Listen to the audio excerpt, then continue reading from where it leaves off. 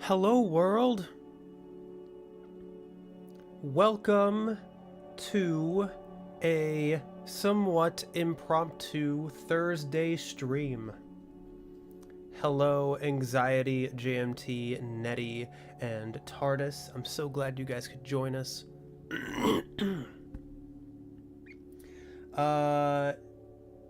The reason why I'm doing this today is because I figured I didn't want the the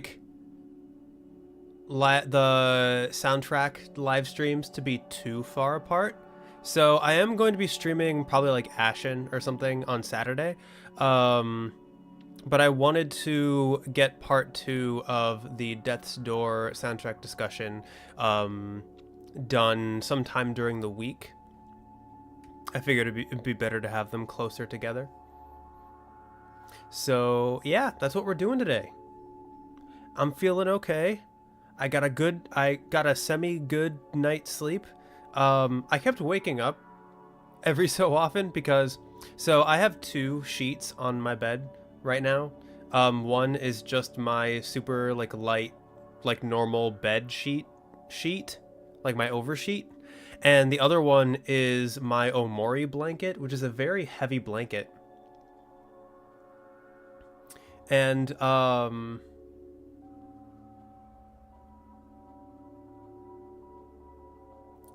you could make this one when we did part 1 where you were working at a jigsaw puzzle. I hope that was fun. I hope you had fun. I used to do jigsaw puzzles all the time with my mom when I was younger. I still have some jigsaw puzzles, but I don't have time for them anymore. I wish I had more time. Jigsaw puzzles are fun. But, yeah, so on my bed, I have a super light bed sheet, or I have my heavy Omori blanket. Jigsaw speedrun stream when? Depends on the size of the jigsaw. I have a box that came with 12 jigsaw puzzles that range from 100 pieces to 1,000 pieces.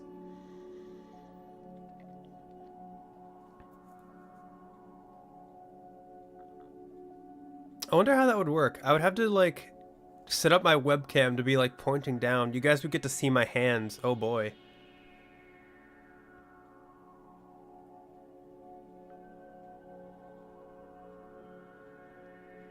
$1,000 pieces easy. We'll see. We'll see if I can make it happen. Maybe at some point if I can get the proper webcam set up.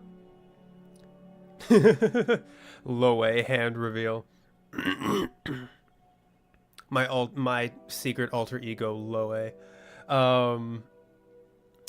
But yeah, because of the fact that I only have those 2 blankets, last night just the light blanket was too cold and the Omori blanket was too hot.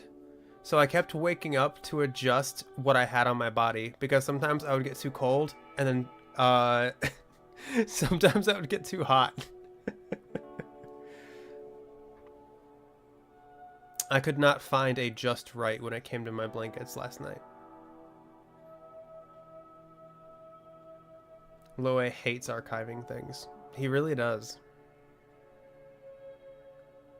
I gotta tell him, you gotta make a record. You gotta remember these things. Otherwise, how are people going to look at them? How are people going to know that they existed? How are people going to know that those experiences happened?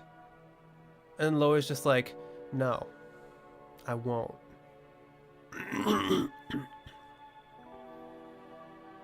You feel like you haven't slept well in years at this point? Think you need a new bed? So I heard that you're supposed to swap out your mattress every few years or so. But at least in America, mattresses are so expensive that it's highly unrealistic to do that. So a lot of people just flip their mattresses every year, and apparently that helps. But I have not flipped my mattress for the entire time that I have had my mattress, which I don't know how old this mattress is that I currently have. I have not flipped it. So maybe that's contributing to it. And I also haven't bought a new one because no, I'm not spending the money. Like, you have to take out a loan or something. Like, you have to make monthly payments for if you want to get a new mattress. It's disgusting.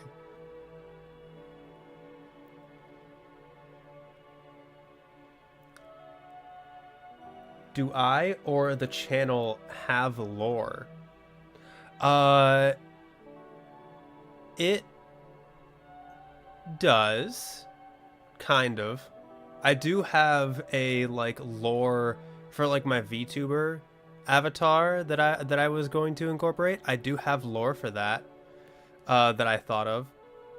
I think even before I created the avatar, I did set up some kind of lore. There's a it's like gone through a few iterations in my head, so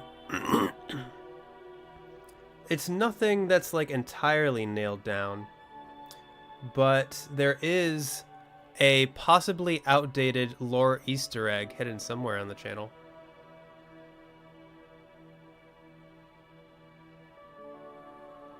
I don't remember exactly what it says, so yeah, so it might be outdated, but there is lore hidden somewhere that no one has found.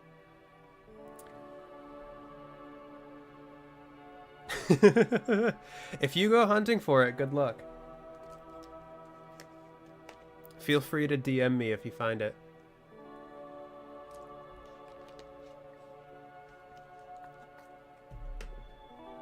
Alright, so today, let me go to my PC display. Let's mute the stream intro music. Let's unmute the desktop audio. We're looking at part 2 of the Death's Door OST. I got Affinity Photo out. I got my piano.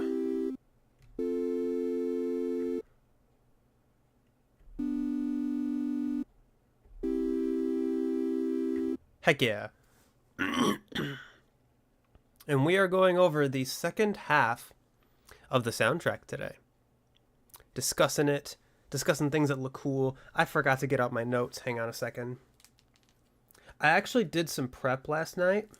I was so embarrassed by how unprepared I was last time that I was like, you know what? I'm going to do some prep work with my piano and see if I can find some keys or some hidden chord things. But then I forgot to do it until the night before. So at like 12:30 a.m., I was like, wait a minute, I should probably do this. And then I did a little bit. So yeah, we have notes. Actually, let me move my notes.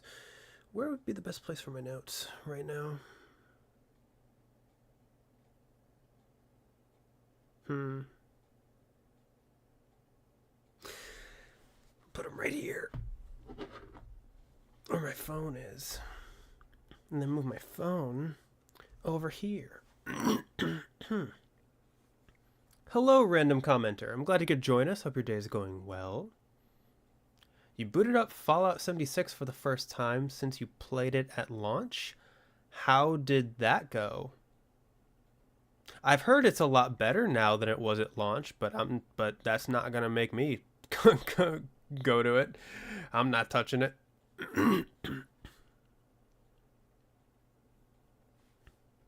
But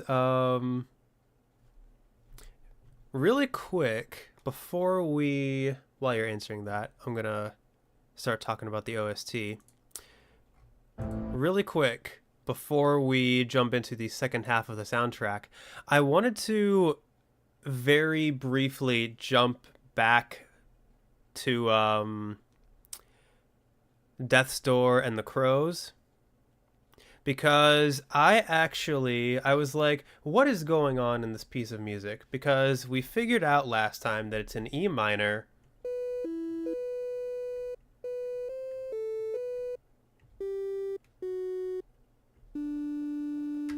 And that was basically all we figured out. We figured out that at least the main thing was an E minor.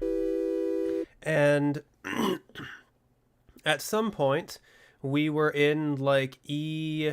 Like, it changed to something major.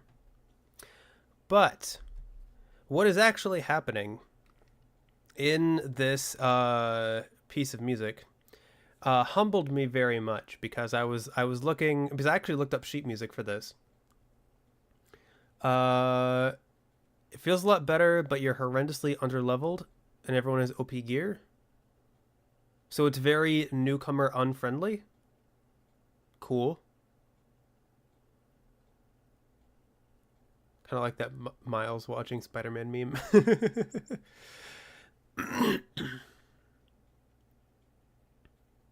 That's really funny. But okay. So I want to talk about the chords of this piece of music because I just thought it was like going like,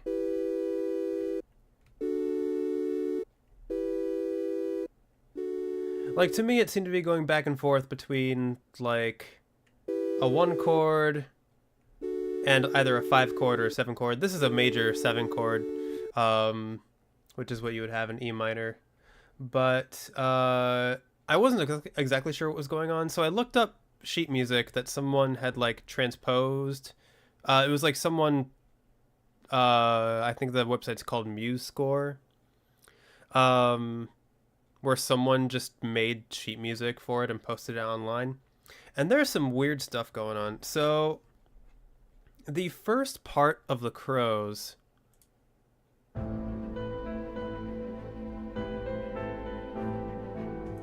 so that part, when I first heard it, I thought it was a 1 chord. And it still kind of is a 1 chord, but the third of that chord, that note is actually not anywhere in that chord. Instead, what's actually being played is that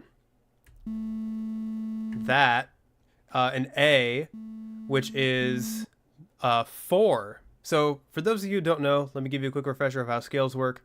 The way I learned them was you do like 1, 2, 3, 4, 5, 6, 7, 1.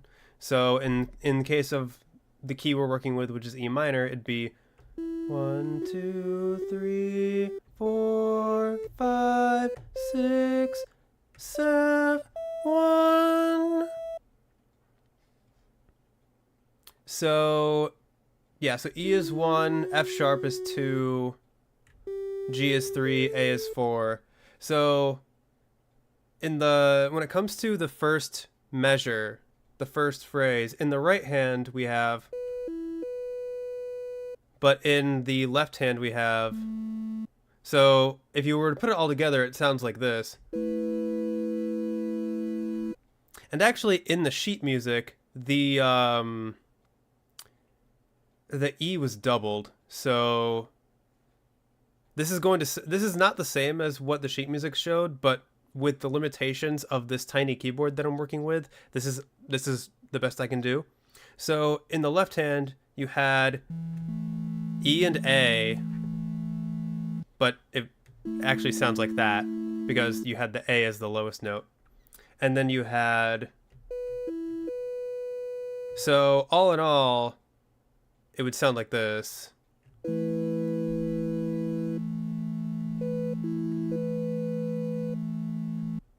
Which is very interesting. I think it's still implying like a 1 chord, but the 4 in there. So if I were to play these all in like the same octave, it sounds super dissonant. Well, not super dissonant because you still have the open fifth, but you still have some dissonance in there. So it's very, it doesn't sound as clean, I guess. And yeah, it threw me off a little bit hearing that because I was like, wait a minute, why is there a 4 in there? So that's that. And then the left hand, like the lower notes, what it actually does is it goes like, hang on. Da da da da da da da da da da da da da da da da da da da da. So the left hand actually goes. It goes 4, 5, 6. There are some other. It goes. That's every other phrase because there's measures in between those. But for the like main chords, it moves in progression like that from 4, 5, 6. So if I were to actually try to play this, it'd be like.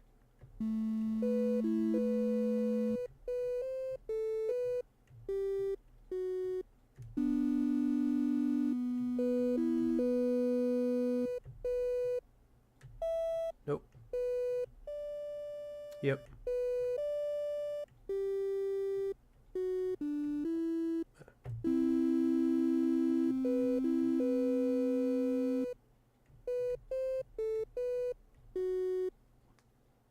You guys get the idea.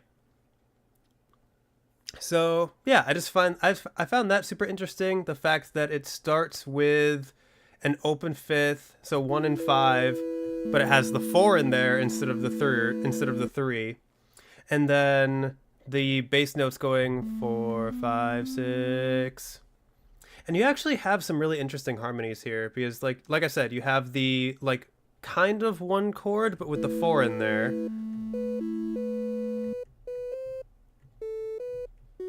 Whoops. And then you have like a B minor, which is kind of which is like the 5 chord.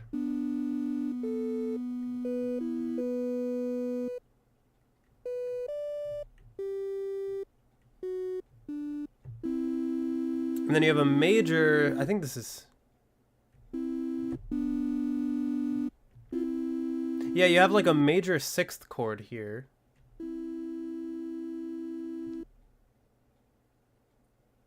And then it leads to some, the second half of the phrase. Hang on.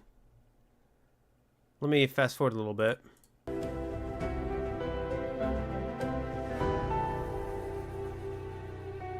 This one was this was really interesting because it was like the chord that was in the sheet music here.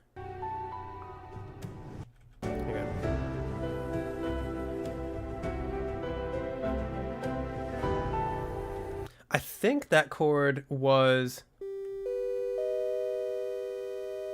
It was like an augmented third chord or something like that. Let me actually play it down the octave because it was like.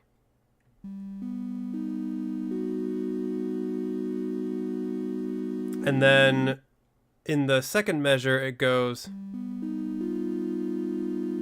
Because I think it moved. Did it move? It either. Whoops.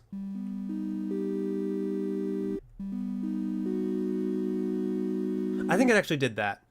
So it was an augmented third chord because it was G, B, D sharp, and then it doubled the G. And then it moved down to an F sharp. Which that's actually like a B major chord with the 7th in there. So yeah, some very complex chords going on. I was extremely humbled when I saw it. And it made me think like, how technical do I actually want to go with these streams? Because like, I'm trying to strike like a good balance of like technical side of things and like feelings side of things. But the truth of the matter is I am not like, I don't have relative pitch. For those of you who don't know, relative pitch is when you can take like a chord, like the one chord, and from that be able to recognize all the other chords. I can't do that. I actually need to like play things and actually figure it out by ear. So I would not have been able to pick out that like the 4 was in there. Plus, like, there's a lot of stuff to focus on when it comes to music, and sometimes the low notes are very hard to hear. So I'm just gonna do my best when it comes to figuring out chords and stuff. I don't think I'm going to end up getting too technical with a lot of pieces. I like trying to figure out the keys, like that's fun. But when it comes to actually figuring out the chords, there's not going to be a whole lot here.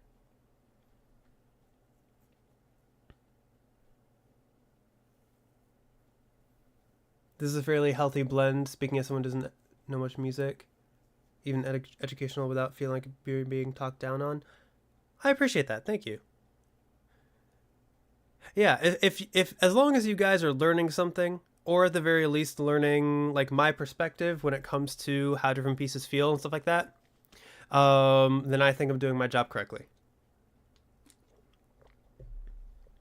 And then wait until you guys hear the second half of this.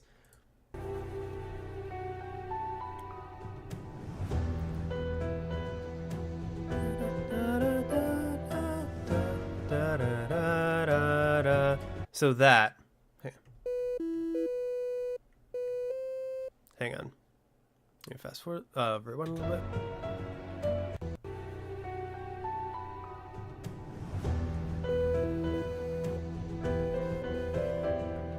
Okay.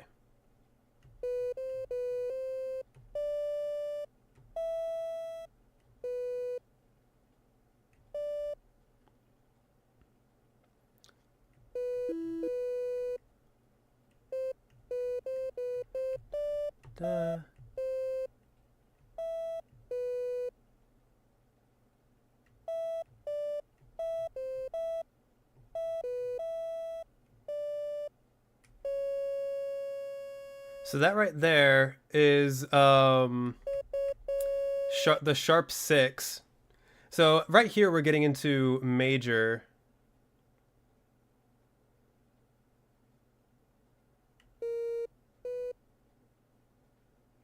Is that sharp 6? Yes, it's sharp 6.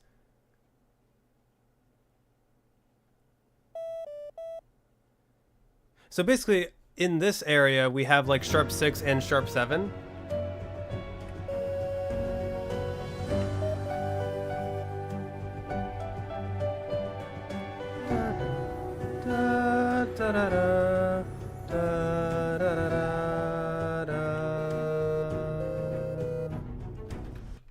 Hang on. I had figured this out before, but it's been a few days. Could have sworn there was a sharp 4 in here too. Hang on.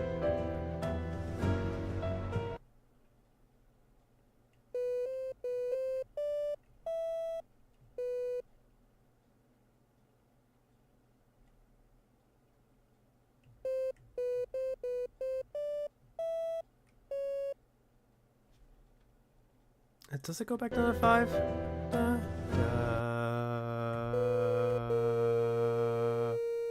No, that's where the sharp 4 is. Okay.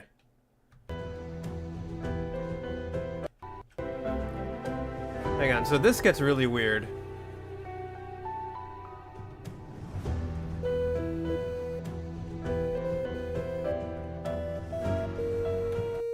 So that right there, so it goes 5 1 5 5 6 5 6 7 1 sharp 4. So for those of you who don't, so just to show you guys again, the regular E minor scale goes 1 2 3 4 5 6 7 1. So this note does not belong in there. And I'm not sure what chord that's trying to imply. It could be, like, the only thing I could think of is it could be like a minor 2 chord. Never mind, that's major. It could be a major 2 chord. Because at this point, we'd be moving into E major.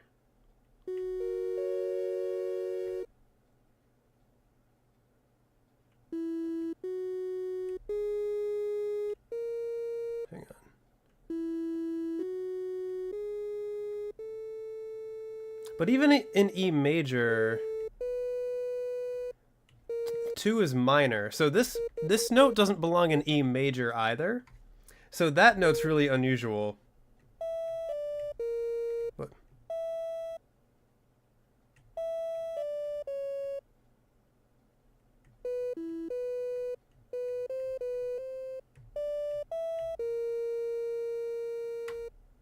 so yeah, that's really weird.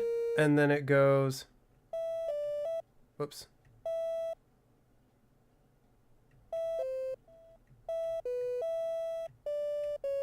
So that's in E. That's in E major. That's the raised 6.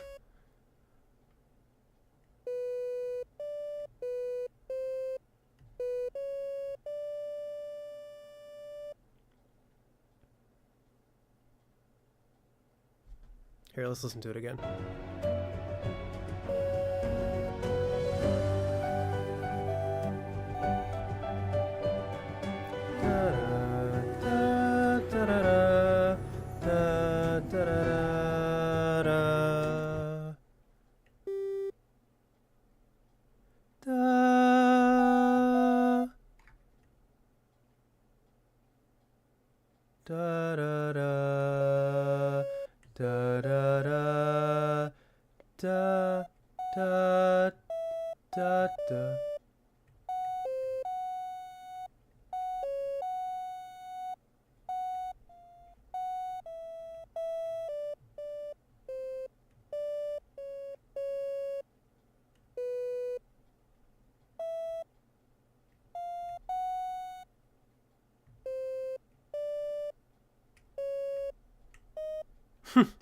Just playing random notes at this point. So yeah, it has the raised 4 and the raised 6, which are, this implies E major. This does not imply anything. This note just straight up does not belong in this key. So yeah, that's what I'm talking about. The reason why I was playing that was that I was trying to explain just how complex the melody and stuff is. Like, I would not be able to pick out like sharp 4 easily, or pick out that 4 easily, and stuff like that. So yeah, there's a lot of complexities going on in this music. Lots of switches between major and minor. A lot of playing around with different keys, raised notes, augmented notes, notes that don't belong. So yeah, it's a lot of complexities going on. And that's just in the theme. That's just in the crows. So we're going to go ahead and, after half an hour of streaming, finally jump to the second half of the soundtrack with Adventurer's Battle.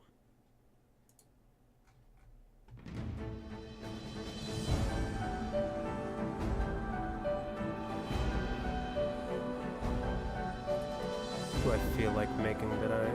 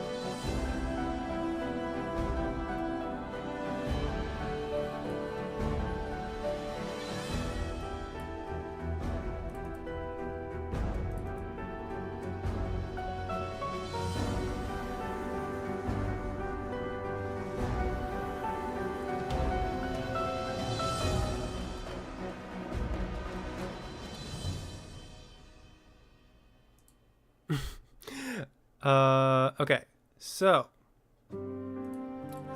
don't do that.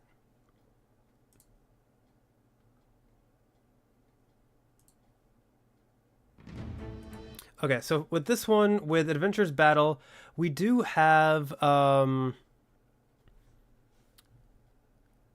we have this really interesting 5-note grouping here. You love the piano here? I love the piano here too. Oh, also hello Rosia. I'm glad you could join us. Hope your day's going well. So let me see if I can figure out what this chord is. Da da da da da da.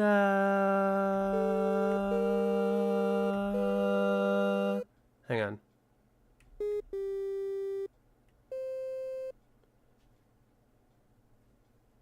Let me hear it again.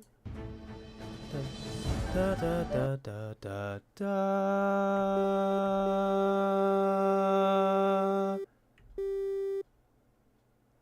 Da.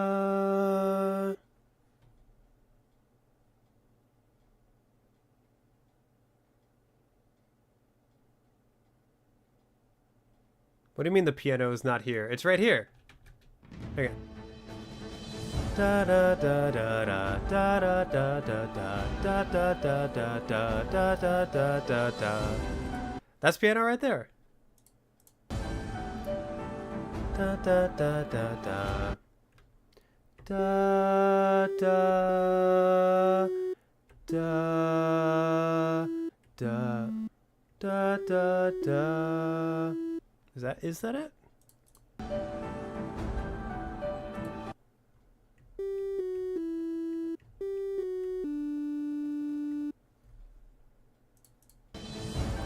Da da da da da.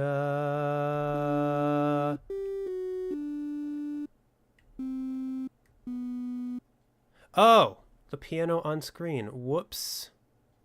My bad. Thank you for letting me know. I really got to make sure I only switch like these, like minimize and unminimize this. That way I can keep the piano in this the same throughout. Okay, thank you. Sorry about that.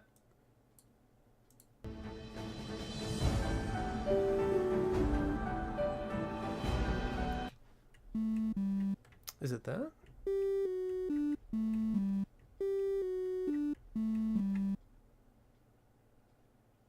It might be. So we have like an arpeggiated like G scale, like G major scale right there.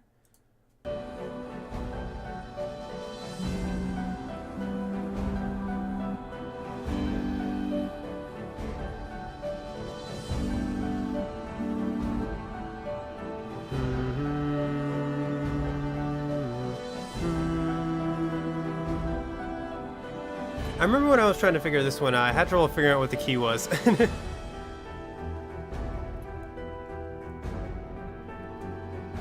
But at the end of this piece, or I guess right here in the middle,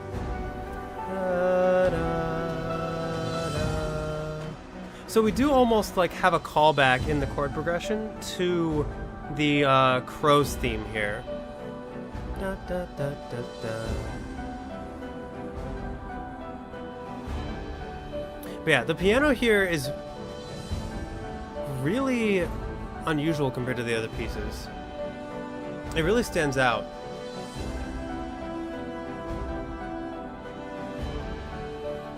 And that brass. Like it sounds very epic in like a solemn way. Because you have this like scale almost that's constantly falling. I don't actually know if that's it. Hang on.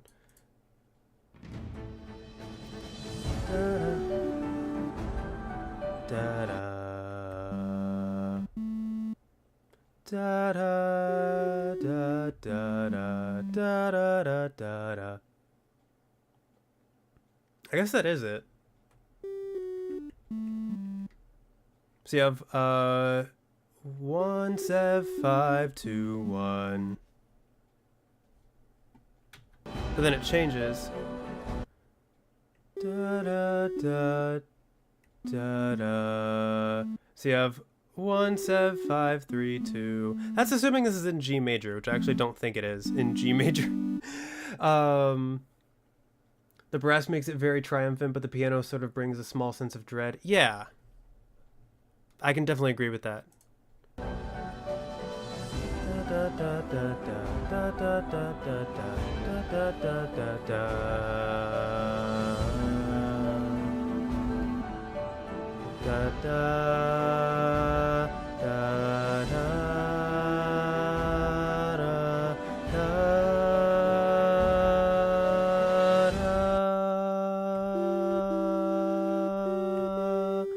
I guess it is in G. G major or G minor? I think G major. Because G sounds like one. But again, I think there is like a chord in there. What's the low notes doing? Okay, that's interesting. So, again, just like with the crows, we have like what kind of sounds like a one chord, but, or like we have a note that starts out that is one, but underneath, I think what David Fenn is trying to do here, so in Titan Souls, he played a lot with rhythm, and he played a lot with, like, time signatures and like beats that sounded one way but actually were another way, and we're constantly like switching things up. Here I'm noticing now, with like looking deeper into the crows, is something he likes to do is he likes to imply like for example a one chord in the melody, but then have a note in the lower notes that is not part of the chord that like kind of throws you off. So like here in this song, all of that is implying a one chord. If this is in the key of G, which I think it's in the key of G. So you have like,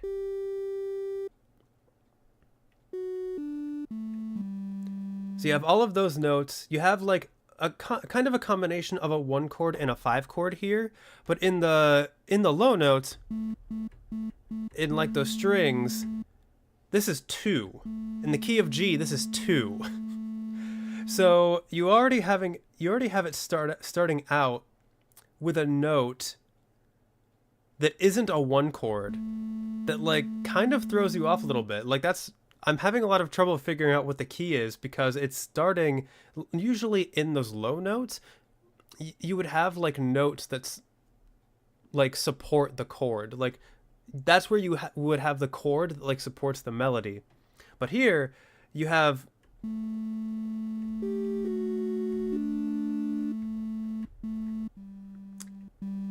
pardon me having to use the same note. Like I said, this tiny keyboard comes with its limitations. So yeah, I think that's what's going on here.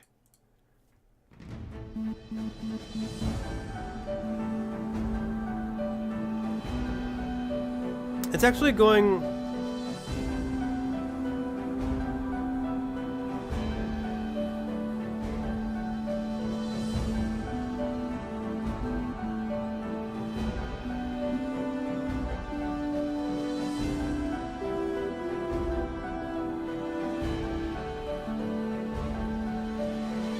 So it's actually, the bass is actually moving in a kind of similar way to the Crows and the Death's Door theme, because in the Crows it also went like,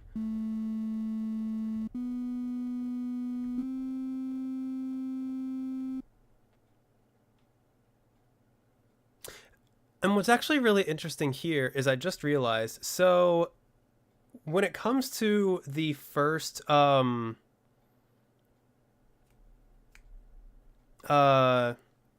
it comes to the Crows and Death's Door being in E minor, so every key has a relative major or minor. So for example, C major, you just go, well, the relative minor of C major is A minor, because it has all the same notes, but you're just starting with A as 1 instead of C. But so the reason why that's relevant here is because the relative major of E minor is G major. So I wonder if that is kind of what he's going for, where it would work. The same this same like bass movement would work, like in the key of E minor, it would be 4, 5, 6, 7, 1. But in the key of G major, it'd be 2, 3. Whoops, that was G. 2, 3, 4, 5, 6, 7, 1.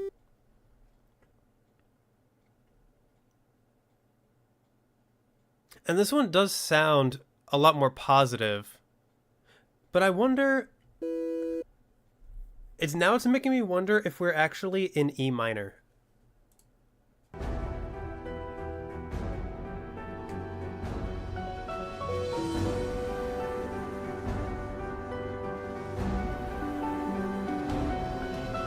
Hang on.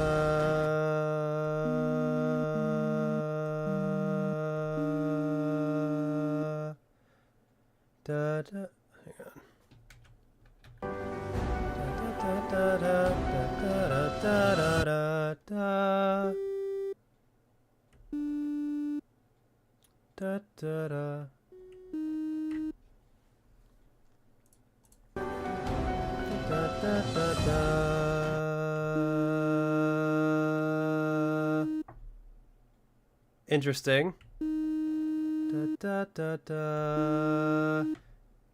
So in that note is not in E minor or G major. That would be in G major, that'd be the raised 5th. In E minor, that'd be the raised 7.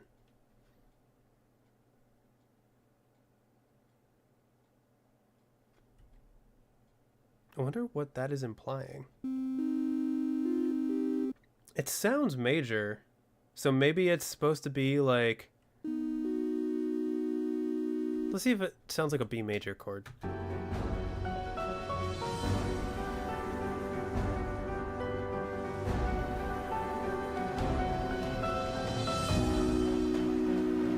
It does sound like B major. So maybe we're in E minor? But then again, it sounds like it's modulated there. So maybe we're not? Because if in G major, the 3 chord is typically minor. So having it be major would imply like a raised 3rd or like a modulation of some kind. Whereas in E minor, well, I guess in E minor, the 5th chord is minor, and then you would raise it to be major. I don't know. I'm going to assume we're in G major. G major sounds right. Like G... I don't think there's any point in this song where E feels like home.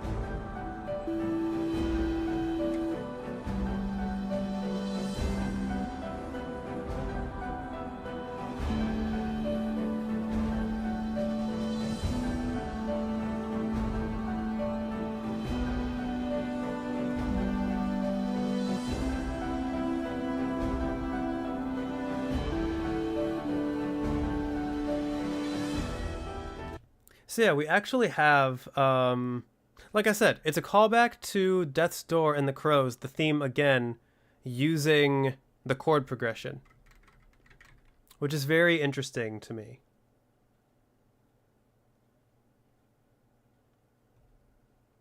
But in this case, we're in major instead of minor. All right, let's go to move on. Let me erase all of this. And then Mushroom Dungeon.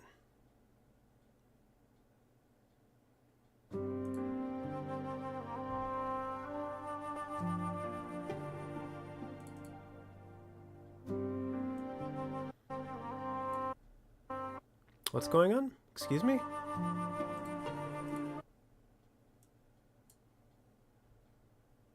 We're gonna start that over really quick. I don't think I started playing right away, which was strange, but...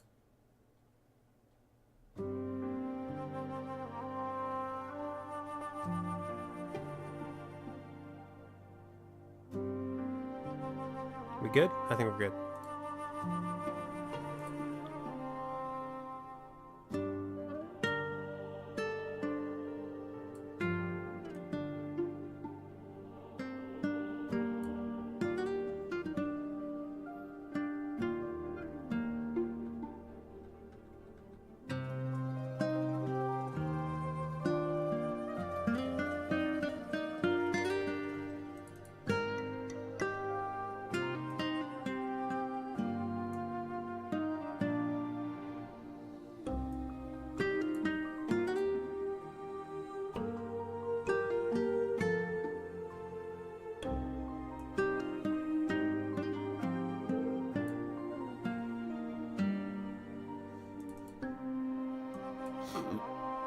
Excuse me.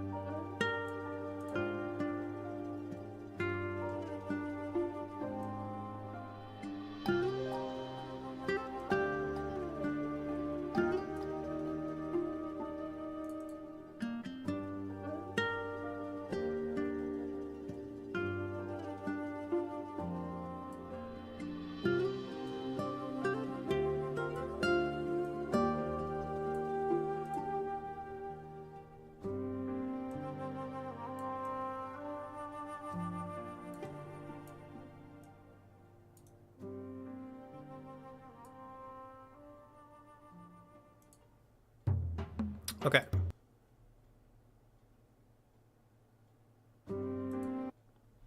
So, despite being in dungeon, it feels more like a forest or tavern in a way. Makes you think of glowflies. Sounds very relaxed. Maybe slightly mysterious, but not in a tense way. Yeah, so this one... Number one, it calls back to Elder's Horn, which we had talked about in the last stream. Which... I'll replay that really quick so that you guys can hear that comparison again.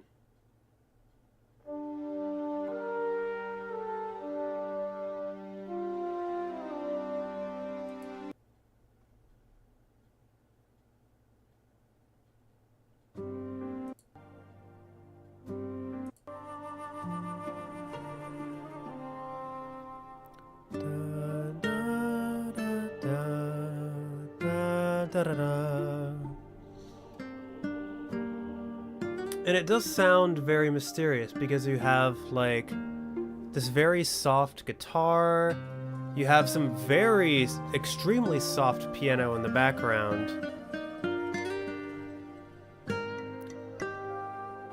you had vocals underneath right here.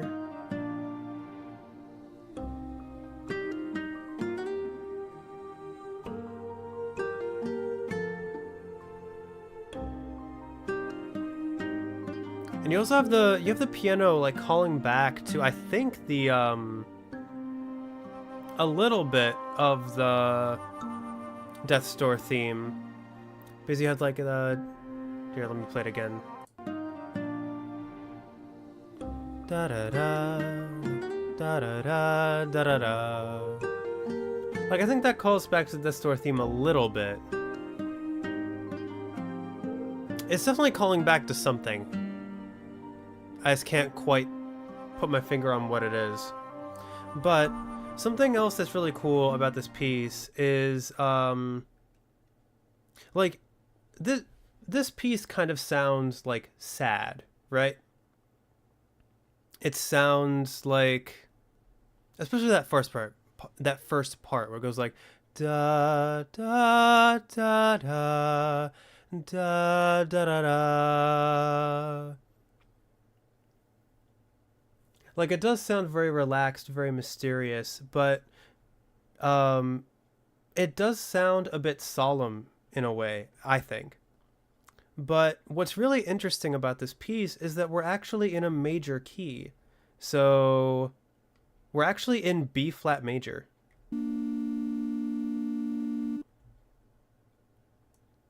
But the reason why it sounds minor is because we are moving... We're dealing with a lot of major chords, or minor chords right at the beginning, so...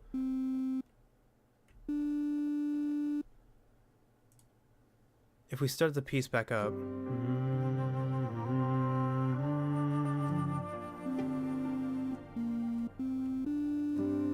So that's 2, 1, 2, 3...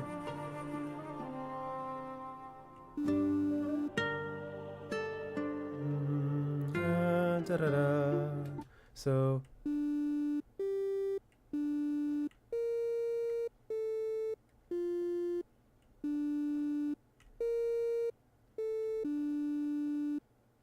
we have 3, 1, 7, 3, and be really quick. Remember. So 3, 7, 1, 3. That is what it sounds like, especially because it's starting on 3 and going to 7, is it sounds like it's almost implying like a 3 chord, which is a minor chord in a major scale. So 3, 1, 7, 3, and then it goes 5, 5,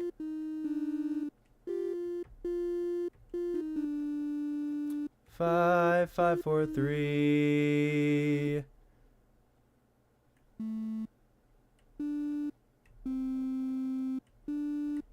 Two, 3, 1. So yeah, we're playing with a lot of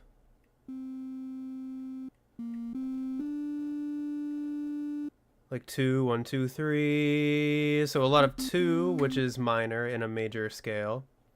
We have 3, which is also minor in a major scale. And then we have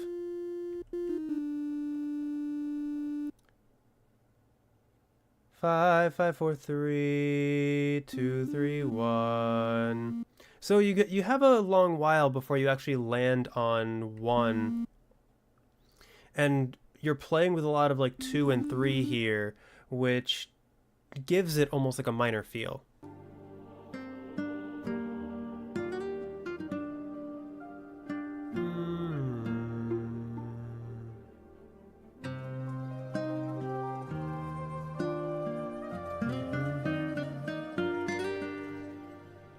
And then like the texture of that guitar right there.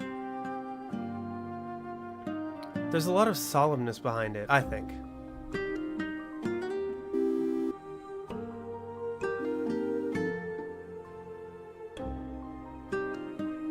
Da,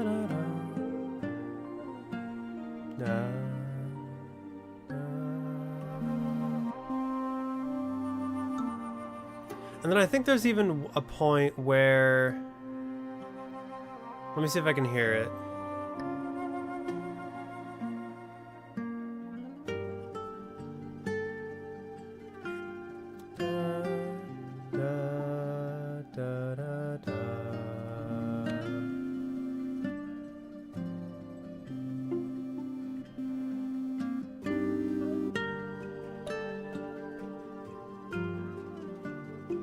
I think that right there is calling back to like the overgrown ruins.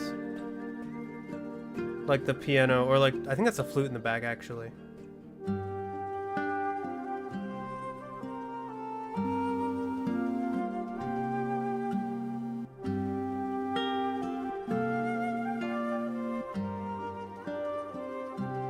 So you have a lot of playing with like C minor and B flat major. Not necessarily a C minor chord. Like, you don't have a lot of that going on. But you do have like a lot of going back and forth between C and B flat, which is kind of like giving a feeling of kind of like going back and forth between major and minor. Like, maybe it's happy, maybe it's sad. In the end, it does sound really solemn, but ultimately we are, like, I believe we're in a major key the entire song. I could be wrong, though, because, like I said, David Fenn loves to mess with that kind of thing.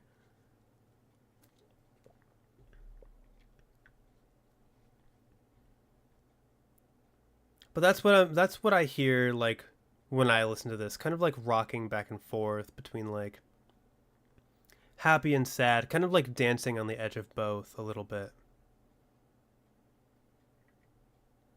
All right, so let's go ahead and move on to Crooked Crow.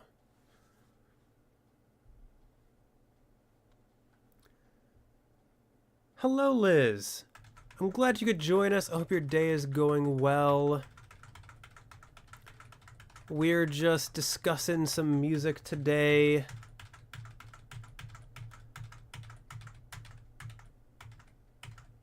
How we're doing this is we usually draw whatever we are... Well, I usually draw whatever I'm thinking of while listening to the pieces. Just so you guys have something to look at while the music is playing. And then I have my little keyboard in front of me.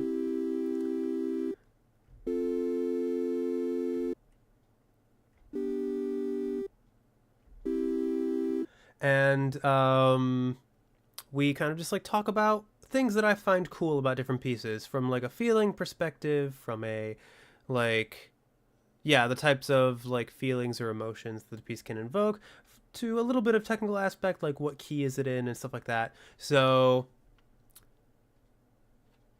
just had dinner, half day, now long weekend. Heck yeah. I love that. Congratulations.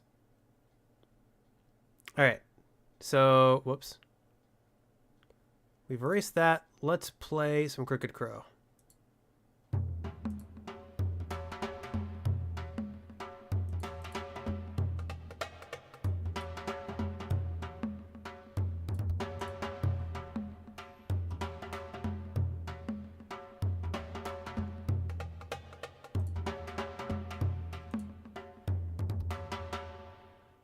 That didn't take very long.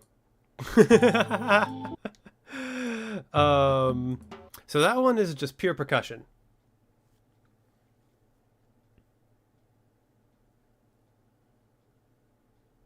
Today's been a better day overall. I'm glad to hear that. I hope you guys are having a good day. I forgot to ask at the top of stream, but yeah, I hope your guys' day is going well. I hope you're able to relax. I hope the stresses of the day have melted away. Or if you're in America and you're still like dealing with it, still working, then I hope work is going well. But yes, just drums. So there's not a whole lot of... What's cool about the instrumentation here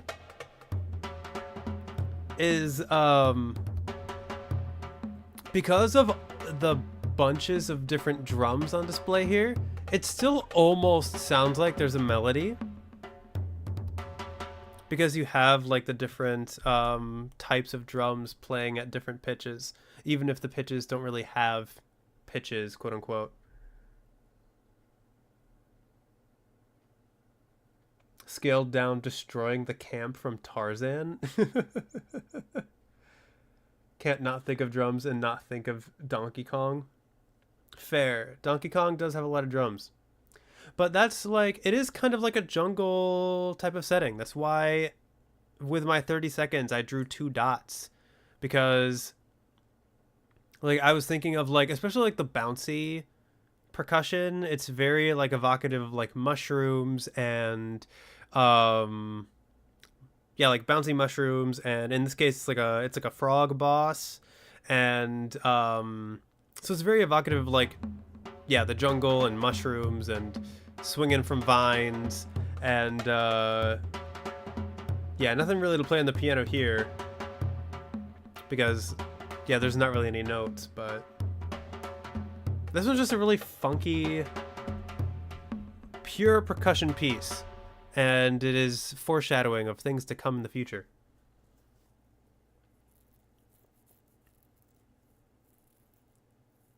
You really down the dumps because of some bad news?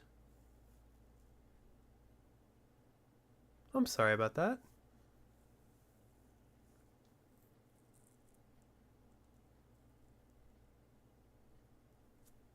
I'm glad you're feeling better, at least.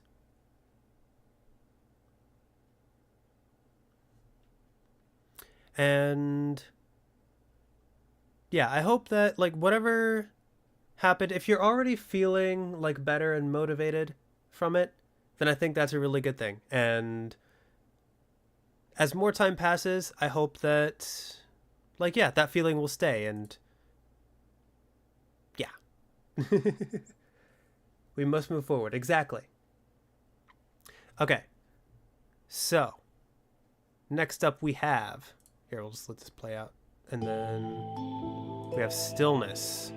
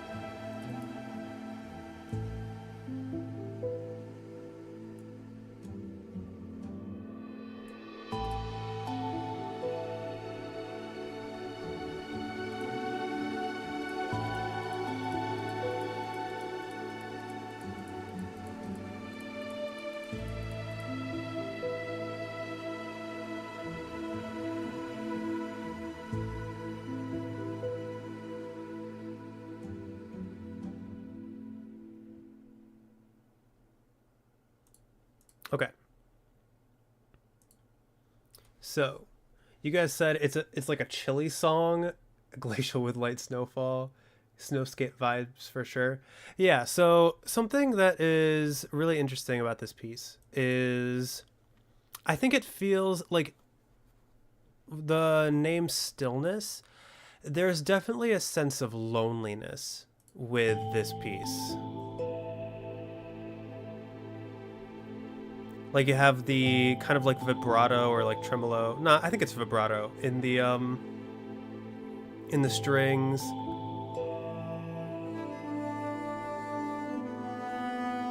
You have two oboes, like, that almost feel like disjointed. They're like playing the same thing. Maybe not oboes, but like you have two wind instruments that are like kind of disjointed. And then you have the like drone of, I think, a piano and the vibrato on the strings, and this like single piano playing up top. I think it's a hint of like vocals. And that piano sounds very lonely compared to everything else in the piece. It's like reminiscent. It is. There's not a lot of like movement here. It feels very lonely. It would be like a time of like reflection.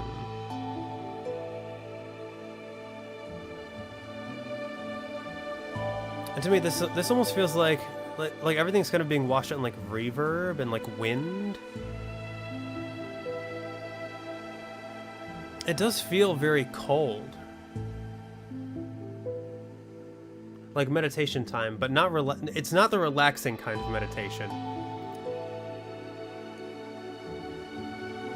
It does feel like, it feels like in this scenario you would not have anything else to do except for meditate and like think, just because of how isolated everything feels. So yeah, definitely a sense of, yeah, for lack of a better word, stillness. It's like being forced to be with your thoughts versus choosing to be. Yeah, taking a seat next to a warm fire on a cold mountain. So lightly falls and you are alone. Yeah, exactly. So for this one, we are in 6, and again, like, this key is actually really hard to find. So we are in 6. 4, 5, 6. 1, 2, 3, 4, 5, 6. 1, 2, 3, 4, 5, 6. 1, 2, 3, 4, 5, 6.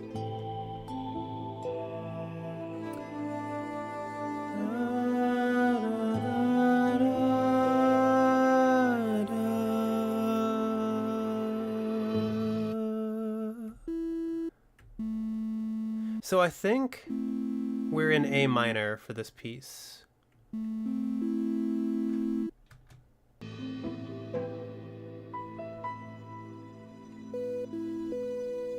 Which is kind of funny because the that callback to Death's Door and like that motif calling back to the Death's Door / Crow's theme, that is the like E minor theme, because those two pieces are in E minor. But here it's actually kind of funny because in those themes you do have, even though it's in E minor, in the bass you do have the A, which in those songs functions as like the 4 in the key. But here it almost seems like it's flipped, where instead of being in E minor, we're in A minor. And then you have the Death's Door motif almost working as like a harmony to like everything going on underneath it in a way. So I guess maybe that leans even more into the feeling of maybe like uncertainty. It's discorded to making a little uneasy sounding. Yeah. Although I don't know, to be fair, I don't know what chord plays at this point. Hang on. Let's find out. Let's see if I can hear it.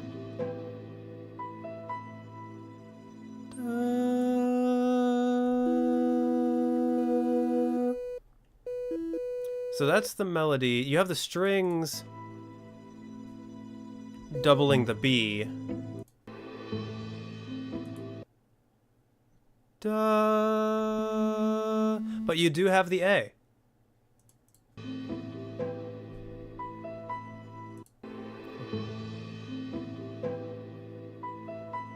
Da, da, da.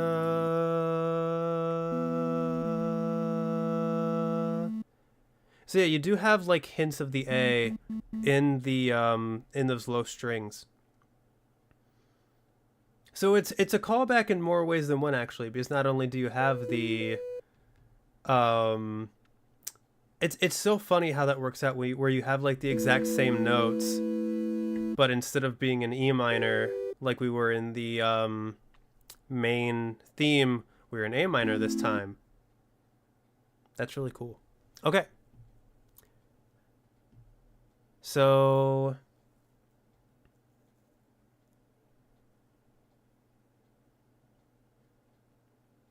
off topic, soundscape creation. Guy on TikTok who makes soundscapes based on prompts from the comments.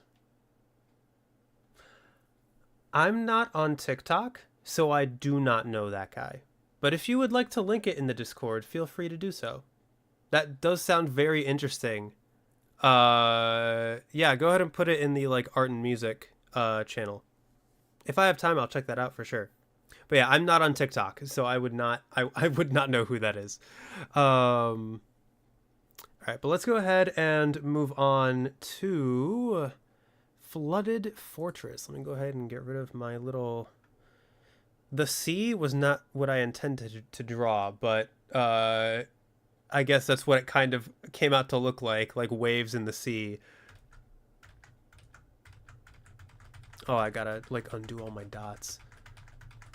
I did not think this through. There we go. Let me get a bigger brush. Flooded Fortress.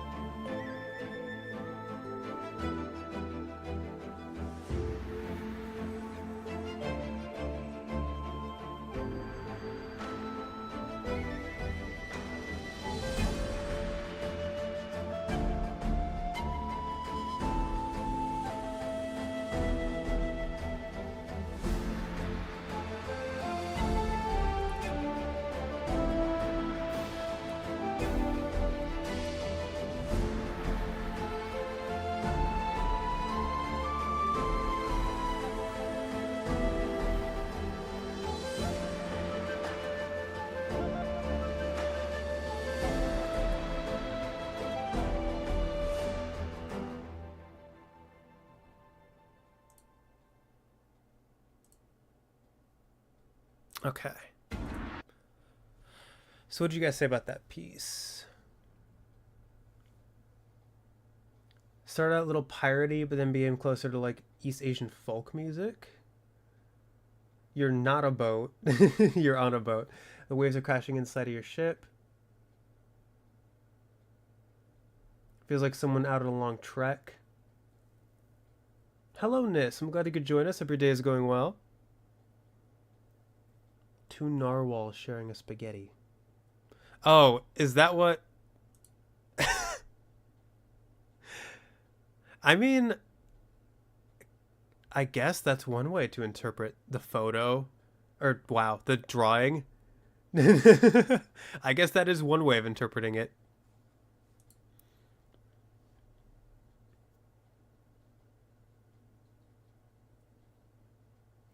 A big monster with orange eye and two teeth.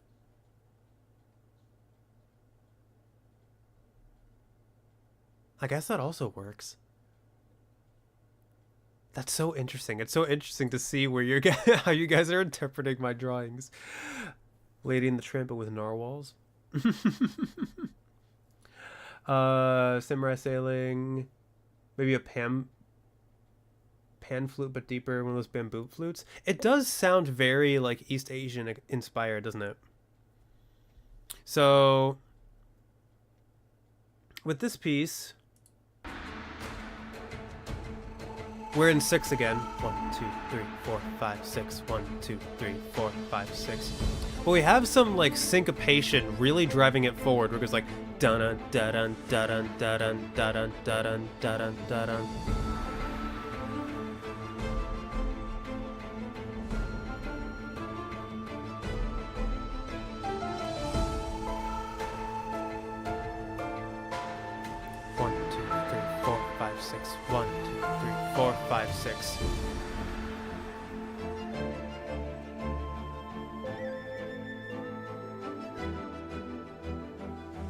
That might be just a... That might be a pan flute? Or one of those, like... I know there's a name for it. Like, I don't know. I'm not even going to try to think of what the name could be, because I'm thinking of, like, all the Japanese words that are coming to mind. I don't even know if they're actual words. So I'm not even going to try to guess. You hear the sailing in the wind. Yeah, it does kind of sound... No matter what, I think like the trek, whether you're on land or on sea, I think like just because there's like a constant drive for like going forward because of the syncopation of the percussion. You also have... That flute does evoke like wind. Like, I know it's a wind instrument, but it also does feel just like very airy, while also being like, it doesn't... I don't want to say it feels heavy, but like the wind feels heavy, if that makes any sense. And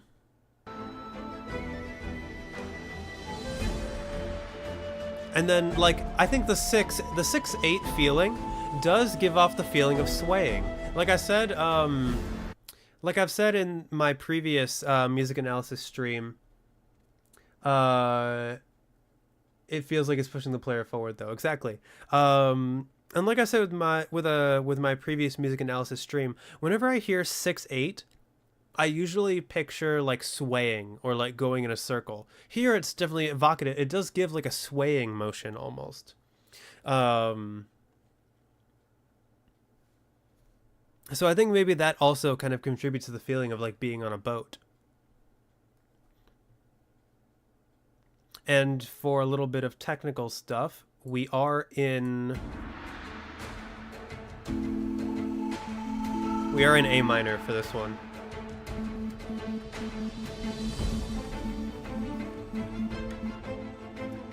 Yeah, that whole beginning section is just the A on repeat.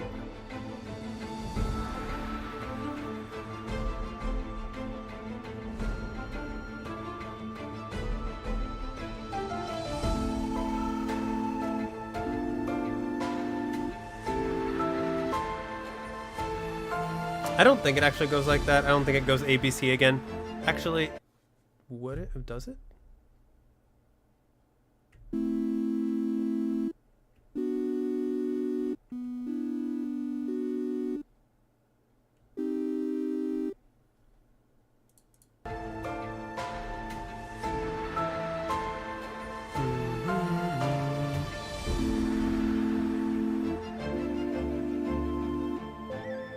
I doubt that's what it does. I was just having fun with it. But yeah, we are in A minor again for this one. So let's go ahead and move on to Reaper's Battle. Hang on. What did I... Oh yeah, time to erase my narwhals, my monster.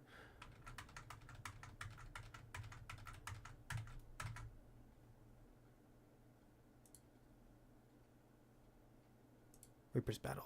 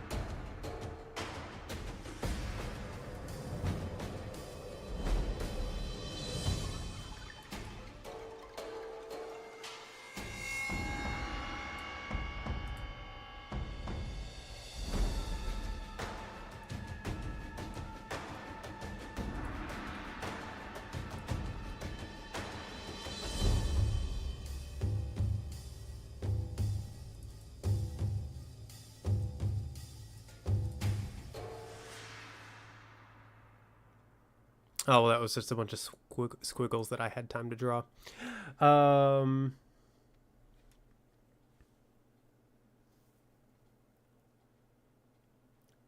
Do I have a musical analysis for Hollow Knight? I mean, I played Hollow Knight on the channel. It was one of my first Let's Plays I ever did. I do not have a music analysis out for it though, because like that was long before I even considered doing music analysis stuff on the channel. I could do it at some point. I don't know what I would contribute to the conversation, because I feel like Hollow Knight's music has been analyzed to death on YouTube. But I might be able to contribute something, so I'll consider it.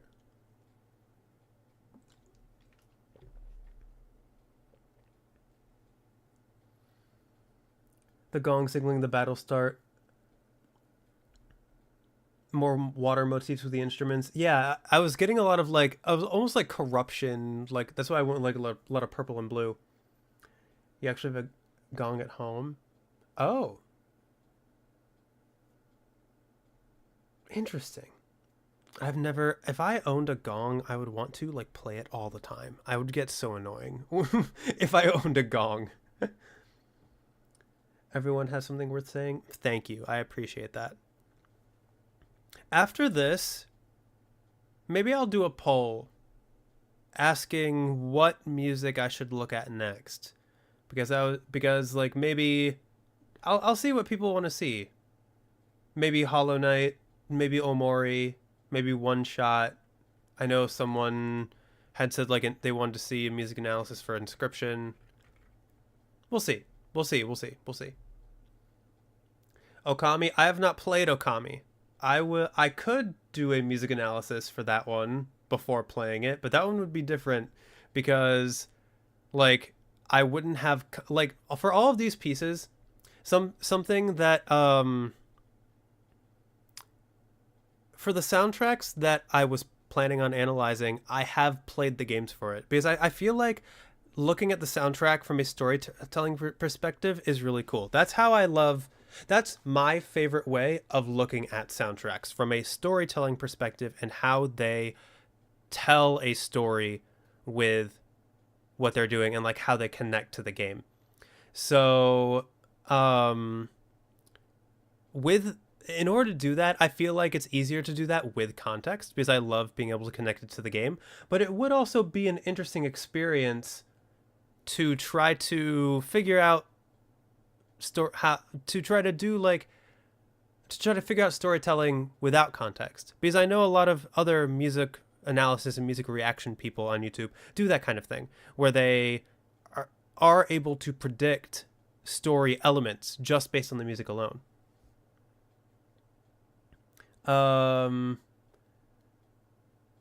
Please, I beg of thee. Okami, is this a request for Okami? Okami has not been requested for the has actually. Hang on a sec. I should double check that. Has Okami been requested for the channel? Let me check really quick.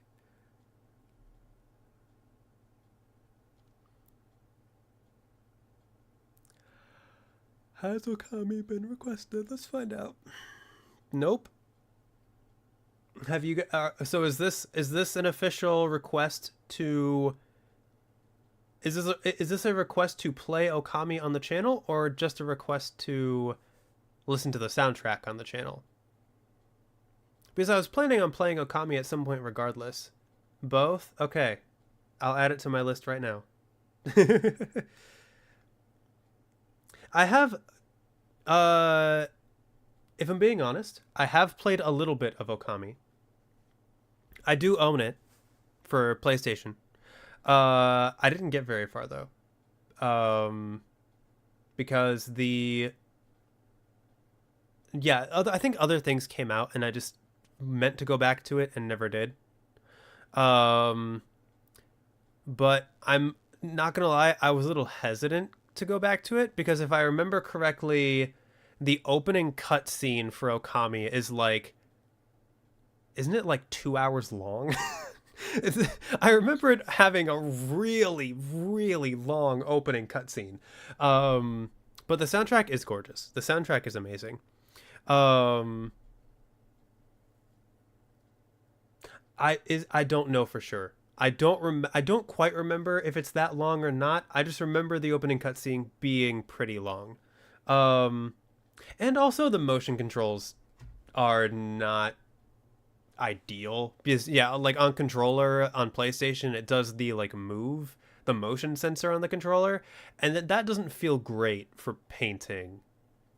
But maybe I'll get it on like Steam or something. But yeah, I've listened to some of the soundtrack on Spotify as well. And yeah, I love any time an Okami piece comes on. I've only heard like 4 pieces, I think, of the soundtrack for Okami, but every time it's like it's so good.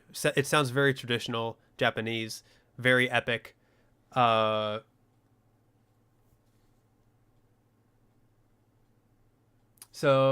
hang on, let me catch up really quick. You don't use the gong as much as one would. Most of the time, it's just looking pretty. Fair enough. Gongs can also look pretty. Have I done a Rain World music analysis? No. I did one for the end of Survivor. I did a mini music analysis in my final thoughts video for the Survivor campaign. That doesn't feature the full soundtrack though, and I wasn't planning on looking at the full soundtrack until I finished all of the campaigns.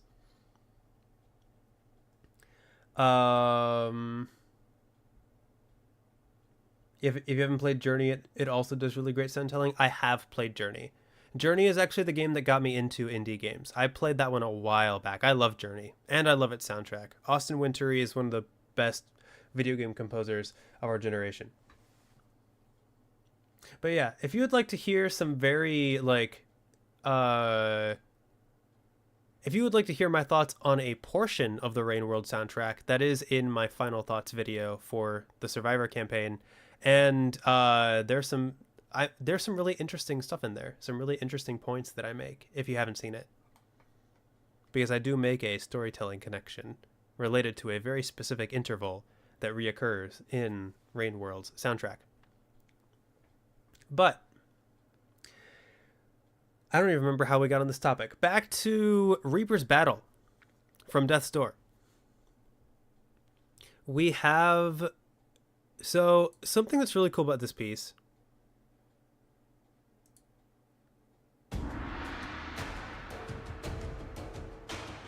the instrumentation's really interesting here. Because again, it's all like mostly percussion. And I think like that, I don't even know what could make that could that be like a that instrument that almost sounds like a spider. And yeah, it really builds suspense. Um I wonder if that's like, could you create that sound with a harp? With like, if it was like super muted and you were only playing, oh no wait, it's probably a violin actually. It's probably like a bunch of different people. It sounds like a rainmaker.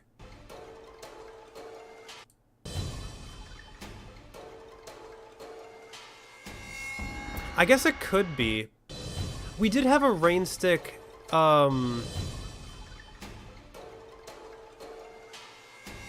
So we did have a rain stick earlier in the soundtrack made to simulate the sounds of spiders. But here that definitely sounded like a rainmaker. Here to me, it sounds like a bunch of people plucking at a violin, like at the highest strings of a violin, just like a bunch, like 20 people just plucking different notes on a violin. It could also be a lot of violins with pizzicato. I think that's what it could be. I don't know though. I could be wrong. It just sounds like it sounds like there's too many notes in it for it to be a rainmaker, if that makes any sense. At least to me. That's what it sounds like to me. But what else, something else that we have here that's really interesting is, so this song is in 6 again. So 2, 5, 6. 1, 2, 3, 4, 5, 6. So just like Flooded Fortress, 6, 2, 4, 5, 6. And we have this like reoccurring syncopation that also helps in creating suspense. So let me restart it. So we have this syncopation. 4, 5, 6. 1, 2, 3, 4, 5, 6. 1, 2, 3, 4, 5, 6. 1, 2, 3, 4, 5, 6. 1, 2, 3, 4, 5, 6. 1, 2, 3, 4, 5, 6. 1, 2, 3, 4, 5, 6. 1, 2, 3, 4, 5, 6. 1, 2, 3, 4, 5, 6. 1, 2, 3, 4, 5, 6. 1, 2, 3, 4, 5, 6. 1, 2, 3, 4, 5, 6. 1, 2, 3, 4, 5, 6. 1, 2, 3, 4, 5, 6. So we have this really interesting syncopation in the 6 of going 1, 2, 3, 4, 5, 6. 1, 2, 3, 4, 5, 6. And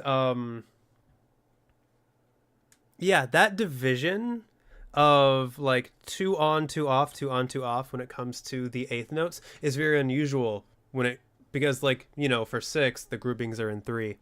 And so hearing a division of 2 within a division of 3 also creates like a sense of suspense.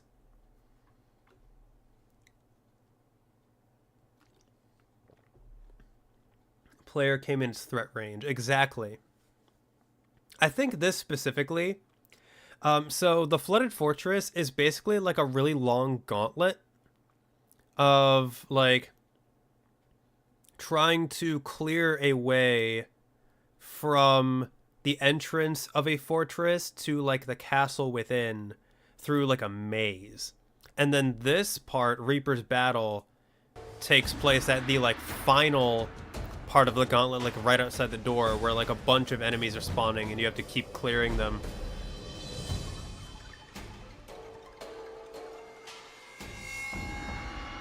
And so yeah, you have a lot of suspense, a lot of percussion, a lot of dissonance. I can't tell if that's a synth or if that's being created by a violin.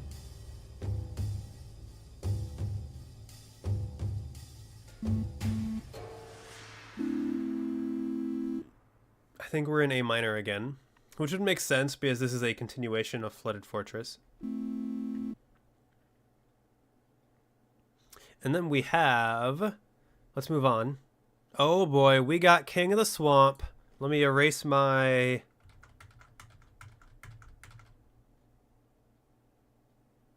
This is going to be fun. Let's go ahead and listen to King of the Swamp. Shrek? Yeah, that's... You fight Shrek in this game.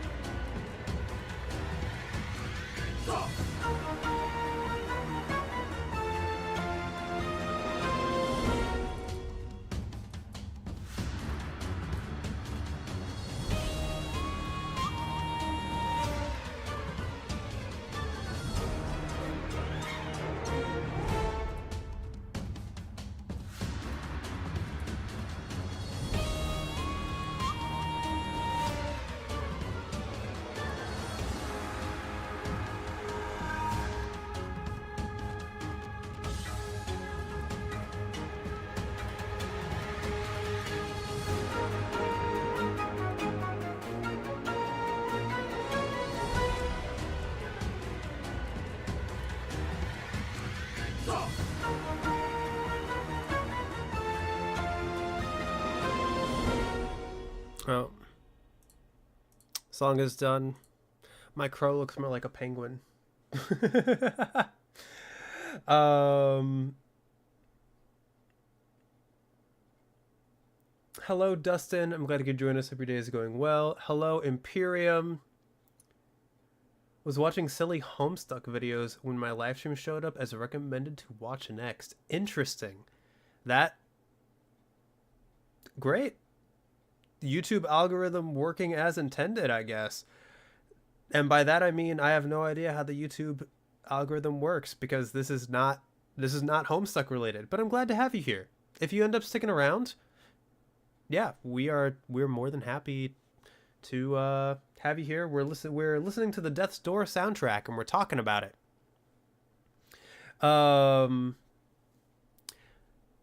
This is supposed to be a crow, but he looks like a penguin. Because I only had 2 minutes to draw what I was like thinking in my head while I was listening to the song. So what do you guys say about this one? Counting 8. Interesting thing about the counting here. You're partially right. We're going to talk about that in a bit. Starts very fun, then you get a bit of suspense. The song makes you want to punch a gorilla. Valid.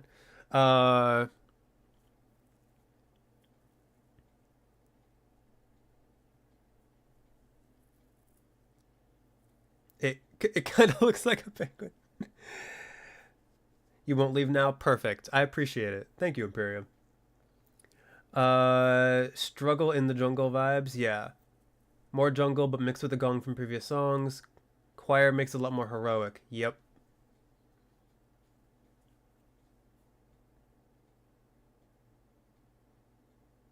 It's a potato. What, this? This looks like a potato. How dare you? Um, but okay, so with King of the Swamp, um, first off, this song starts out really interesting. I think. So hang on. You have this really epic choir. Has a sharp beak. Thank you. How's my favorite Homestuck streamer doing? I'm doing good.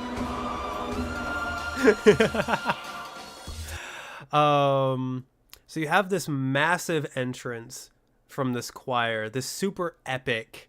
If you know how this is a boss in case it wasn't clear from the music, but if you know how this boss starts, he has an extremely epic intro. And something really cool, like, that I found in this, just something to point out. That's an F6 right there.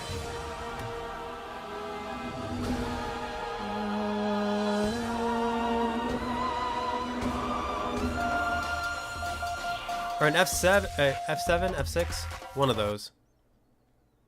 C4.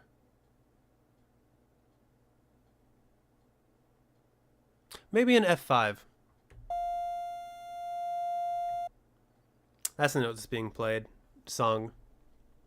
And then you have this really awesome percussion section. I love that percussive like synth sound that goes like boom. Boom. And here, so hang on. Off topic, what's my favorite animal? I love cats. Dogs are a close second.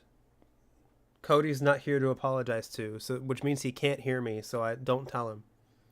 But yeah, cats are probably my favorite. It seems kind of confused. The penguin. My apologies.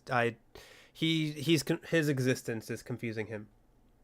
How do you test your vocal range, and is your vocal range super important? So vocal range, you just like see how high or low you can go, and there are different exercises that you can do to figure that out.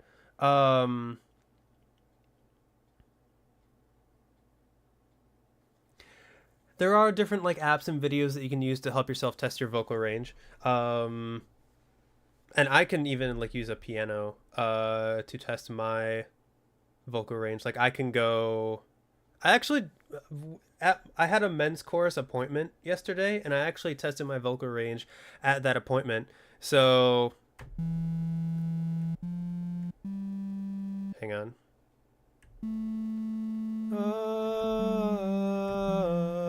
If I go down the octave, hang on.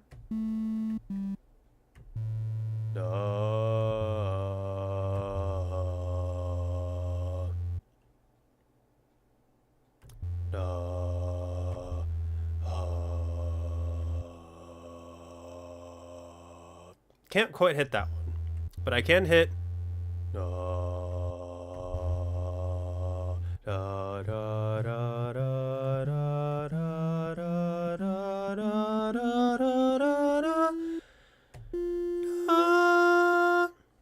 Hang on. Let me go up an octave.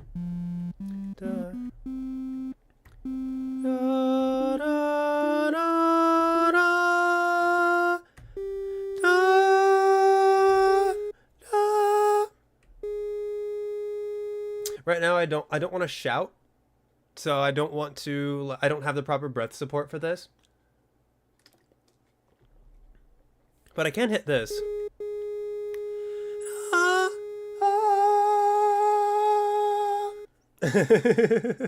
That I had to flip into my head voice because like I said, I don't have the proper breath support for it, because I do have to like kind of shout sing that note, but I can hit that. Or at least I hit it yesterday. But yeah, so I have about like a 3-octave range.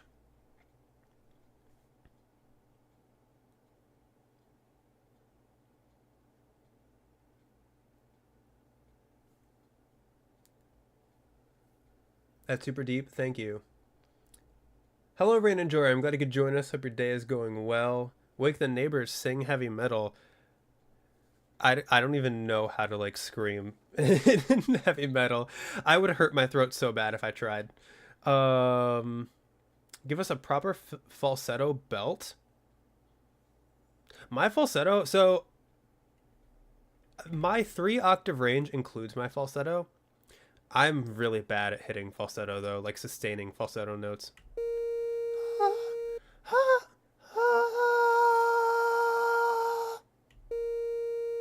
See, but again, I don't have proper breath support because I don't want to be loud.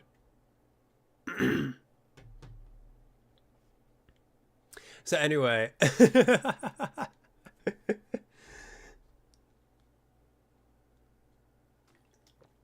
now that I've properly embarrassed myself trying to hit a high B flat, um,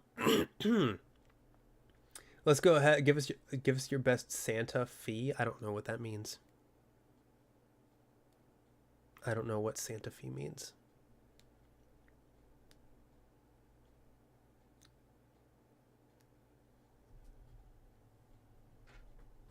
It's a musical reference? Oh, okay. Oh, Santa Fe. Song from Newsies. Okay, I have not seen Newsies. It's like 4 a.m. Think you'll test? Yeah, probably a better idea to test your vocal range when people are awake. But so going back to King of the Swamp.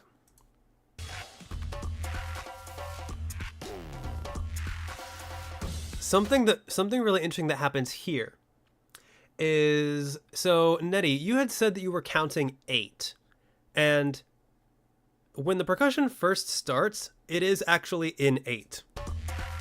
So let's go back to 1, 2, 3, 4, 1. Well, 4 or 8, you can divide in either one. 1, 2, 3, 4, 1, 2, 3, 4, 1, 2, 3, 4, 1, 2, 3, 4, 1, 2, 3, 4, 1, 2, 3, 4, 1, 2, 3, 4, 1, 2, 3, 4, 1, 2, 3, 4, 1, 2, 3, 4. But later on, so here it. 1, 2, 3, 4, 1, 2, 3, 4, 1, 2, 3, 4, 1, 2, 3, 4, 5, 6, 1, 2, 3, 4, 5, 6, 1, 2, 3, 4, 5, 6, 1, 2, 3, 4, 5, 6.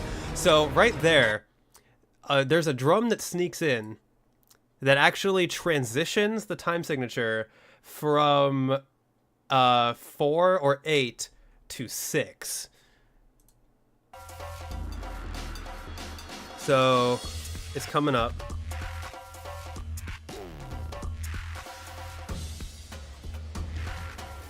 Yeah, I can hear the transition, and as that drum like gets louder, and then from here on out, it does stay in 6. Hang on. So let me count it. 1, 2, 3, 4, 5, 6. 1, 2, 3, 4, 5, 6. 1, 2, 3, 4, 5, 6. 1, 2, 3, 4, 5, 6. 1, 2, 3, 4, 5, 6. 1, 2, 3, 4, 5, 6. 1, 2, 3, 4, 5, 6. 1, 2, 3, 4, 5, 6. 1, 2, 3, 4, 5, 6. 1, 2, 3, 4, 5, 6. 1, 2, 3, 4, 5, 6. 1, 2, 3, 4, 5, 6. 1, 2, 3, 4, 5, 6. 1, 2, 3, 4, 5, 6.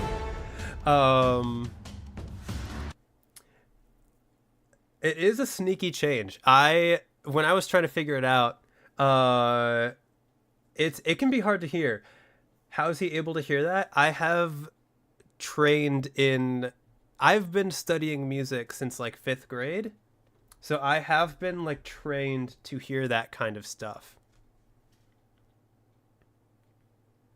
And I started in percussion. Like before I started singing, or actually at around the same time I started singing, I played percussion in like elementary school, middle school, beginning of high school. So I am able to pretty well pick out time signatures.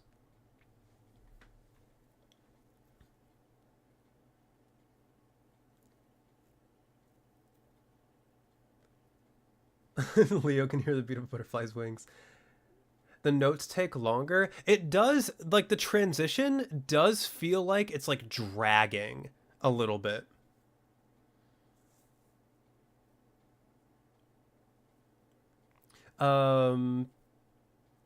The weird whistle is just stuck in your head. You've heard it somewhere else. I don't know. Yeah, I have no idea.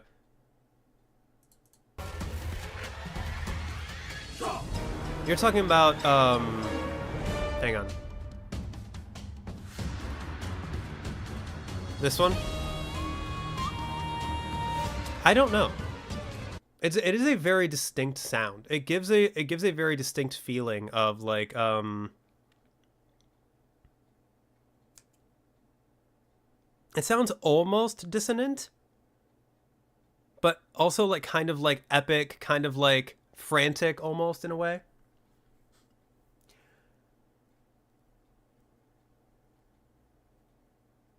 And yeah, learning from experience and also learning from being a percussionist. Like, the way I found out about this was like you hear this and you know it's an 8. And then like you keep counting, and then once it gets here, you realize you're off. You realize it's no longer an 8. And then I realized it was in 6, and I was like, okay, I'm going to go back. Where does that transition happen? Like, that's how I kind of figured it out. I was like, okay, we're in 8 at the beginning. Whoops, we're no longer in 8. We're now in 6 somehow. Where does that transition happen? Turns out it happens very sneakily here. 1, 2, 3, 4, 5, 6. 1, 2, 3, 4, 5, 6. 1, 2, 3, 4, 5, 6. 1, 2, 3, 4, 5, 6.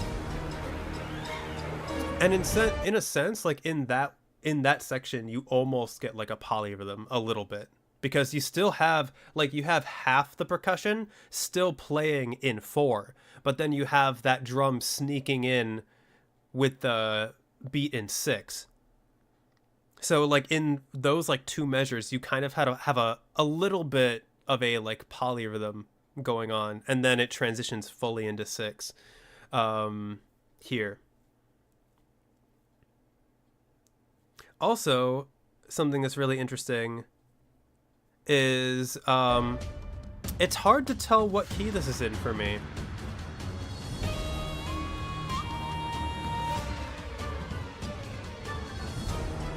It's giving hunter being hunted. Yeah, that would make sense. Reminds you of the Witcher OST? I actually haven't heard a whole lot of the Witcher OST. I've heard some songs, and what I've heard is very good.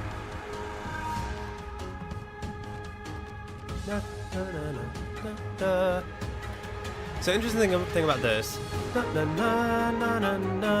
So that motif,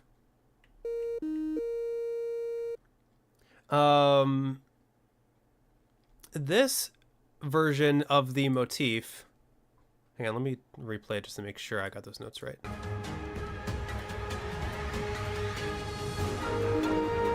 Okay, yeah. So this motif, in this case, is actually an E flat minor. So we've heard it throughout the soundtrack, in like the first half of the soundtrack. We heard the motif in E minor. We've heard it in A minor. That was G minor, sorry. I think we have we heard it in G minor? I think we have heard it in G minor as well. But this time we are hearing it in E flat minor. Does that mean the whole piece is in E flat minor? I'm not sure, because like in Reaper Battle, or no wait, which one was it?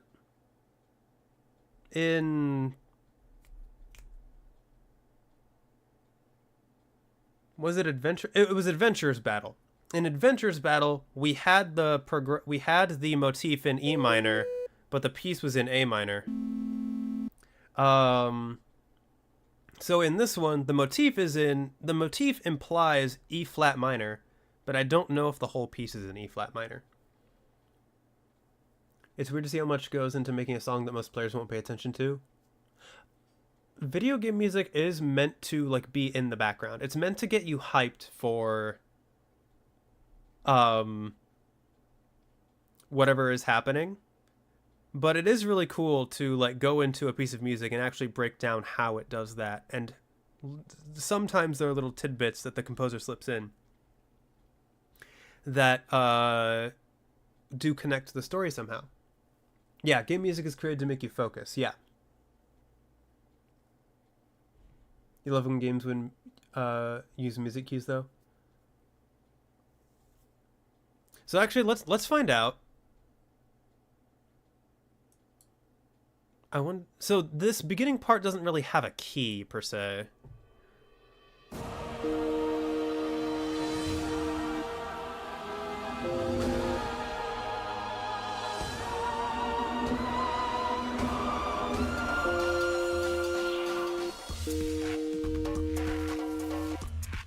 So actually, maybe it does have a key.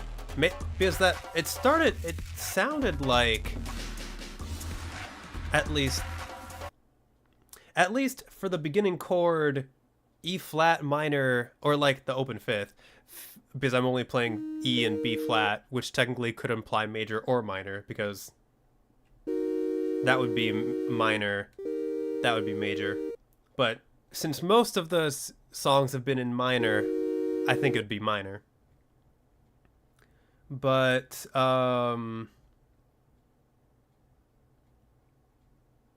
yeah, it's like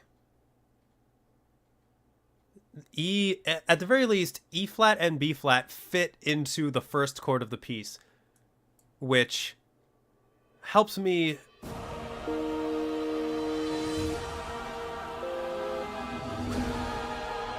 And I would not be able to pick out these chords by ear.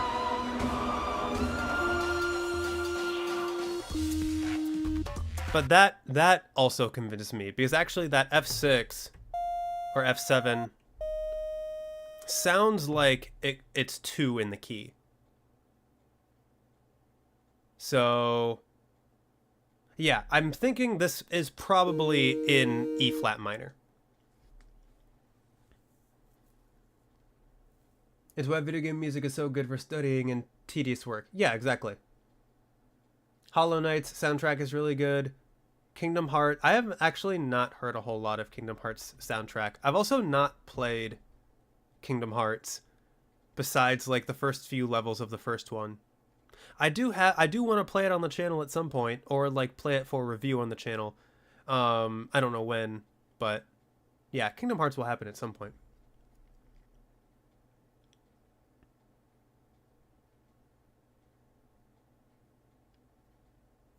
Kingdom Hearts' story gets weird quick. I've heard.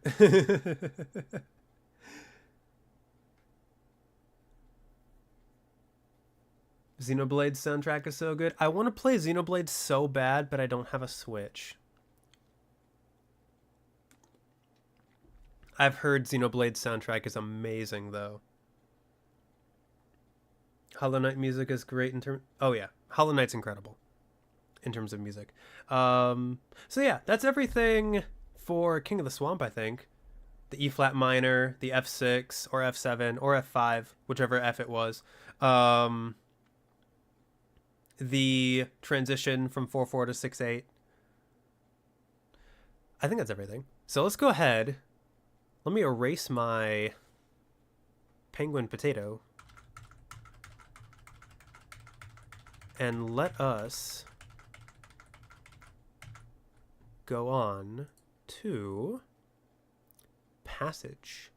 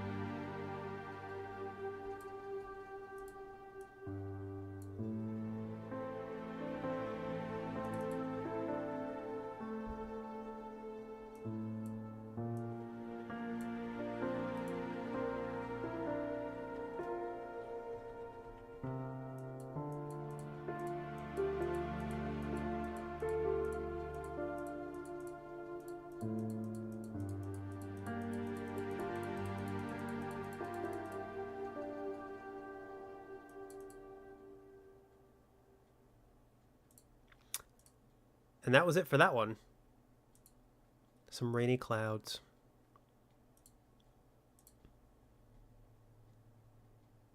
So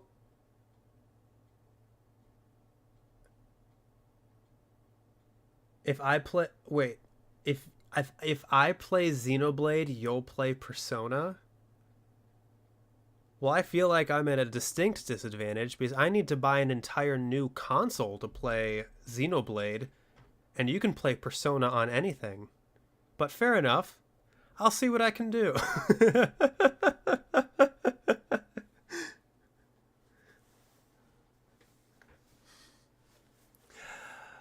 um More contemplation, but it's calmer now. Yeah, I can see that. Low piano notes make you feel uneasy.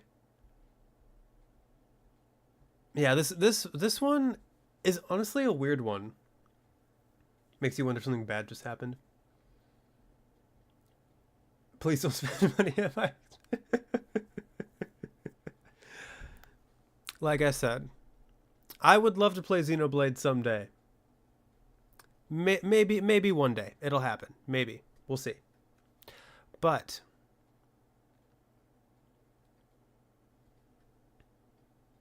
so this one, if anything, it reminds me a lot of.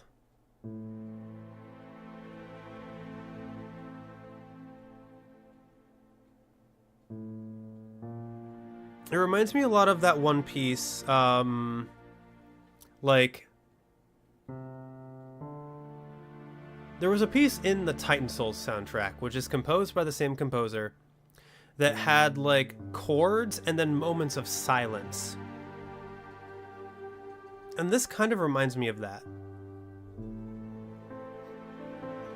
Da, da, da, da. I had a feeling. It would be A. I'm getting good at guessing.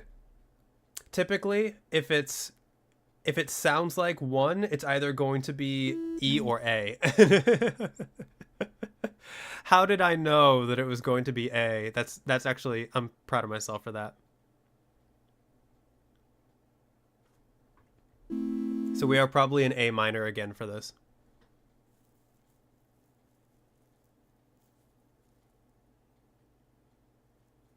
You wouldn't mind getting some recommendations for games? For games or soundtracks? Undertale is very good. I have not played it myself, but I've seen it played a while back. It's kind of sad because Undertale's been requested for the channel a lot, but it would not be blind if I were to play it on the channel because I watched Markiplier play all of it when he played it. And while it has been a while, I do remember... Well, I don't remember, like... bits and pieces, but a lot of the general plot points I remember.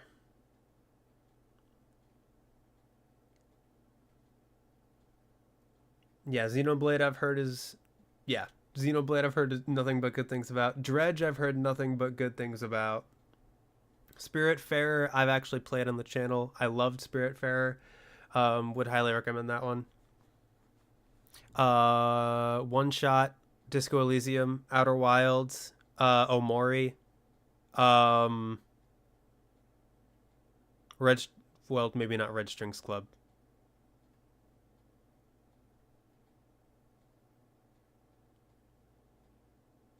I'll say this: no one say their ages. I don't want anyone like doxing their age.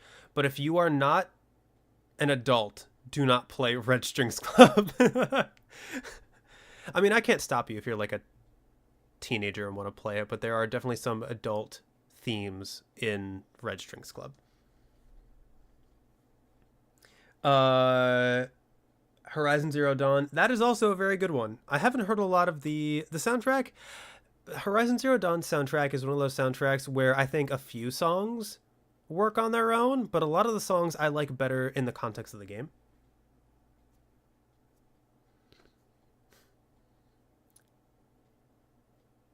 You're assuming I am an adult? Yes. I'm not going to dox my own age, but 21 or older. You're 20, don't worry. Okay, cool. Then you can play Red Strings Club. But I love the soundtrack, and I love Red Strings Club. It's one of the most unique games out there, in my opinion, when it comes to narrative.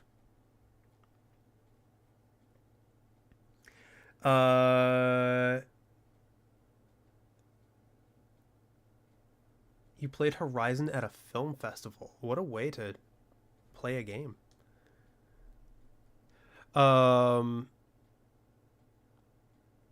Okay. 21 over club. Heck yeah. Leo is his age, +7 and then -7. Yep, that's how that works. The closest hint I've ever given to my age on stream is that I'm closer to 30 than I am to 20. So take that for what you will. That could mean a lot of things.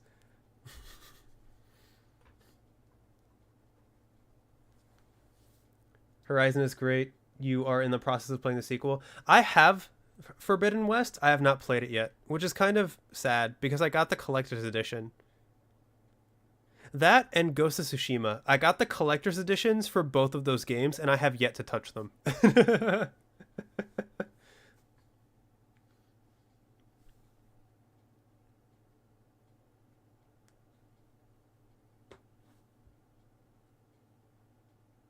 You assume 26 or 27, you are free to assume that.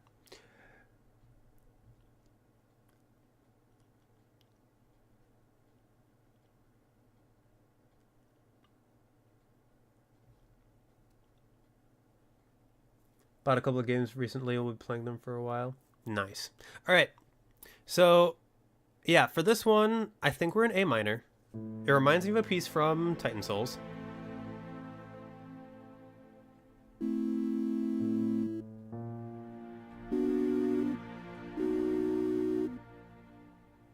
See, that one almost sounds...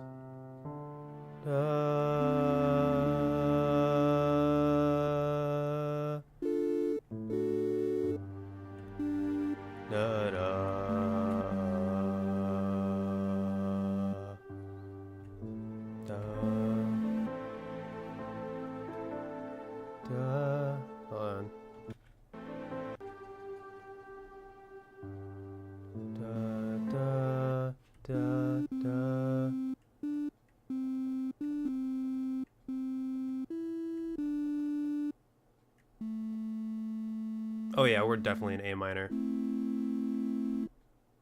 So what that is in the key of A minor, that would be 1 3 4 3 3 4 3 4 5 3. Wait. Let me go back. Hang on.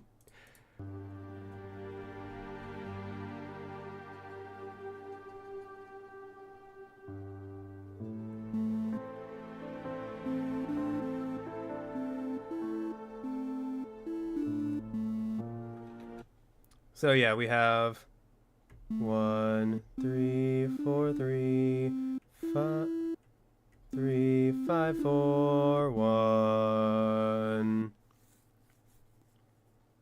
You have too many games? Same. Too many. Plenty started and not finished. Also same.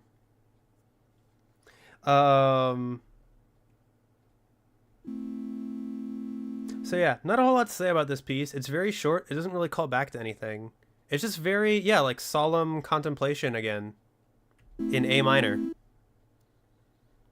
David Fenn loves his A minor solemn contemplation. All right, let's move on to Barb's song. Oh God, 30 seconds.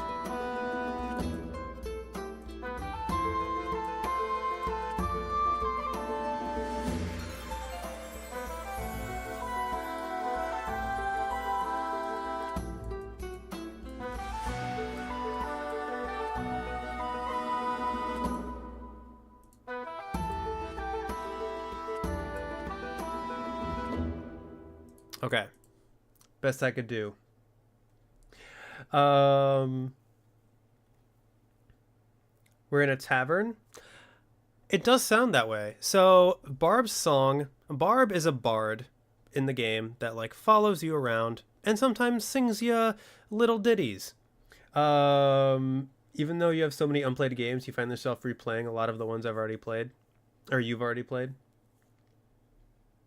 I don't really replay games anymore. The channel pushed me away from replaying games. It does sound taverny. It does. So, funny thing about this piece, even though it's only 30 seconds long, I do have a little bit to say about it. Number 1 since 6/8. 1, 2, 3, 4, 5, 6. 1, 2, 3, 4, 5, 6. 1, 2, 3, 4, 5, 6. 1, 2, 3, 4, 5, 6. 1, 2, 3, 4, 5, 6. You have the lovely wind chimes. And it's kind of funny. So you know how in Mushroom Dungeon was extremely solemn and like melancholy, but it was in a major key. Barb's song, conversely, it sounds very happy. Well, I don't know if it sounds very happy, but it sounds like, I don't know, like joyful in a way. It's lively. Yes, that's what I'm looking for. Lively. But it's in a minor key. We're in E minor. As I think we're in E minor.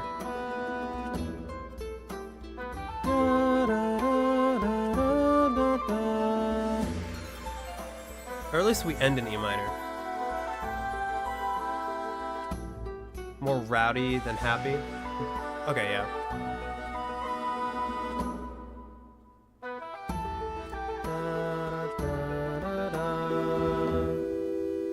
So yeah, at least it ends in E minor, and I think the first phrase that does not end in E minor. But because we end in E minor, I'm assuming the whole piece is in E minor. They sound like they're tall. You know, we're a bird, so everything's tall to us in Death's Door. I don't remember if Barb is tall or not, but they are tall compared to birds. What type of bird? This bird, right here. This is us in Death's Door. We're a crow.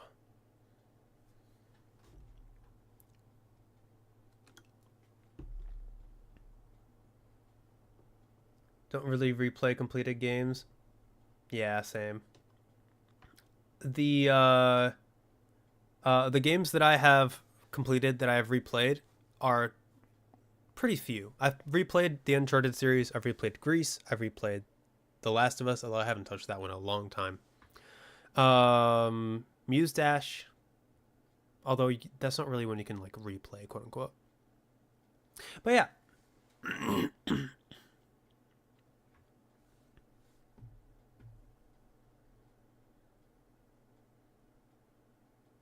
Did I see the documentaries they made for The Last of Us? I have not. It has been a long time since I have engaged with anything The Last of Us related. Which is also kind of sad because I did actually get I got the collector's edition for The Last of Us Part 2, and I have not... Well, actually, I played like a third. I got up to the aquarium, or like I got up to the level that would have led to the aquarium. But after that, I dropped it. I meant to go back to it at some point, possibly on the channel, but the world climate and things that were going on did not make it feel all that appropriate to visit it for the channel. But yeah, I've not seen the documentary. I wouldn't mind checking it out. I like seeing how games are made. I think it's called Grounded. Okay. Yeah, I'll make sure to check it out sometime. But let me really quick see.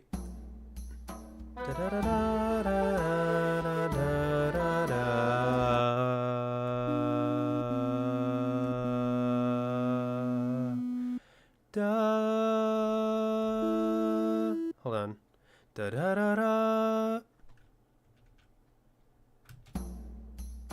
Da da da da da da da da da. So I think we are in E minor. Now they said Barb is a bard, definitely a bard telling a story in a tavern to anyone who will listen. Yeah, skier vibes. I can see that, yeah.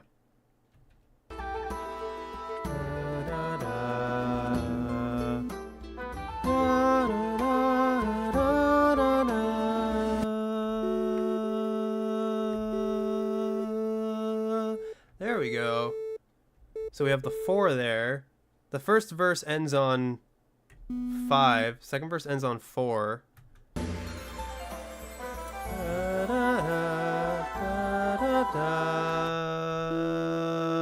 Ends on 1.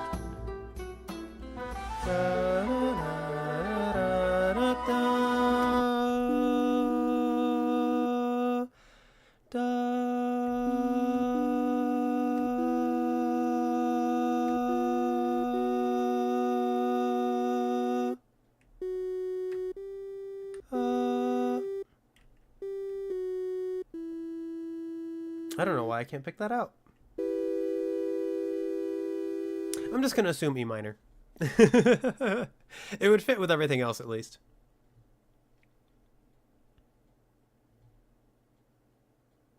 All right. Next up, we are going to The Stranded Sailor. I forgot to erase this.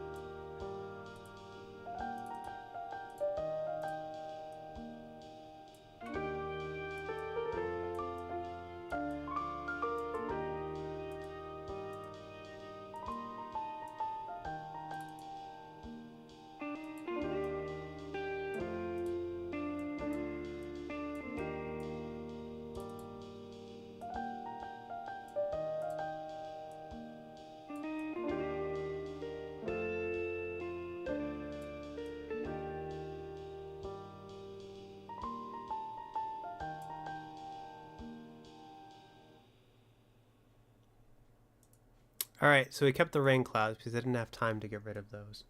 But yeah, this one's very cozy. Does the Yeti have a name in like this Yeti? Yes. Its name is Betty. And we'll get to her song in a little bit. Peak elevator music. Interesting.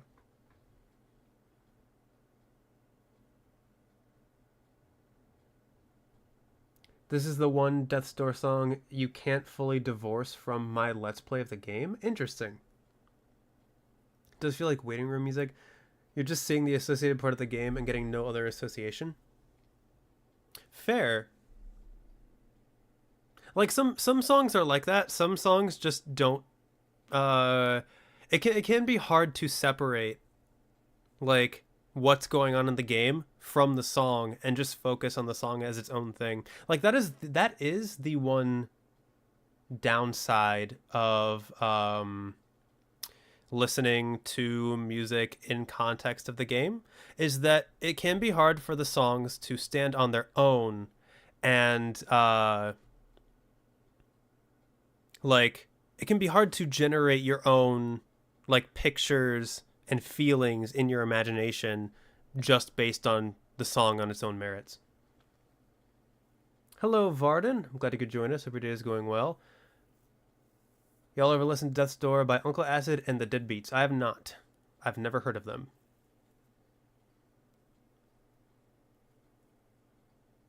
That place in the game was somehow the most memorable one. Yeah, I also really love this song. You're at home listening to some calm music. It's good, it's great. All right, maybe I'll be able to check it out sometime. But yeah, with this one, with like the Stranded Sailor, like this especially, like this instrumentation is very evocative of like sailing.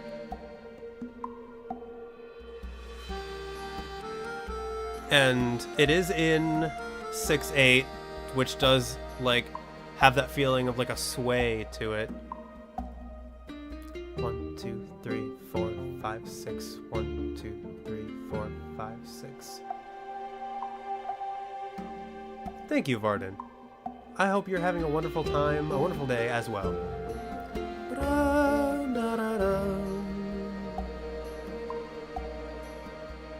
Good old accordion.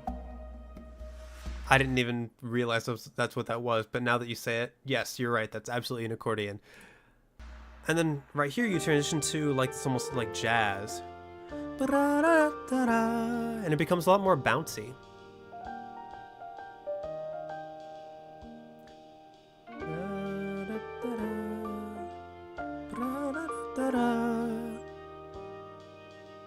And it, while it does have the like texture, not necessarily texture, but like to me, the waiting room association, I can see it from the perspective of it sounds like it's coming from a speaker, which is cool because this is actually like this. The Stranded Sailor is a place in Death's Door.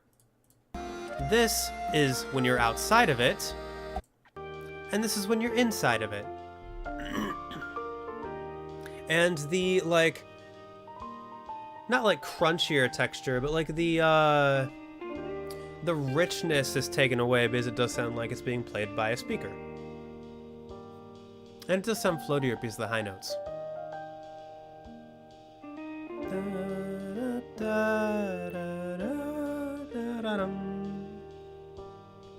Also, would those of you in chat, would you guess that we are in a major key or minor key here?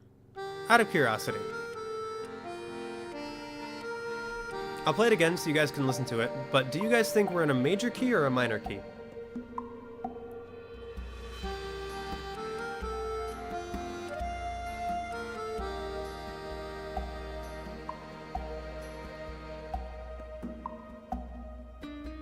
Interesting, it's mixed.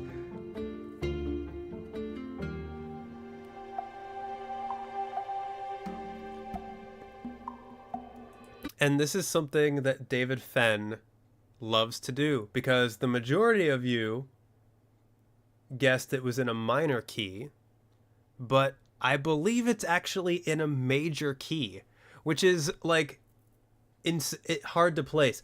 Again, David Fenn loves to do that, loves to imply something while actually doing something else. In Titan Souls, it was all rhythm based, and here he does a lot more of it with the chords. So as I believe,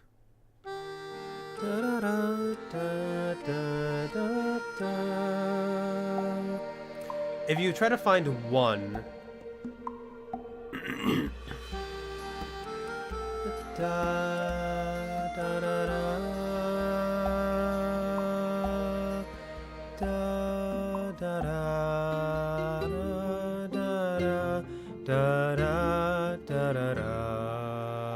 I believe that's one.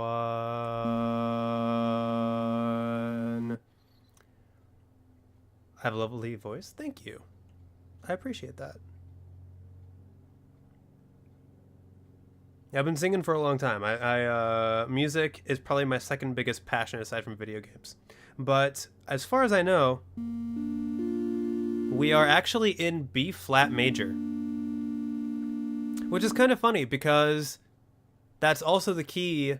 If you like go back to Mushroom Dungeon, like like all the way back from the beginning of this stream, Mushroom Dungeon also sounded like it was in a minor key, but it was actually in B flat major. And this one is also sounding like it's kind of in a minor key, but but it's actually in B flat major. It doesn't sound depressing. Minor always makes me feel a bit uneasy. This didn't. Yeah, like when I first heard this piece, I definitely had a hard time placing it as well, because I think the reason why, again, it sounds like it could be minor is because I believe I believe David Fenn is focusing a lot on like 2 and like 4 or 3. Like a lot of chords that would be minor in a major key. Like if you focus specifically on those notes, it's going to sound minor if you're having the majority of chords that you're playing be minor. But in reality, it's just disguising the fact that it's actually major the whole time. And that's just insanely cool. I love how David Fenn... Here's the challenge. Can you make it minor? Done. No. I mean, that's a B flat minor key. Hang on. Let's see if I can... What's the melody? Da da da da. Da.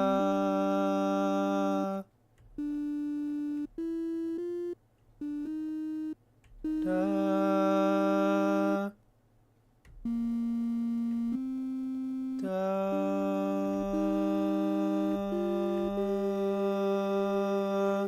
Okay. So, one reason that it probably sounds like it's minor is because it actually starts on G. So right away, that would like G, B flat, D. Like the relative minor of B flat major is G minor. And so because it starts on G, it's no wonder that you would think it's minor. Because you hear the G, you hear the G, and you would be hearing the B flat. So you would, so that right there would sound minor. Music is something you always wish you could have explored more. It's never too late. It's never too late to start exploring music.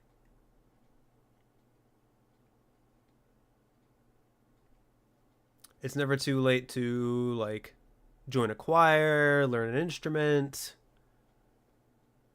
or even just learn some incredibly basic music theory. Never too late. It's also a little dissonant, and that can invoke a minor piece feel. Yeah. Personally, you're obsessed with guitar. I wish I knew how to play guitar. I would love to play guitar someday.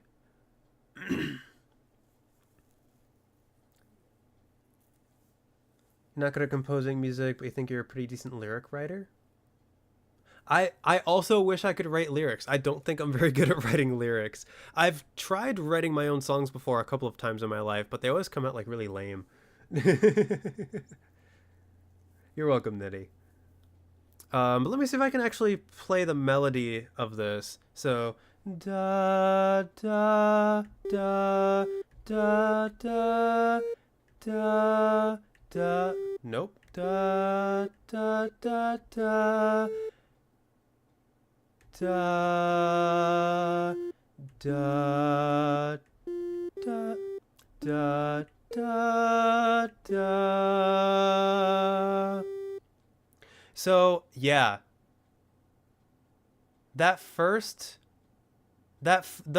whole first measure, it goes G, A, B flat, A, D. Whoops, hold on.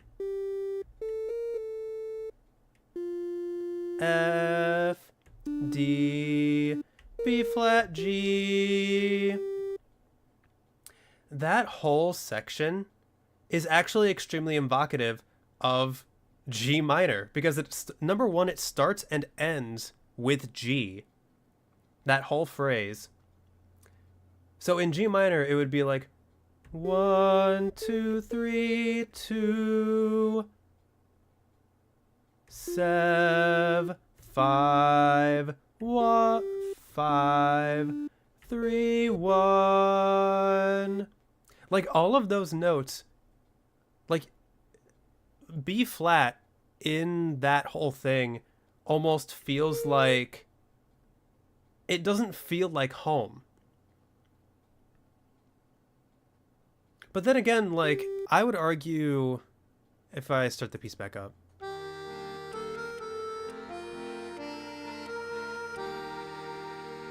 like, G doesn't feel like home either. Let me see if I can figure out what the lower notes are doing. It's like, da, da, da, da, da. Hold on. Is it doing that?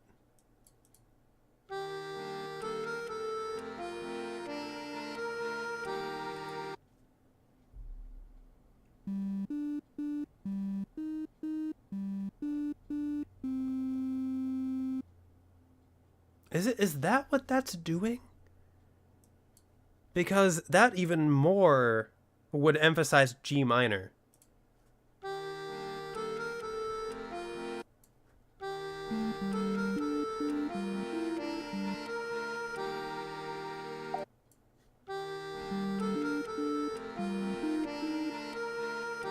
No, that's not what that's doing. Never mind.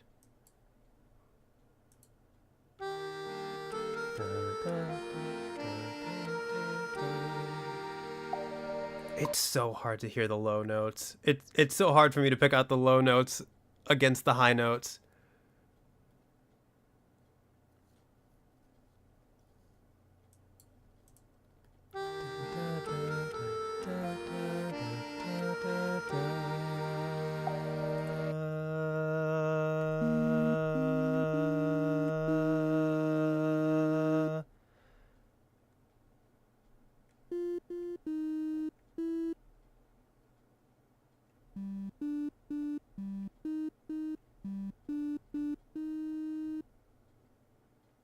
I don't know. I don't know. That's really hard for me to do, and I don't want to spend too much time on it. But yeah, it is really interesting how, yeah, I'm just gonna, I know I know I've repeated myself a lot when it comes to this, but I just think it is incredibly cool that David Fenn is able to like mix and match different things to be able to evoke different emotions and imply things in a deceiving way, but in a good way. Because yeah, that entire first phrase sounds like G minor, but in reality, we're in B flat major the entire time.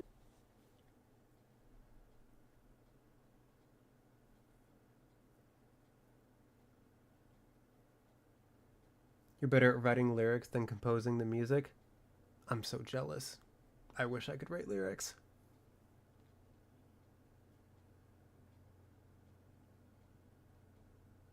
Played violin, but when you realized you didn't want to go pro, you quit? That's fair. I quit percussion in 9th grade.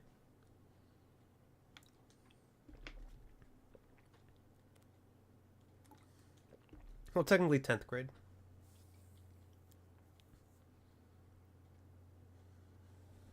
Let's team up. My music, your lyrics. Do I know how to compose music? See, here's the thing. Composing music is a very different skill from analyzing it. And I did very little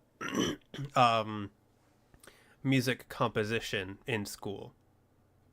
I did a lot of music theory. I did solfege. I did counterpoint, which was kind of like, I took one semester of counterpoint because it was required for my major, which was a little bit like composition. And I know how to do basic chords. Like I can do 1, 4. 5. What? Whoops. 1. But if you're, I, I don't know how well I'd be able to actually compose a piece of music. Solfege, your enemy. Same. So for those of you who don't know, solfege is the ability to sight read music. So just being able to look at a piece of music, getting at most the first pitch of the piece, and being able to sing the rest of the piece from there without hearing it beforehand. It is a skill that every musician is trained in because it's a very useful skill to have. And I am not the best at it. I definitely am better at, like, if I listen to a piece of music, I only need to listen to a piece of music only like a couple of times before I'm able to pick it up like immediately. Sight reading is a lot harder for me. Like, I can do it and I have done it, but it's not easy. And when I was in school, solfege, like, I know especially like solfege 2, we had a different teacher that was horrible. How he taught solfege, I did not connect with at all, and that really dragged my grade. I was lucky to pass that class. I think I ended up like getting like a C or a B as my final grade in that class, which was like one of my worst grades of that my entire 4 years. I usually do not grade that low. I'm like a straight A student, so like, but yeah, for some reason, how this person taught solfege, or how he graded it, or something like that, was terrible.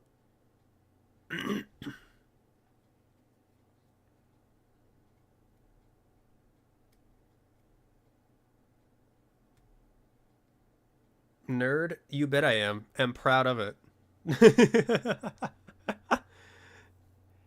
Don't say ha ha nerd like like I don't already know that's what I am.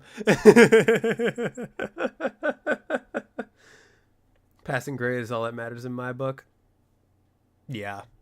You learn quickly that like pass like getting straight A's doesn't mean a whole lot in the grand scheme of things. Twinsies, heck yeah. Embrace the nerdiness, you bet. All right, we're moving on to Castle Lockstone. Did I? Okay, let me finally actually remember to erase all of my raindrops. So give me like 2 minutes.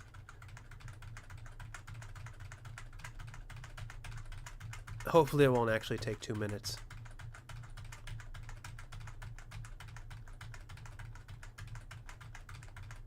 Oh, there we go. Cool. Got it. Okay. Castle Lockstone.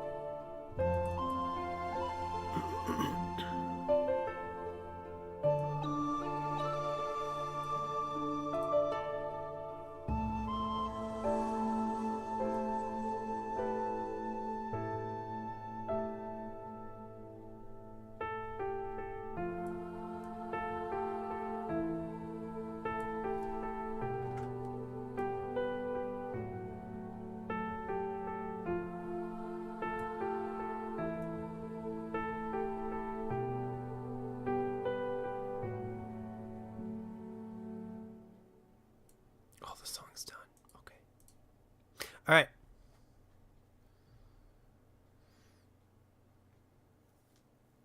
Let's see.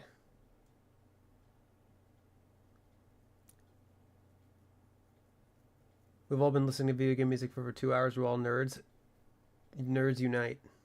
Why not make a new layer and hide the previous one?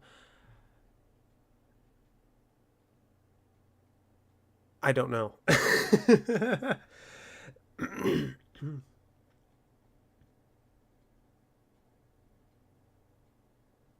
If you nerded this, heavily recommend learning a piece by heart and showing up to your choir with your map, but no sheet music.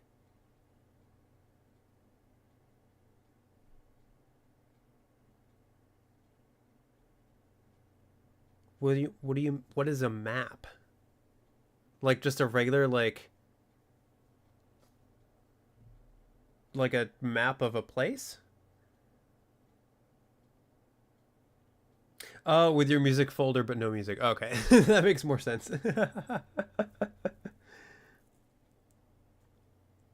You're a very big nerd? Heck yeah. Well, it's what makes the world beautiful? Yes.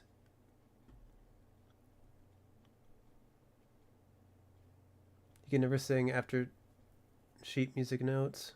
It's hard to do. Food's in the oven. Hope you're having a good dinner.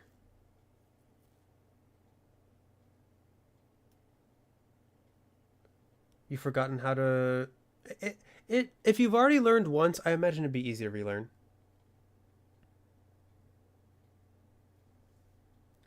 Spaghetti bolognese. Oh my god, that sounds so good.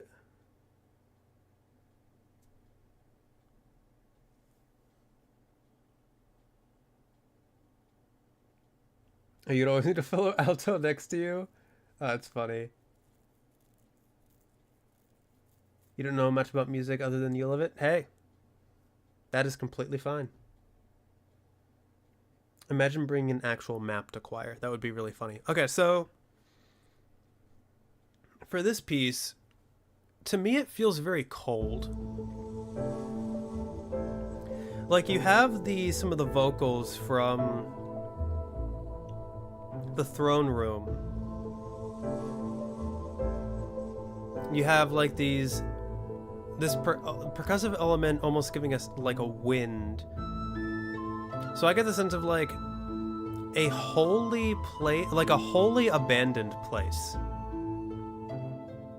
That's like very cold.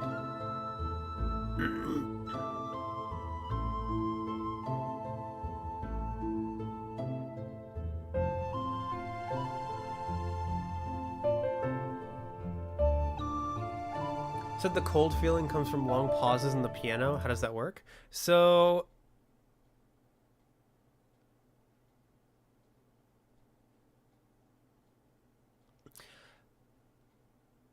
I guess like how do I want to say it? How do I explain it?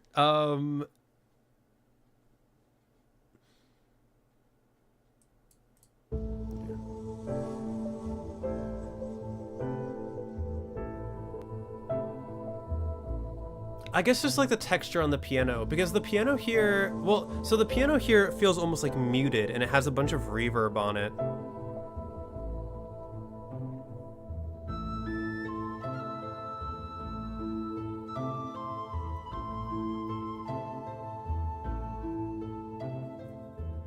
Yeah, like a delay, like a long thought or a breath. That's a good way of putting it. Traveling through the forest as you're on an adventure. I could see that. Does have an echo feeling in the high notes. Oh yeah, there's a lot of echo in this one. You also do have like almost like a very airy, like staticky sound. Not staticky, but like fuzzy. That's a good word for it. Like a kind of like percussive element to it.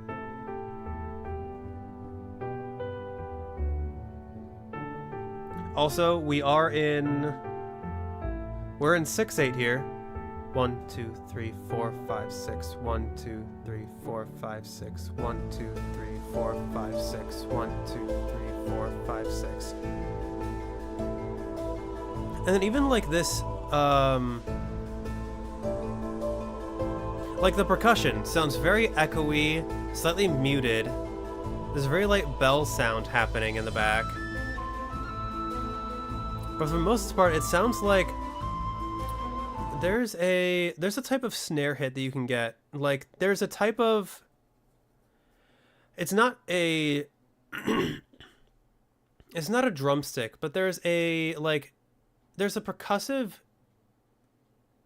mallet, I guess, that looks like it's a handle, and then it's like four, not like, maybe not four, but like it sounds like it's like a bunch of like metal prongs, almost like a metal brush, and you can make sounds with it by brushing it on a snare drum or by hitting it with a snare, or hitting a snare drum with it. And this sounds like you're hitting a snare drum with that type of mallet, with like a metal brush.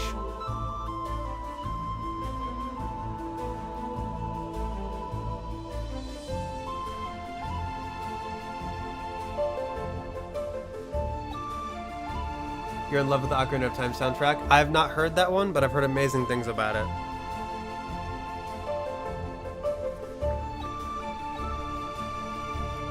Sounds like something someone like 19 Spades Endless Reflections would jam to.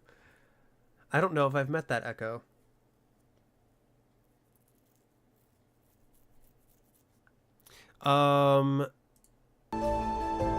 But we're in 6/8 here. Also, fun fact, we're back in A minor.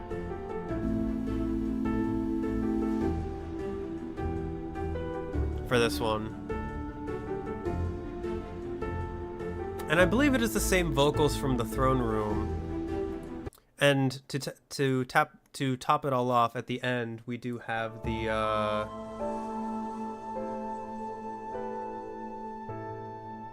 we have the vocals saying, hang on.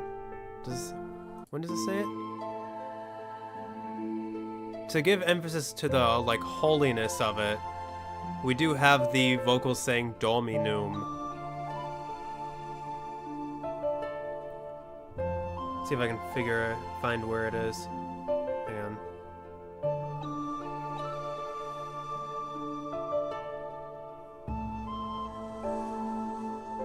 Maybe it's early in the piece. Oh, yeah, here it is.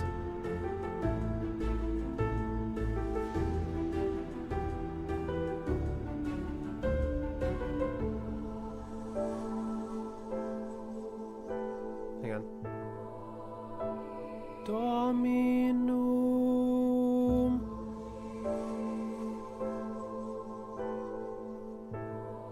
Dominum, which is Latin for Dominion, I think. And what note is that? Domino.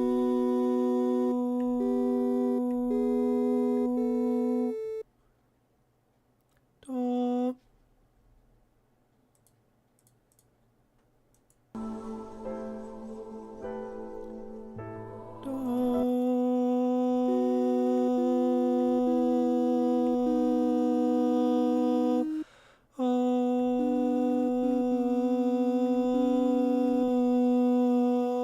To be.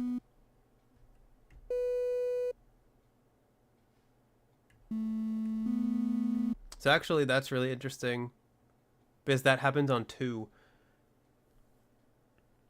No Makoirin is something I have no skill for it. Well, I have no skill for it without finding it out by ear. Like basically the way I find out keys is I just listen to the song until I hear something that sounds like 1, and then I try to figure out what 1 is and then go from there. That's the best way I figured it out. King's Mass? I don't know. I don't know if the Latin here is specifically for the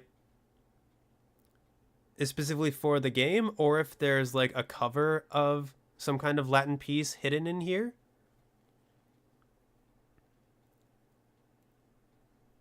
Oh, the Latin is invocative of a mass. Yeah, I can see that. Like, it gives off a very distinct, like, holy quality to it, especially since it is saying Dominum, which is usually used in conjunction when it with like holy, godly pieces.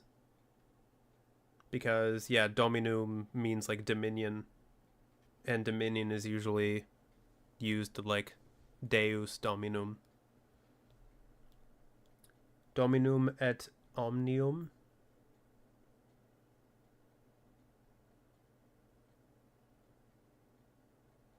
Have I used that phrase before? I don't know if I've used that phrase before in the Latin pieces that I've sung.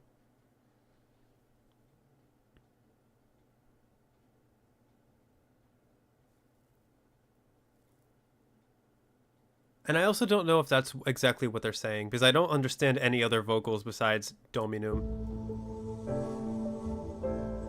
So here they're just hanging on like an O. When do they actually start saying Latin?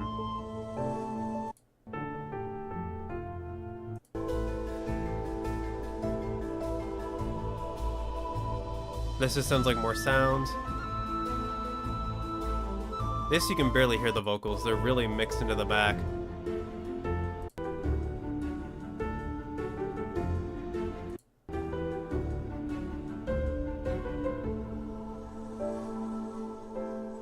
Is it just here? Maybe it's just here that they're saying Latin words.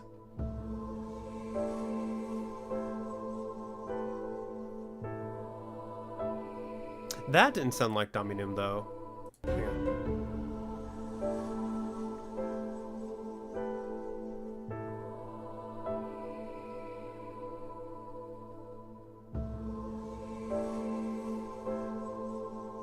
Like, that sounds like, oh, she, That sounds like something else.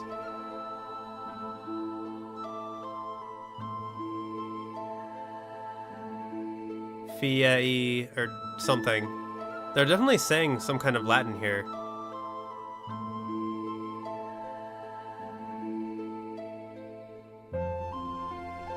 It could be et omnium?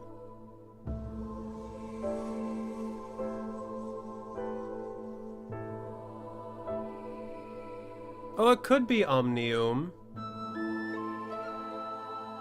I just assumed it was dominum, but that could be... it does not sound like there's a D there. So maybe it could be omnium. Who knows? That's Latin for you. But yeah, let's go ahead and move on to the border. I forgot to erase. You know what? Can I create a new layer?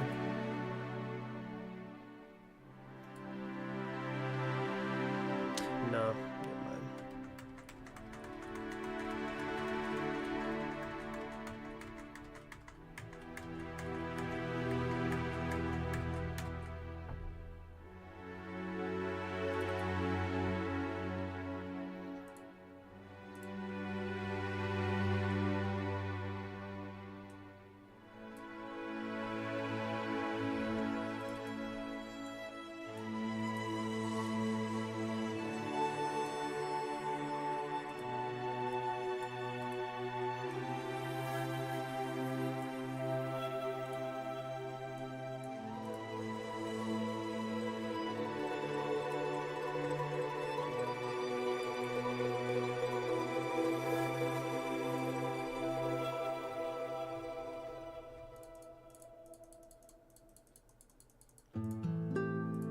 Alright, so... yeah, that one...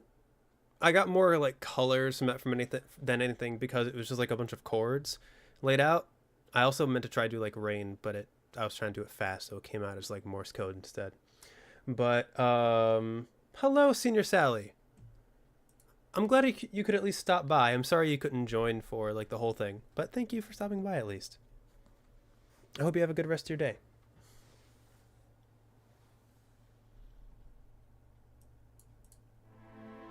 So yeah, this does feel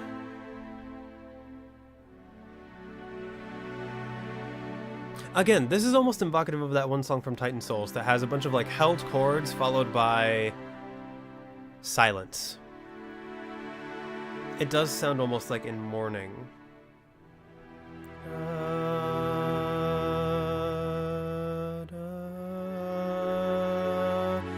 I wonder if I can figure out what the key of this is.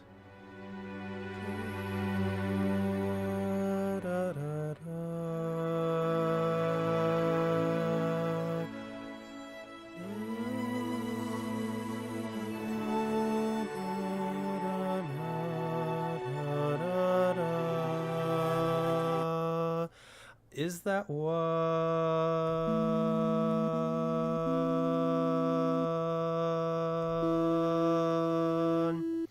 Are we in E minor? We might be in E minor. You got late game vibes. We are relatively close to the third act of the game. It's like someone's death is weighing heavily on us. I actually don't know where this plays. I don't remember where it plays. So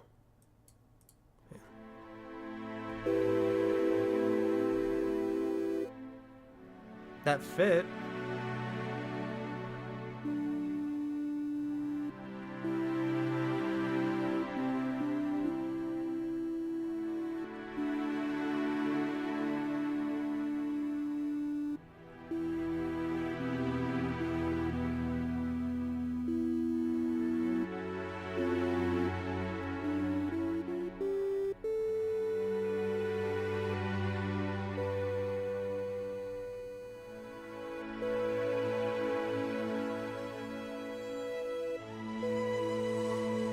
Lots of B's.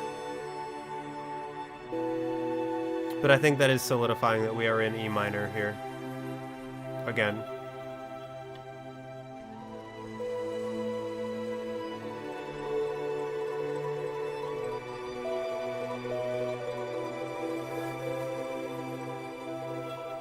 What was that note?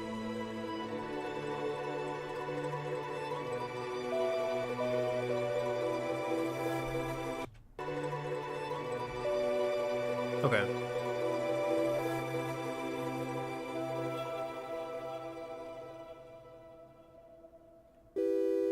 So yeah, interesting. E minor. Okay.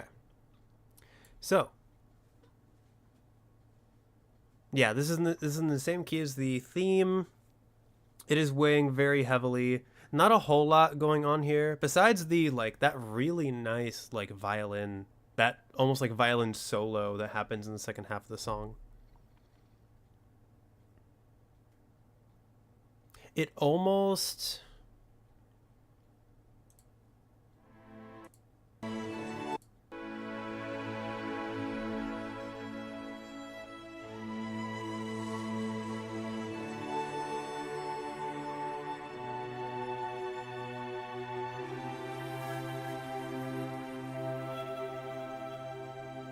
I was going to say it almost invokes a feeling of like hope. Well, also the instrumentation changes a little bit because you have that tremolo on the guitar now. Feels like a fallen friend telling us to keep going. Yeah, I can see that. Yeah, I was going to say it almost feels like hope, but listening to it again, it does. It more feels like part of, like, acceptance almost, I guess. All right. We still got 12. We've been streaming for 3 hours, and we still got 12 more songs to go. We've only gotten halfway through the amount of songs I wanted to. All right, let's see if we can do the rest of these. This is the Foretold Crow.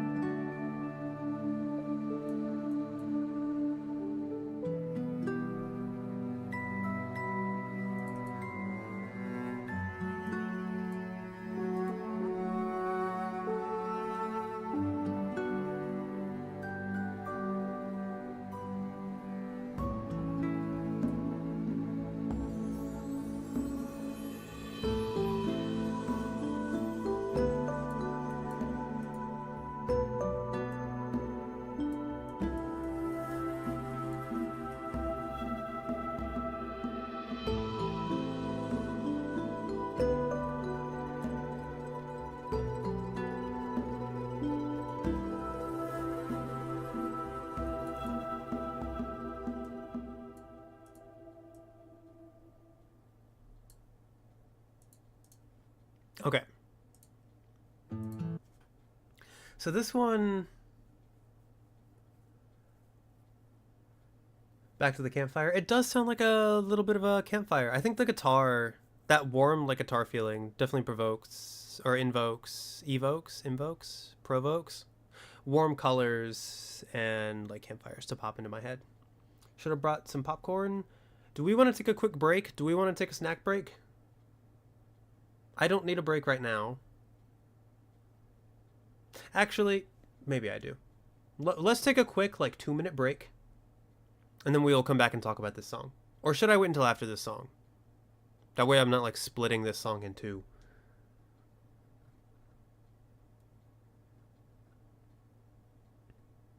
You can still listen while boiling noodles and frying sausages? That sounds so good.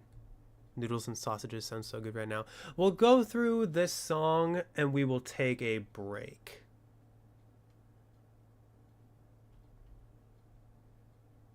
So, yeah, we'll take a break after this song. So, this song, I think, is cool. It's very calm and very serene. Roll initiative. Have some leftover chili to warm up. That sounds so good. You guys are making me hungry. Oh my gosh. But, so yeah, we are in E minor again. We obviously have the Death's Door motif coming back.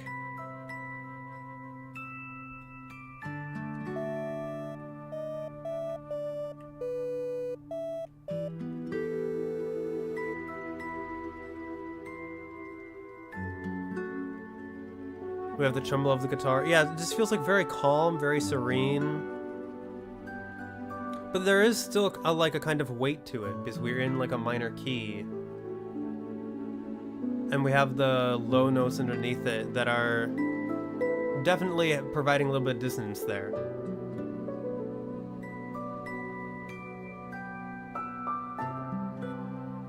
But then you have this like doubling up on the piano that almost has like a sense of hope to it.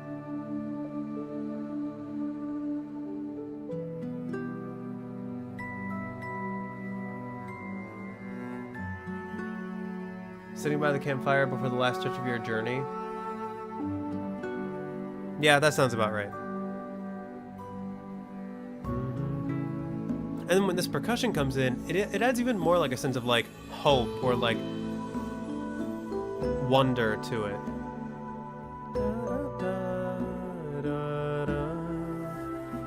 Starts desolate and then the people instruments join in to give the hope. That's a good way of looking at it. I really like that actually.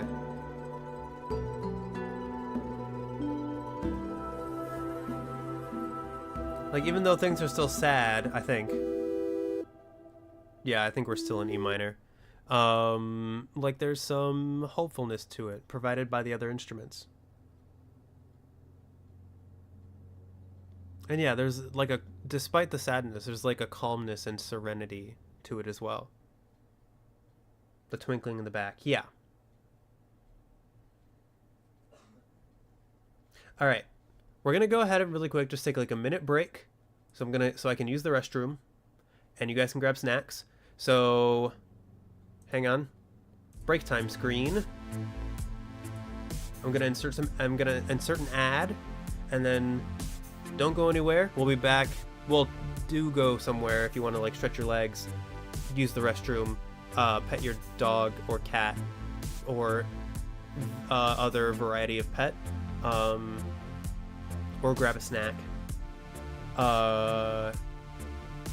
Feel free. We'll be back in like 1 or 2 minutes to finish out this soundtrack.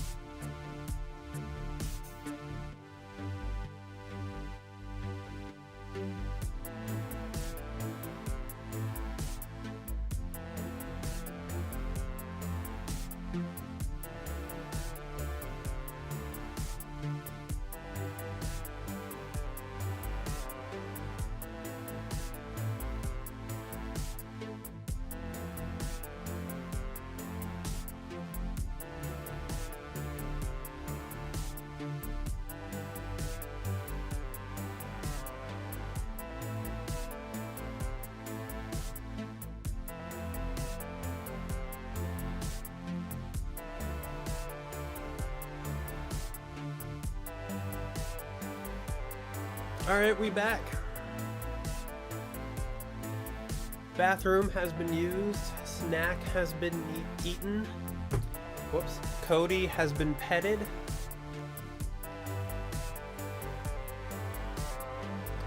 I hope you all had a wonderful couple of minute break. Why do we have a walking campfire with a cauldron on the right of the image? That's Pothead, one of the supporting characters of Death's Door.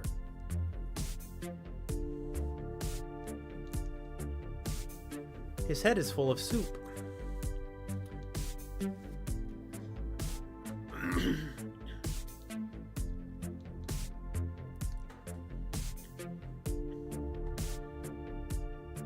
But yes, we are back. So let's get back to this.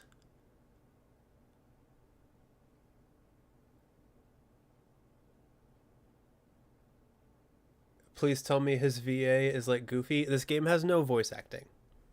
So if you want to watch my Let's Play, the voice acting is my own that that I put in. So you can imagine his voice to be Goofy. The musical cue that played when he was introduced, though, gave a very, like... It was like Goofy royalty. So that's what I kind of tried to do. Cody Pet plus 20 to mood. Yeah, he's a good boy.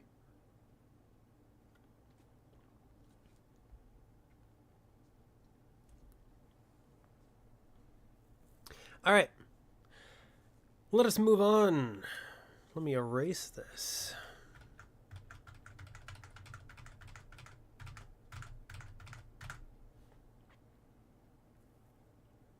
You added it to your watch list for another day? All right. Sounds good. Pothead is best boy. He really is. He's a pretty cool character. All right. Next up, we are moving on to the old watchtowers.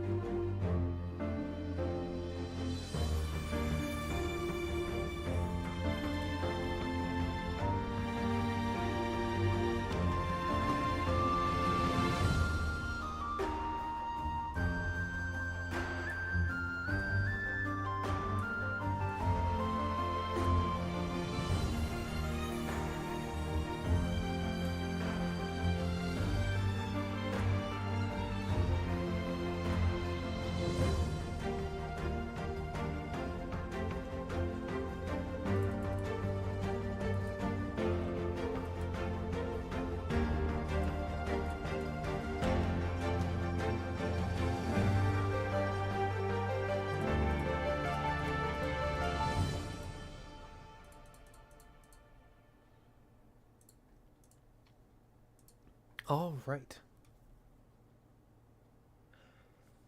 Flying through the sky vibes, more journeying but enjoying it. Like travel music but noticing the sights and sounds. I really love this one too. Feels very free, like you're above the clouds. We are determined. Yeah, the music's building. One thing I really love about this piece. Number one, we're in 6/8, so you get that feeling of swaying, or like in a circle. But the driving kind of circle, you know, like forward momentum, I guess, almost like a wheel, which is funny because there are windmills in this section of the game, but it's like, yeah, it's the kind of like swaying or circular motion that moves forward, in a sense. Yeah, and here. 1, 2, 3, 4, 5, 6. 1, 2, 3, 4, 5, 6. 1, 2, 3, 4, 5, 6. Just to give you a feel for what the count is like. 1, 2, 3, 4, 5, 6. 1, 2, 3, 4, 5, 6. 1, 2, 3, 4, 5, 6. 1, 2, 3, 4, 5, 6. Like, even when it's not doing this, you can feel the 6. 1, 2, 3, 4, 5, 6. 1, 2, 3, 4, 5, 6. 1, 2, 3, 4, 5, 6. 1, 2, 3, 4, 5, 6. 1, 2, 3, 4, 5, 6. 1, 2, 3, 4, 5, 6. 1, 2, 3, 4, 5, 6. 1, 2, 3, 4, 5, 6.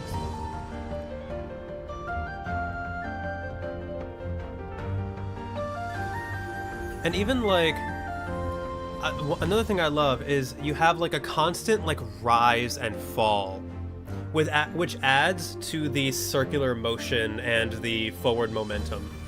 Like the arpeggiations, like you have the notes like da na na na na na na na na na, and then you have the da da da da da da da da da da da. Like you have a constant rise and fall that the piano's doing, and it like, instead of feeling like you're making forward progress and backwards progress, like how those typically, like in Celeste, if you were to hear something rising and falling, it'd be indicative of like, you know, that you're climbing in that game, it's rising and falling. But in here, no matter if you're rising or falling, it all sounds forward. The emphasis on the one really punches that forward momentum. Mm-hmm.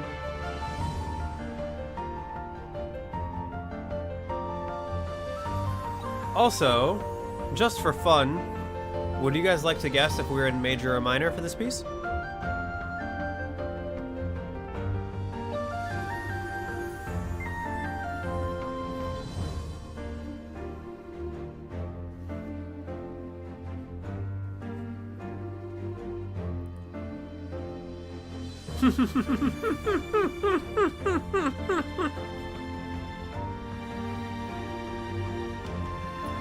Well, the last time you guessed major, you were right. Nettie. You've given up, Dustin.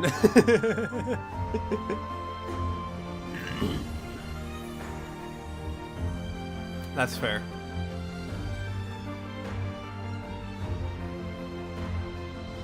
So, I have written in my notes. Let me see if it's correct. You're wise to my tricks now.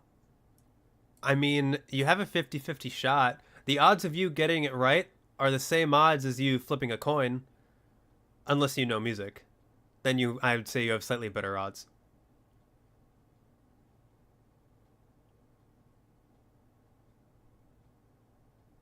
But for those of you who guessed major, I think you're right. At least according to my notes from what I did last night. It is once again in B flat major.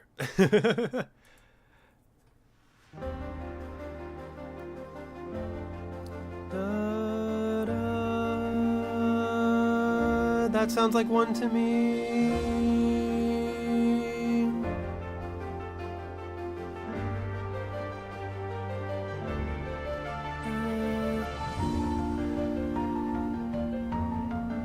Well, no, that does not sound minor. I was like, does this sound minor? Because it could also be playing B flat, like in conjunction with other chords, not necessarily a one chord. But it sounds like it's in B flat major to me.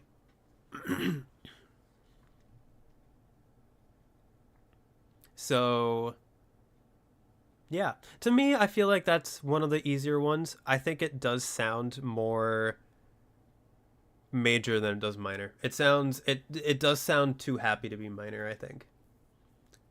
Truth is, the game was rigged from the start. Hey, I mean, if it makes you feel any better, pretty soon we have 2 songs left, I think, before we reach the end of what I did last night. So this song, and then the next song, I think, is it the next song? Yes, the next song, I know what key that's in. But then after that, I'll have to try to find the keys on the fly. So I will be guessing with you guys whether or not the piece is in major or minor. If that makes you guys feel any better. So let's go ahead and move on to Betty. Betty the Yeti. Let me get rid of my snowflakes.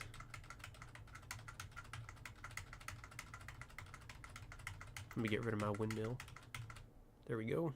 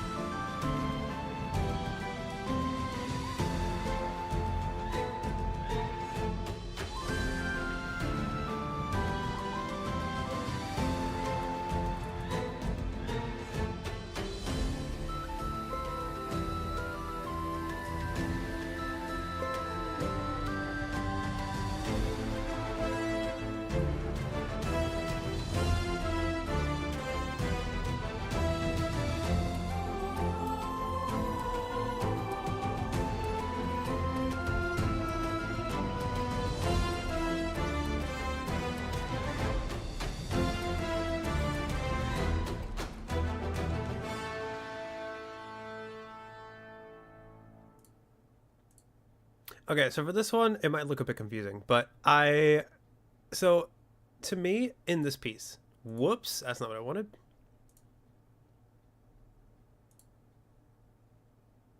There we go, fixed. You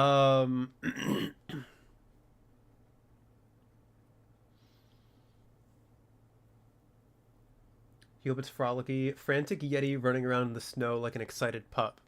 I mean, that's one way of describing a boss fight, sure. So to me, there are two like distinct parts that I like tried to like that kind of like evoke like shapes or colors with this. Yes, she is a boss.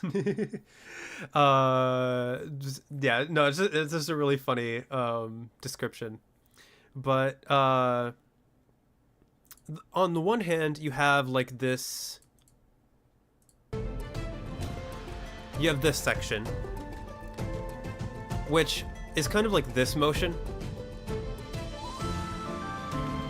And then you have this, like those really aggressive like stings on the violin.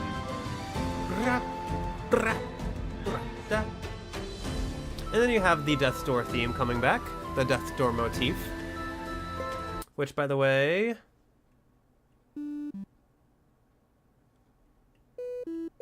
What key is that in?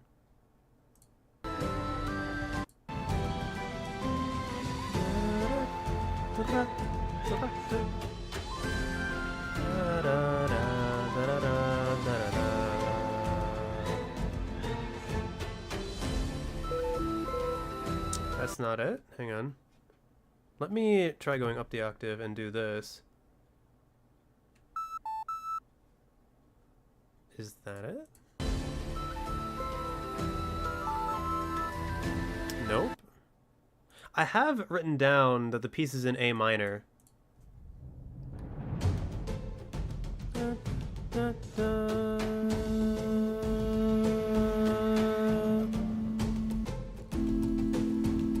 And A minor sounds right. Like, if I play that chord,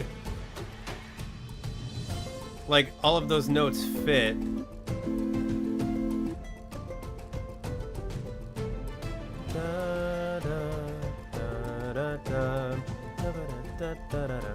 It is very chaotic. But then what is the motif being played in?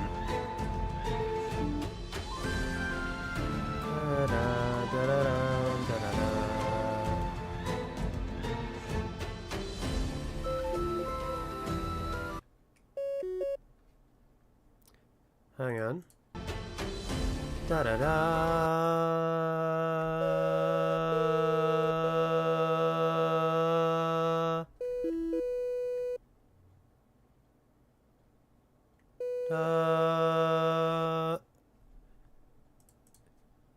That doesn't sound right.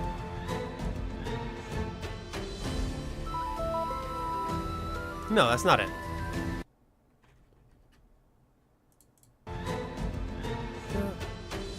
Da da da.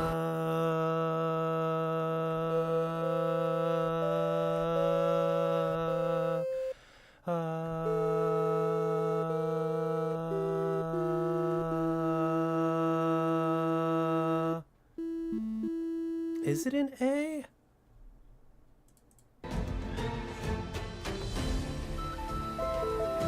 Oh, it is an A. Okay.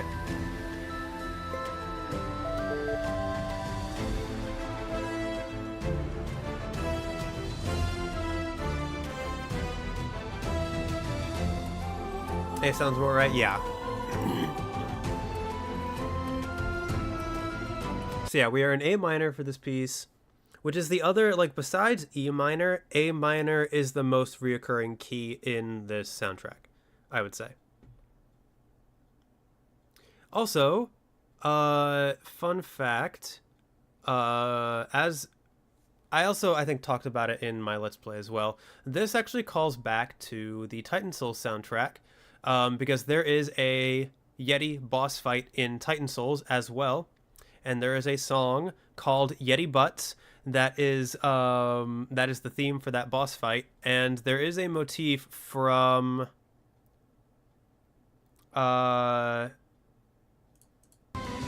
which one is it? I think it's this one. Like the da da da da da da da da da.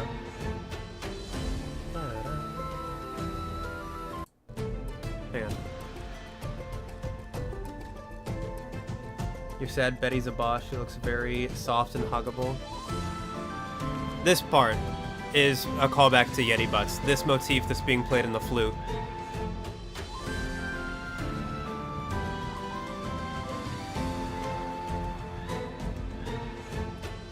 But, yeah. If it makes you feel any better, wow. If it makes you feel any better, she did have someone who loved her. But she, like, turned into a monster because, for reasons I won't spoil. So, like, she became, like, hostile. And so, like, we're a reaper, and it's our job to, like, reap her soul. And so, yeah. But yeah, she was loved in the game. If that makes you feel any better.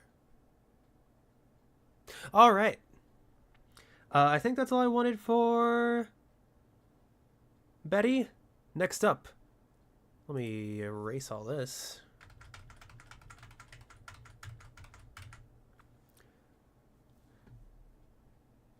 We got Death's Tale.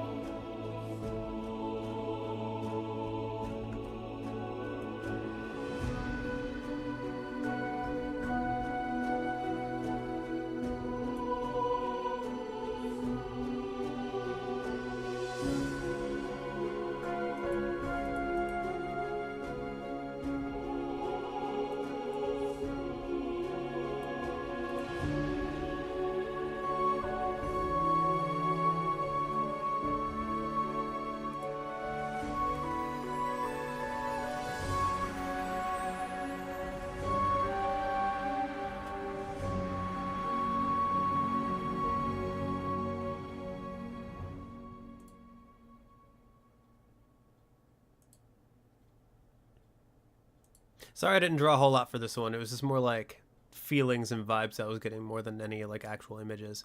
But so for Death's Tale, spirit world vibes, nearing the end of your journey vibes. Uh it is very much like a and it's another cute monster.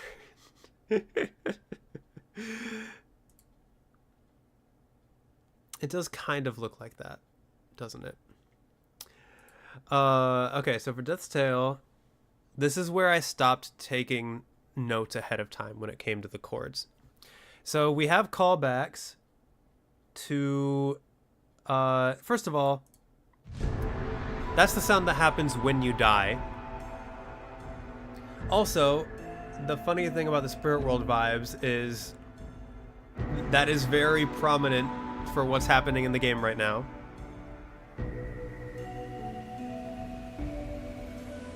And then we have a lot of dissonance.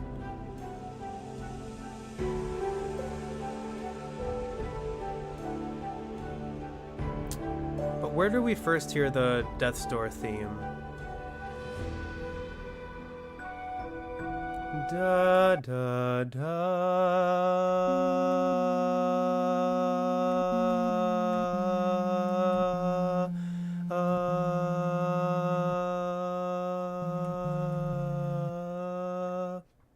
Hang on, I lost it. Da da da.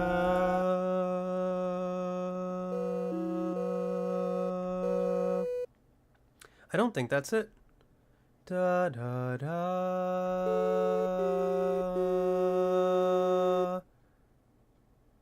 What would that be? Oh, interesting. So we are actually, the motif at least, is implying B minor. We might not be in B minor, but the motif is implying B minor.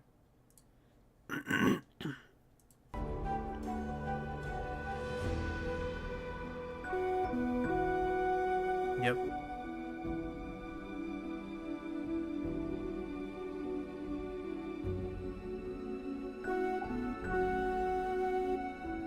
Okay.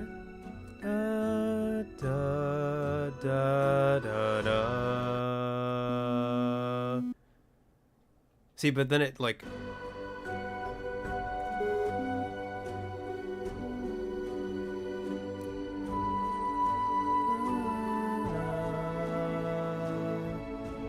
Da, da, da.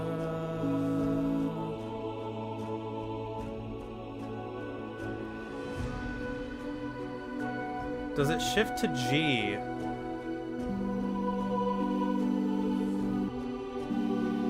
I can't tell. That... What is that chord? Hang on. Da, da, da,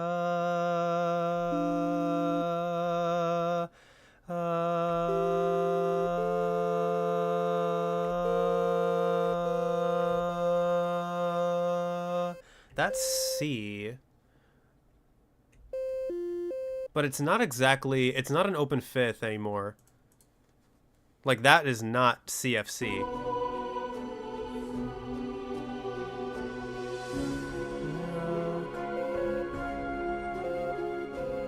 Oh, that's not even C. Never mind.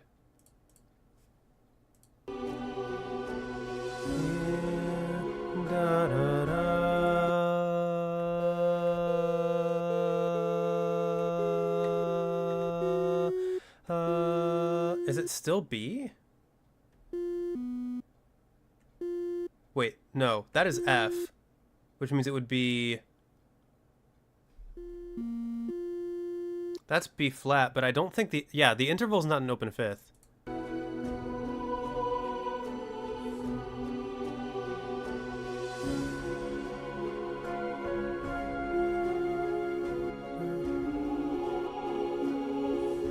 So that is actually...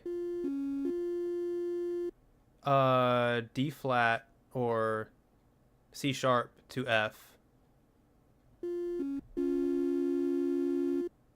Is that a... That's not a perfect fourth. Oh, it's a major third.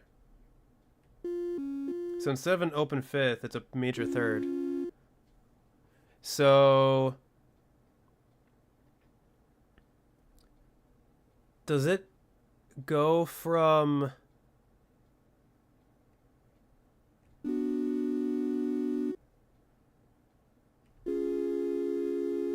It doesn't go from B major to, or B minor to C sharp major, does it?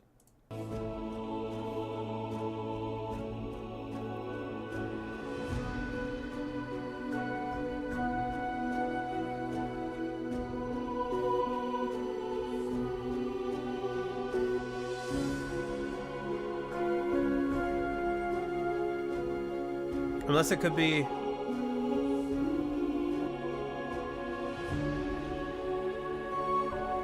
Da, da, da.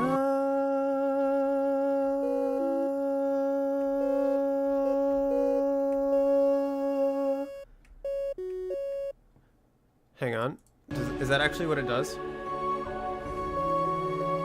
Yep. So the motif goes from B, maybe B minor to maybe C sharp major to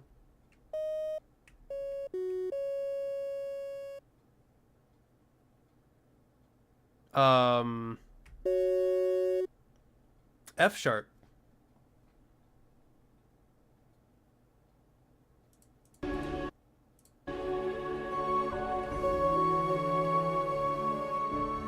Gets heroic at the end again. Yeah.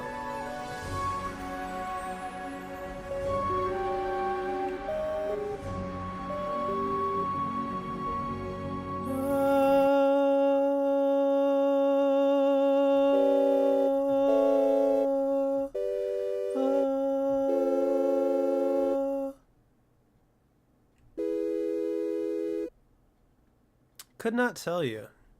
Yeah, there's a lot of modulating going on at the end. Hang on.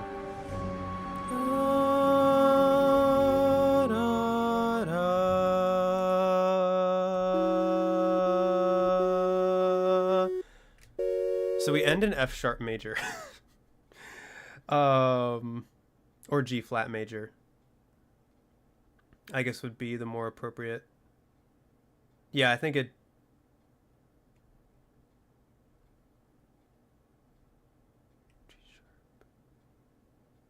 I don't know if it would... I know they're both the same thing, but I don't know if it would technically be F sharp major or G flat major. That's where we end. That's the chord we end on, kind of. Or like the key we end in, at least.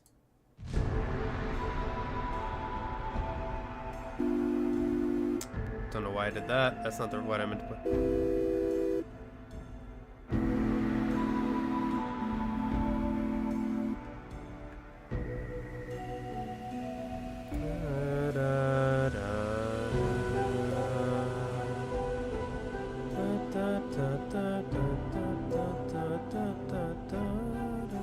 Trying to find one.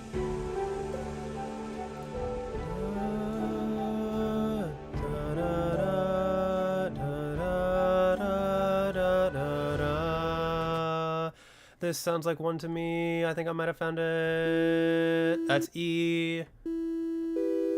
So I think we're in E minor, and then we modulate to F sharp major by the end, I think.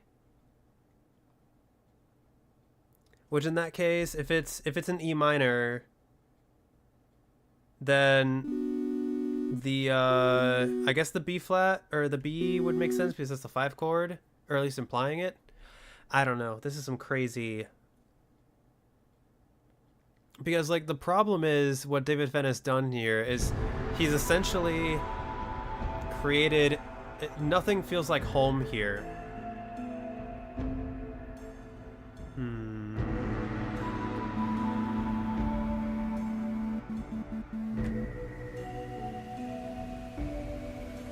Is it...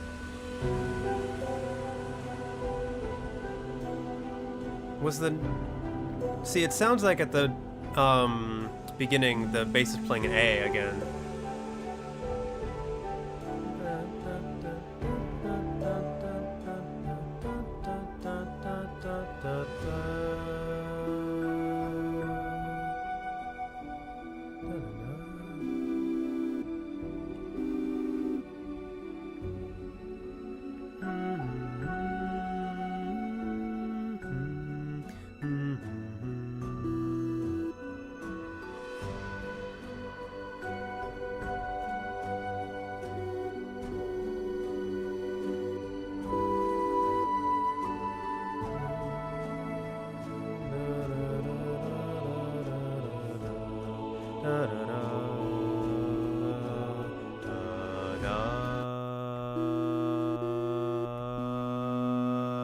See, now it sounds like, in this moment, B sounds like 1.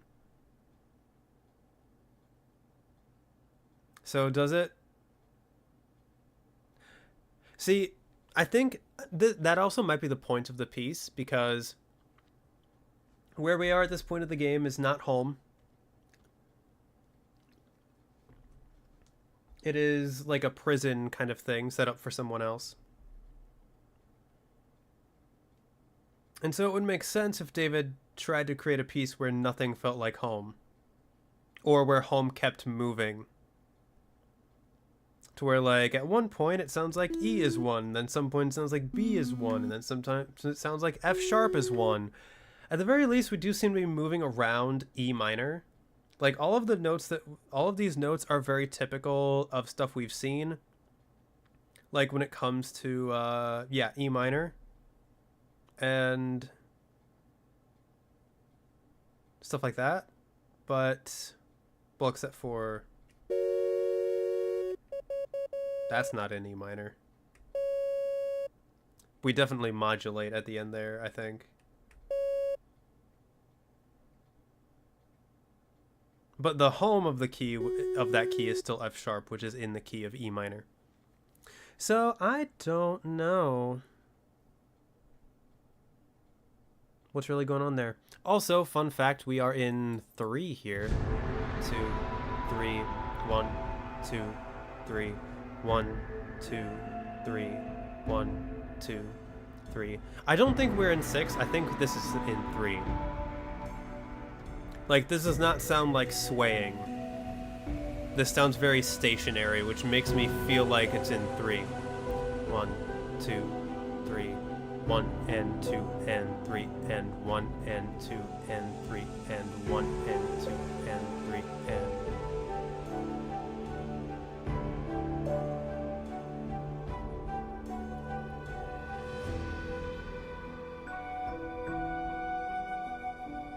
So that's also very interesting, because like we've like lost the swaying, we've lost the forward momentum, we're just kind of like moving from key to key. Which makes sense for what is happening in this section of the game. Also the syncopation here, I like the syncopation. That sounded really cool. So yeah, that's it for Death's Tale. Let me get rid of this. Next up we have The Grey Crow.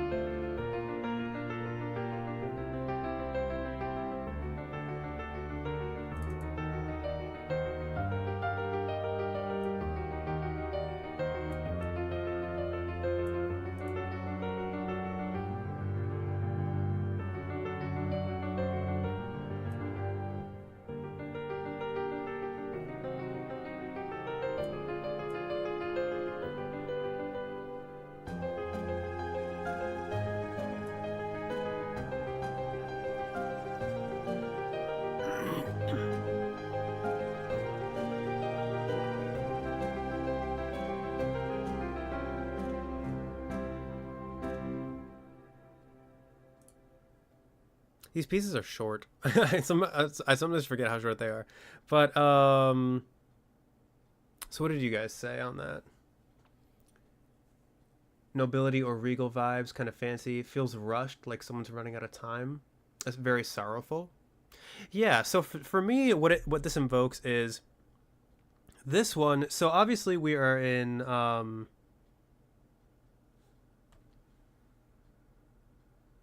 Oh, I guess not obviously because the time signature that I have written down here is not.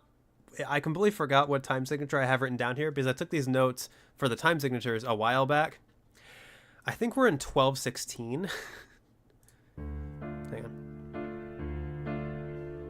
1, 2, 3, 4, 5, 6, 7, 8, 9, 10, 11, 12, 1, 2, 3, 4, 5, 6, 7, 8, 9, 10, 11, 12, 1, 2, 3, 4, 5, 6, 7, 8, 9, 10, 11, 12, 1, 2, 3, 4, 5, 6, 7, 8, 9, 10, 11, 12, 1, 2, 3, 4, 5, 6, 7, 8, 9, 10, 11, 12, 1, 2, 3, 4, 5, 6, 7, 8, 9, 10, 11, 12, 1, 7, 8, 9, 10, 11, 12, 1, 2, 3, 4, 5, 6, 7, 8, 9, 10, 11, 12, 1, 2, 3, 4, 5, 6, 7, 8, 9, 10, 11, 12, 1, 2, 3, 4, 5, 6, 7, 8, 9, 10, 11, 12, 1, 2, 3, 4, 5, 6, 7, 8, 9, 10, 11, 12, 1, 2, 3, 4, 5, 6, 7, 8, 9, 10, 11, 12.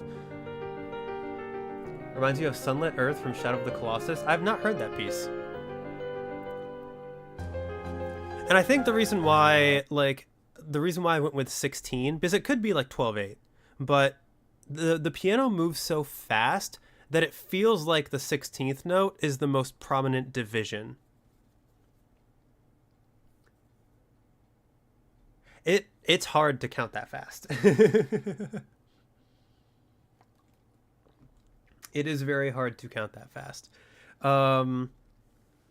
And what this provokes, so we have a like compound meter because we're in like this would be it's the same as like a division of like 6/8 or 9. Like we have divisions of 3 because we're like 1 2 3 4 5 6 7 8 9 10 11 12.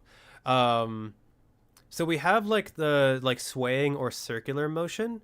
For this piece, it sounds to me like something just going in a circle. Like there is no forward momentum in the piano at all. And there's no drive. It's just like a wheel or like a loop.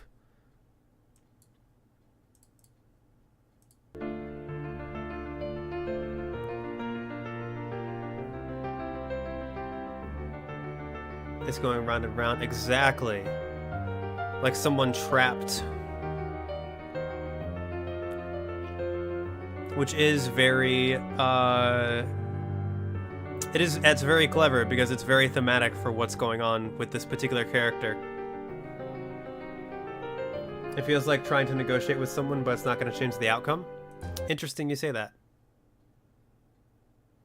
There might be something like that going on in this scene. Maybe, possibly. Not quite that, but like similar vibes. Yeah. So we are in 6/8. The progression is also like constant because of that. Like it sounds like it's constantly falling. Like in addition to going round and round, it constantly feels like it's just a downward spiral. To me at least. Like all of the arpeggios are just going down. Ow. Ow, I hit my elbow on my desk. Ow. We also do have a chord progression callback to yeah, I'm fine. Just unexpected.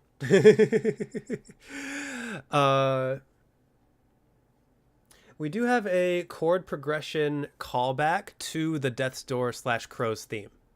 Let me see if I can...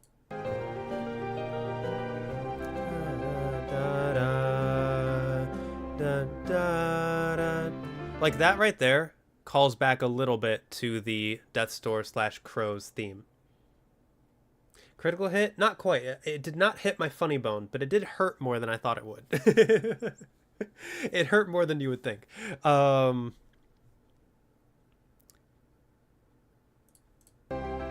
It's like this chord progression recalls back to the end of the Death's Door theme.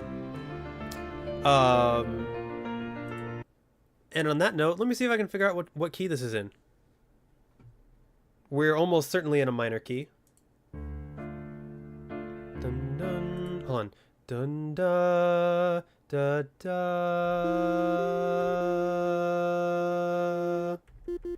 So that's an F. Hang on.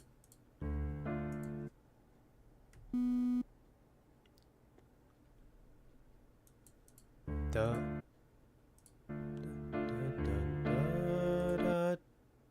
Da da da da da. We in D minor?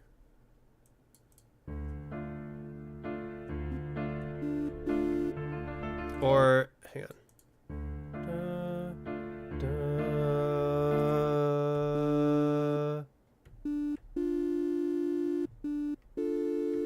The A is not there though. I don't think.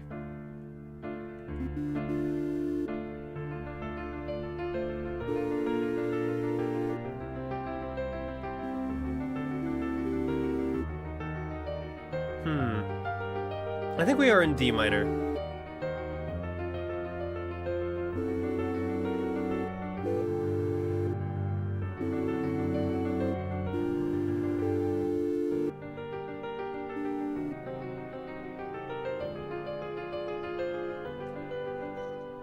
The slow piano near the end feels like footsteps.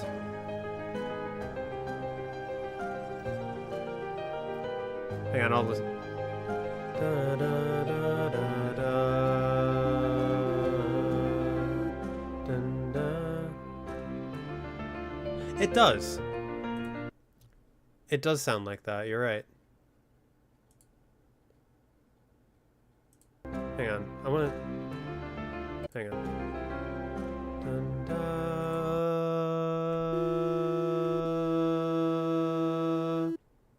Da. It was like...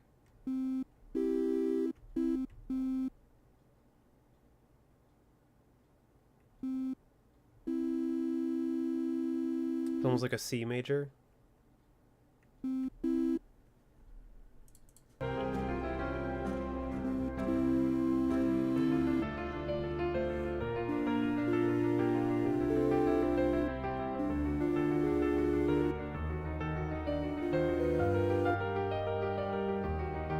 See, the thing that's throwing me off is like D and F sound like they're in there. This A doesn't sound like it belongs in the key. Not necessarily in the key, but like in all of the places where I'm thinking a one chord is going to be played, the fifth is missing and it doesn't sound like it fits at all. Hearing this melody on repeat, giving you flashbacks. I loved this part of the game. This was a lot of fun. Isn't the A like the long drawn out note in the beginning? Is it?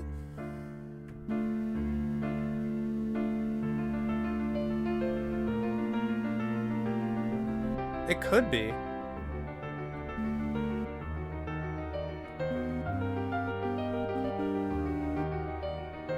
I did do it first try. Yes, I did. Just barely. Ta-da.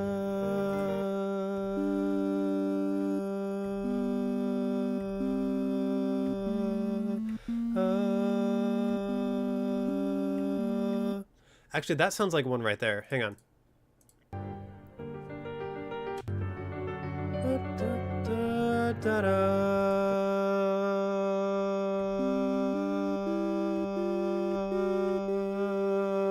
That's G. Whoops. So maybe we're in G, because that would also fit. Would it?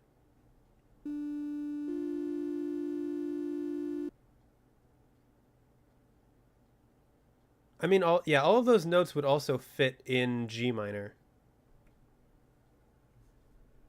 Let me see.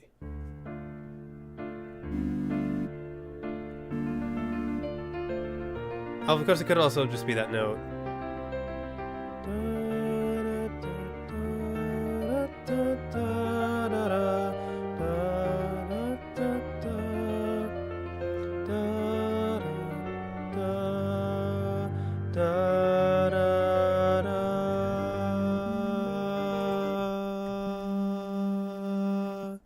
That sounds like G.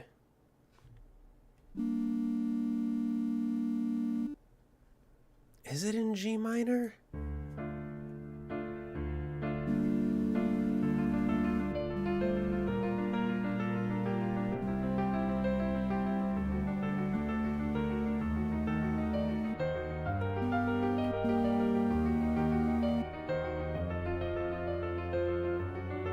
Again, you're having a hard time finding a home here.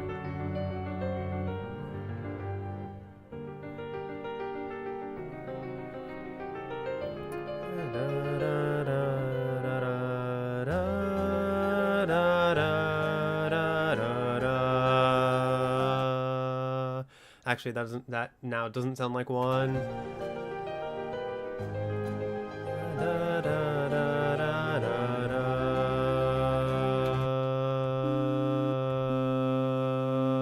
That's C.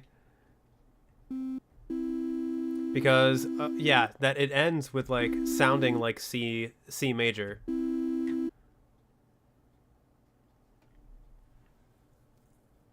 You love the juxtaposition of the frantic arpeggios with the calm, drawn-out notes in the bass. It does sound really good.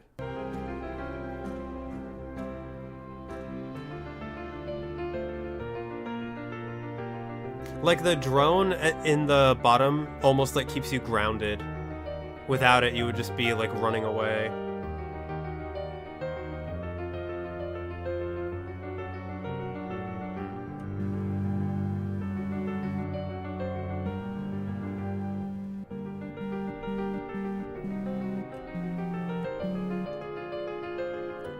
You'd be lost without it for sure. I mean, I'm already lost. I am very much lost. I can't tell if this is in G minor and then modulating to C major, or if we're actually in D minor. I mean, D is like the fifth of G, so like those chords that I was hearing that are in D minor would also fit in G minor. So I don't know. I do not know what key that could be in. David Fenn, you've fooled me again. Alright, we're moving on. G minor did fit for a bit there. It did, but I don't know if it's... The fact that I don't know for sure is just very much like David Fenn to do that. All right, we're moving on to the Lord's Gauntlet.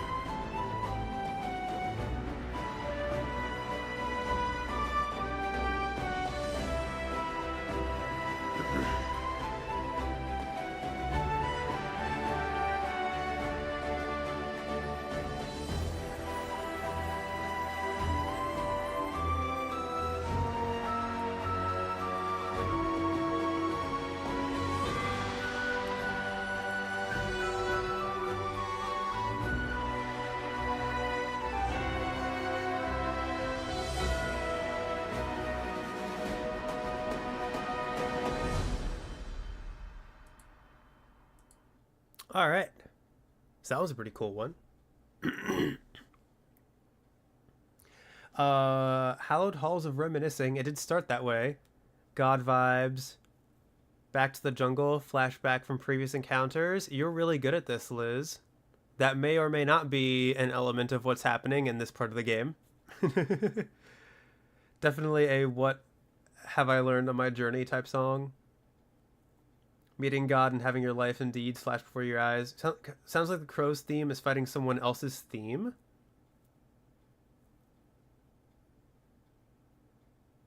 Reminds you of Chrono Trigger's final boss. That is really interesting. So we definitely have the Crow's theme come up multiple times here. So like, we start out with the...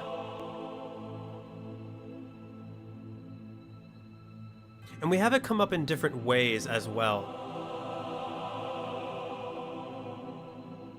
Out of curiosity.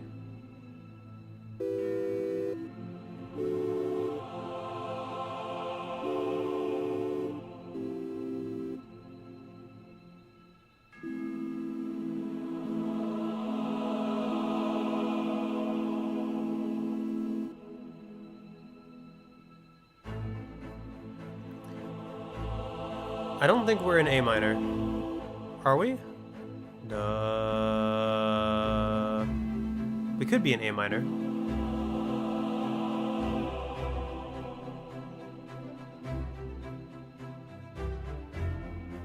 But as we keep going, we have this awesome... Hang on. Where's the percussion? There we go.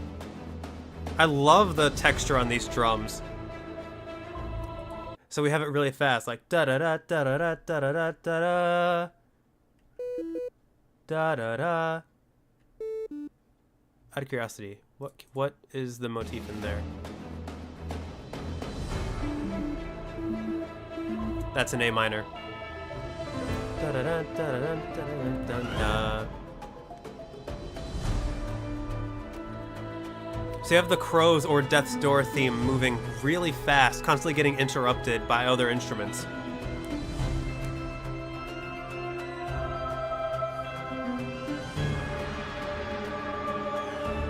And you can bet there's probably going to be a whole lot of like augmented notes in this.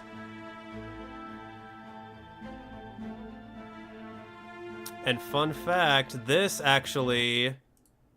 specific variation on the Death's Door theme. Da da da da da da.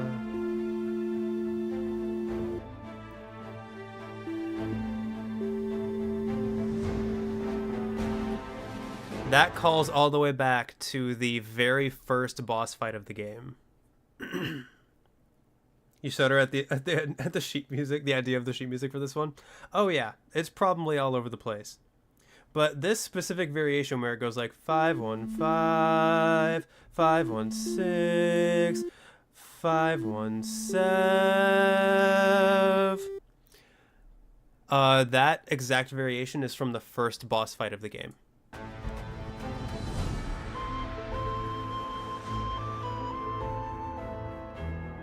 Then you have like more of the winds. And then you have this almost like joyful note. Da da da da da da da da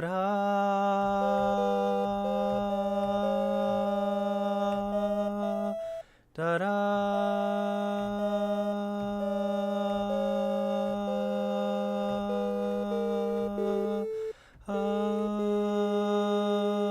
da da da da.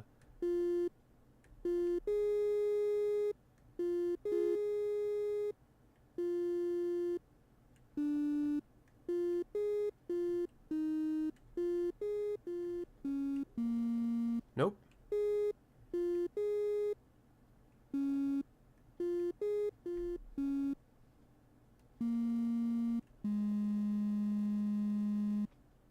So that there it like modulates to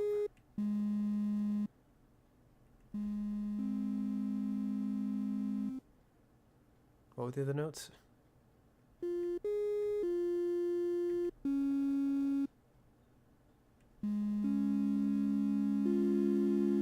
Okay, yeah, that's basically, what is that?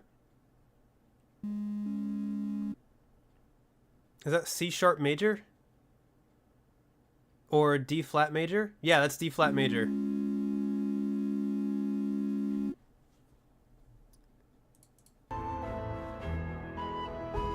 on.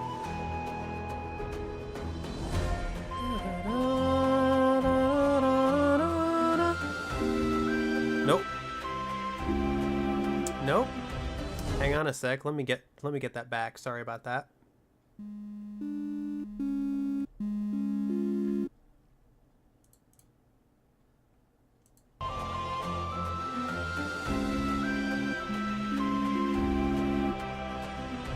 Well, I guess it's not the chord. That's just what's happening in the melody. Alright, come back to signal that victory. Oh, yeah. I love the percussion. And you have the choir coming in. And then you have straight up...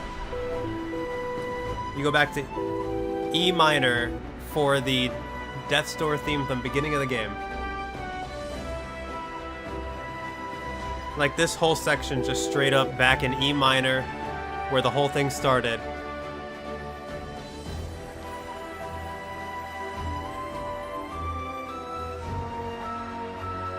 Complete with the raised fourth and the raised sixth.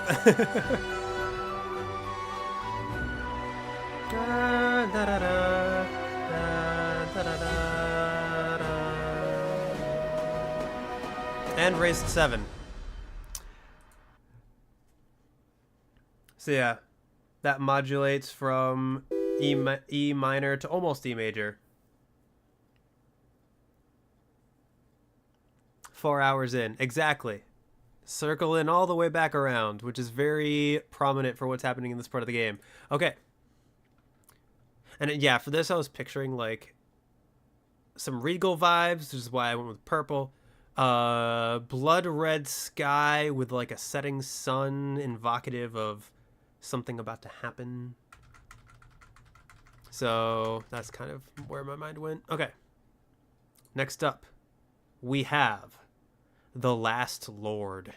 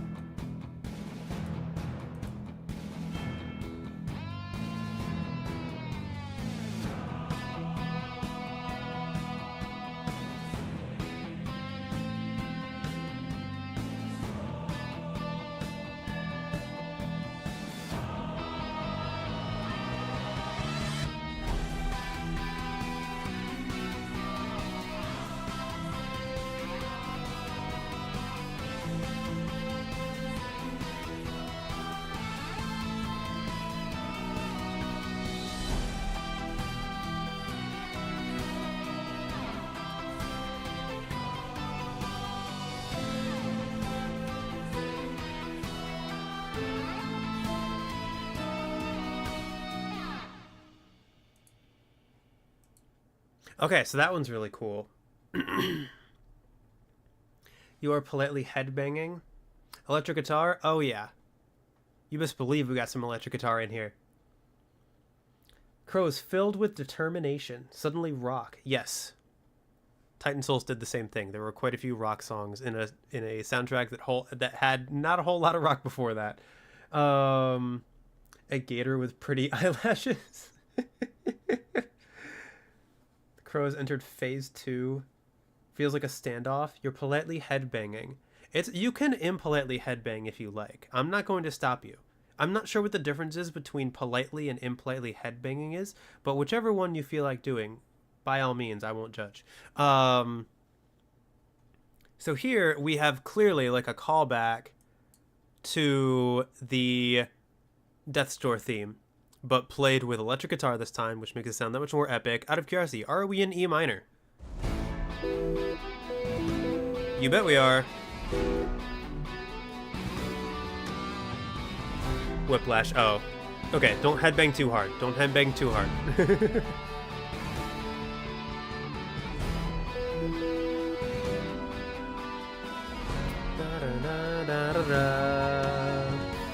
Also, I love how the tempo changes. So we're 1, 2, 3, 4, 1, 2, 3, 4, 1, 2, 3, 4, 1, 2, 3, 4, 1, 2, 3, 4, 1, 2, 3, 4, 1, 2, 3, 4, 1, 2. I'm gonna count out the tempo change so you guys see if you guys can hear it. 1, 2, 3, 4, 1, 2, 3, 4, 1, 2, 3, 4, 1, 2, 3, 4, 1, 2, 3, 4. 3, 4, 1, 2, 3, 4, 1, 2, 3, 4, 1, 2, 3, 4, 1, 2, 3, 4, 1, 2, 3, 4, 1, 2, 3, 4, 1, 2, 3, 4, 1, 2, 3, 4, 1, 2, 3, 4, 1, 2, 3, 4, 1, 2, 3, 4, 1, 2, 3, 4, 1, 2, 3, 4, 1, 2, 3, 4, 1, 2, 3, 4. So the song actually speeds up twice during the course of the song. Also, I love... So, we have, like, the Death's Door theme as, like, a build-up. And then we have this, like, drone part.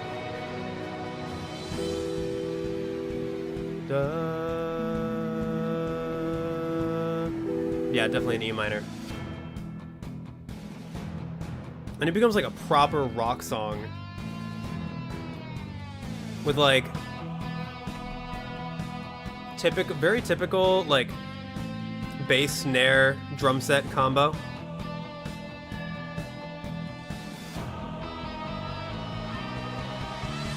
Speed up in tempo.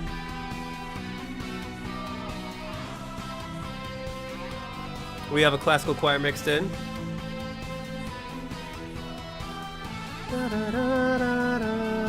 Also, I love this part. We have a halftime part. I'm gonna start it over. So the percussion goes halftime, which means it keeps the same tempo, but it sounds like it's cutting the speed in half because it's playing like half the notes. So the percussion goes halftime, and then we have like this really cool variation in the electric guitar on the Death's Door theme.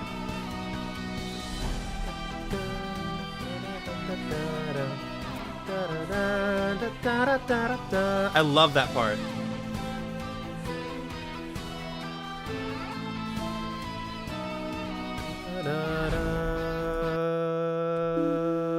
Yeah, definitely an E minor. Out of curiosity, can I figure out what that is?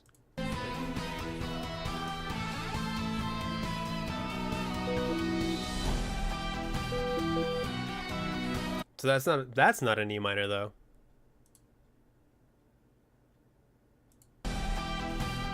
Da da da.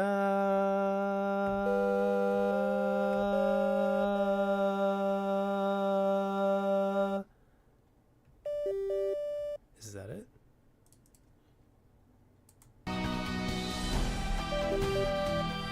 Absolutely not. Oh my god. Na, na, na.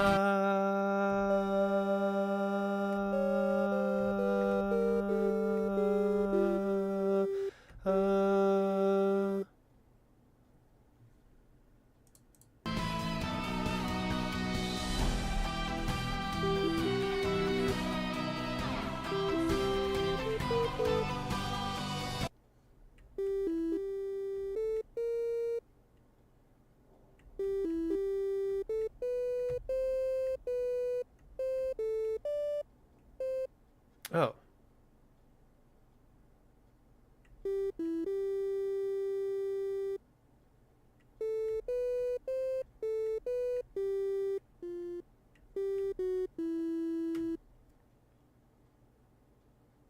Interesting. So it's actually a very standard variation. Not even a variation, because we've heard this part kind of in the Death Door theme before. So it's just like in E minor, except one of the only differences is that instead of going up a fifth, it's going up a third.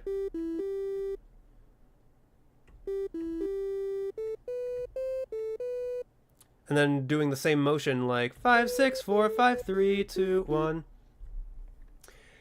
You have a theory about the meta plot, kind of. Don't confirm or deny. Are they moving through the stages of grief, anger, negotiation, sadness, and finally acceptance? I will neither confirm nor deny.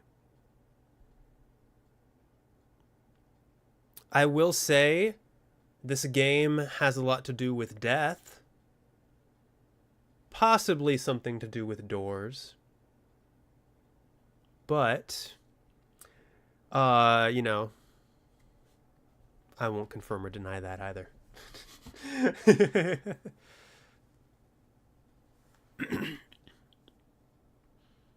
So yeah, this piece is really cool, really awesome. We're going to go ahead and move on to closure. Also, so like for this, I was thinking like sometimes imagery comes to mind, sometimes it's shapes. And for this, electric guitar, heavy stings, heavy emphasis on the beats, lots of jagged lines, lots of lines in general.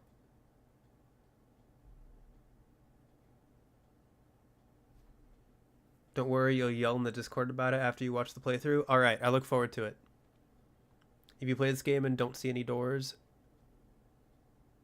again, I won't confirm nor deny. I do recommend it though. It's a very good game. I really loved it. So I apologize if anyone has gotten any spoilers through this. I do still recommend it though. It's a very good game. All right, so let's go ahead and move on to closure.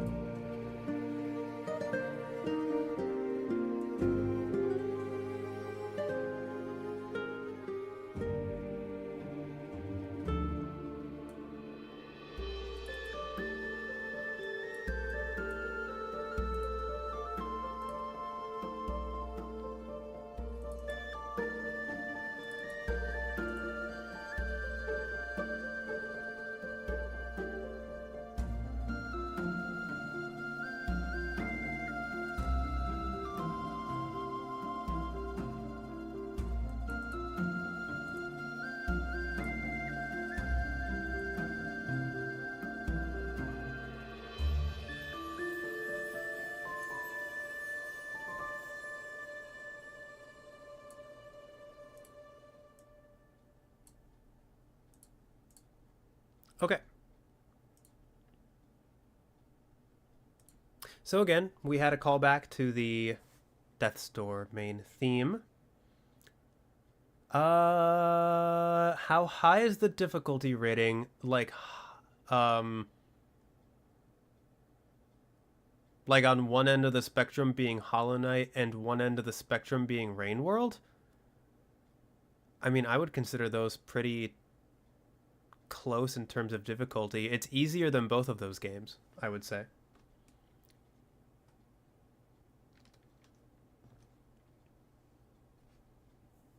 Unless you make it hard. You can make it hard if you want. But, yeah, I would say it's easier than both Hollow Knight and Rain World. Like,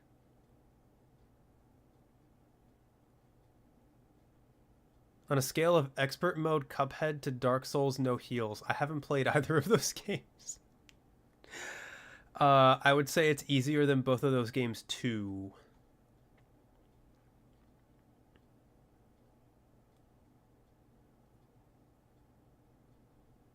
Like, think, I guess, like, if you've played Hyper Light Drifter, think Hyper Light Drifter with more enemy gauntlets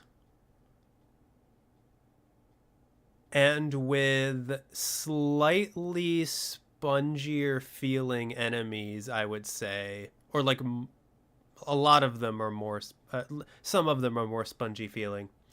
And you essentially have Death's Door, I'd say.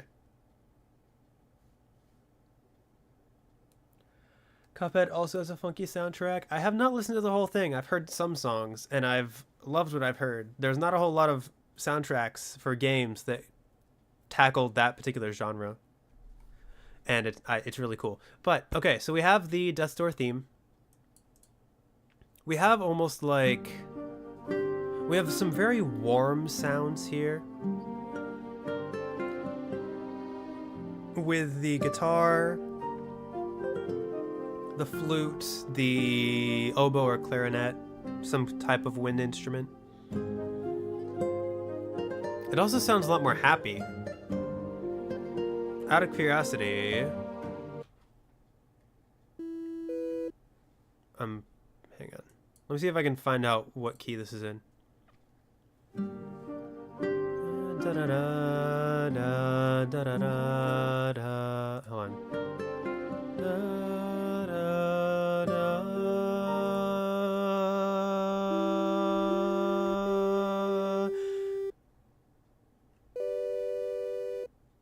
Interesting.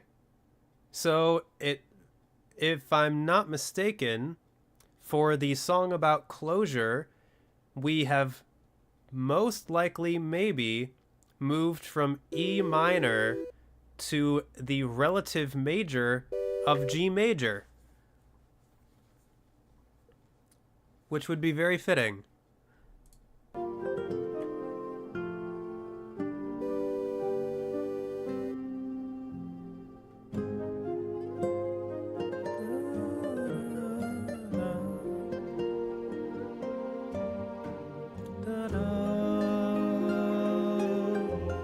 I love that too. I love it when there's like syncopation and slow down and not slow down, but like, you know, how the notes, like,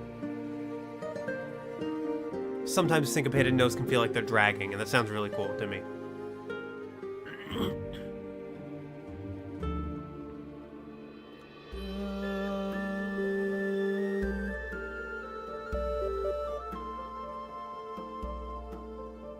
This actually sounds like Titan Soul's instrumentation.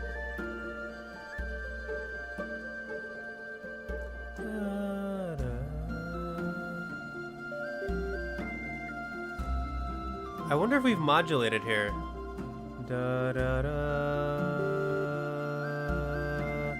da da da da da.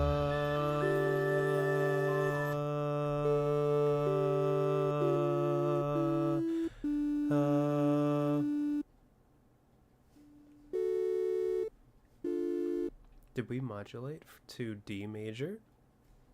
The fifth of G major?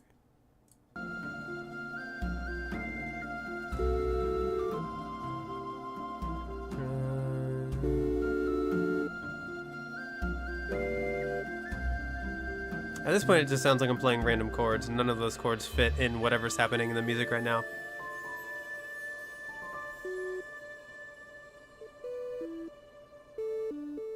I mean, that was definitely ADA.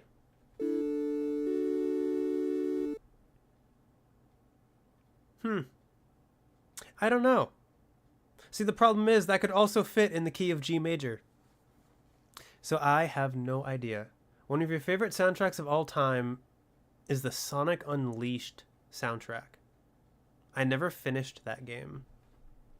I got it for the PS3. I haven't thought about that game in so long. So I haven't heard any music from it either. Or I don't remember any music. Does that one have... I couldn't tell you. You're probably asking Nitty, though, not me. I apologize. How far did I get in that game? How far did I get in Sonic Unleashed?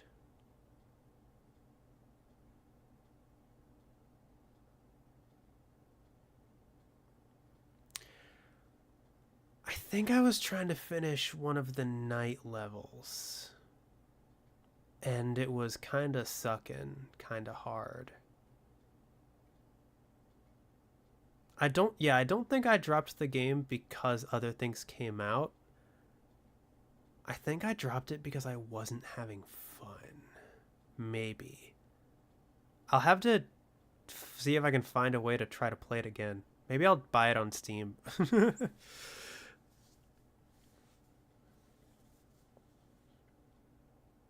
But I'm sure the soundtrack is great. Nettie, it's okay. I'm sure the soundtrack is great. It's just like the game. To be fair, like I remember. Oh, it's not on Steam. Ah, yeah. I have it for PS3, which theoretically I could hook up my PS3 to my setup, but that would take a lot of work and finagling, and not something I particularly feel like doing at the moment. But yeah, if there are any PS3 games that you guys would want to see, I technically could do it. Technically. But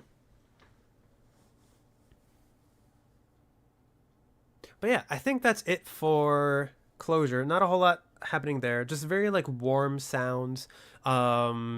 Very like much happier sounding. Trying to get your Switch to record was such a hassle.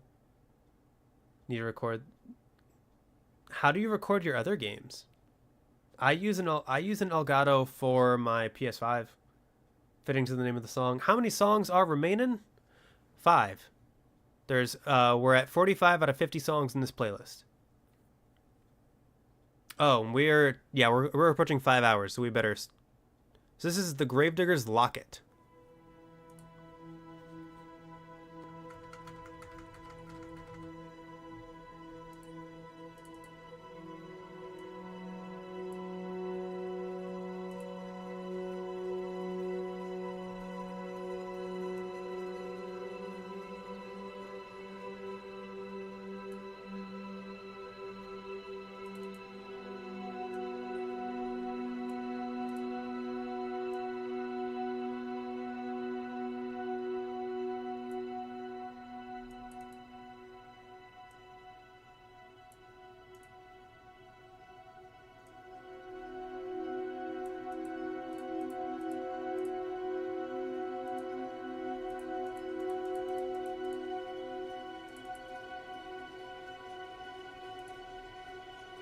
Whoops.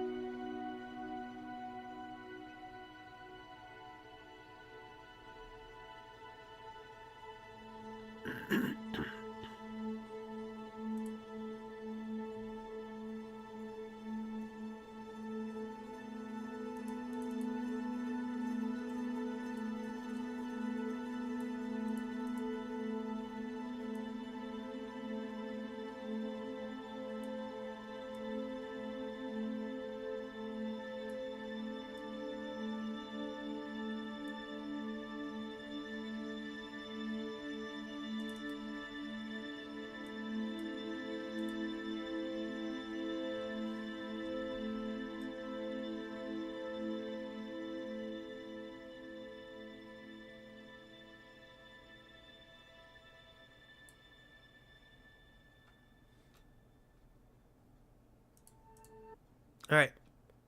So a lot of like just held chords here. Oh, got it for the Switch. Oh, okay. Yeah, that makes sense. All right. Feels like a dark memory, but light streams in after.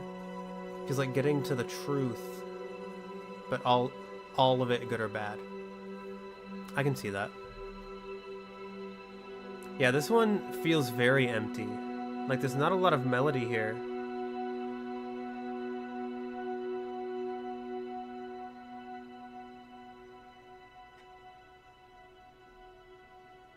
It's just chords.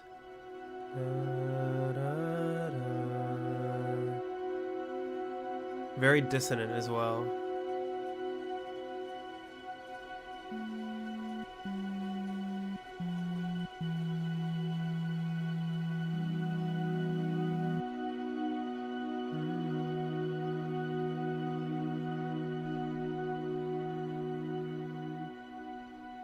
We even do have like a slight major chord at the end for that, like, hope a little bit.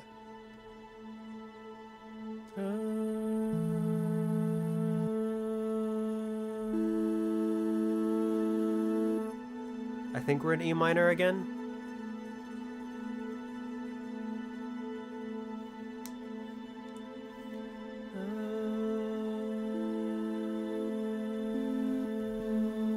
Or A minor. Probably A minor.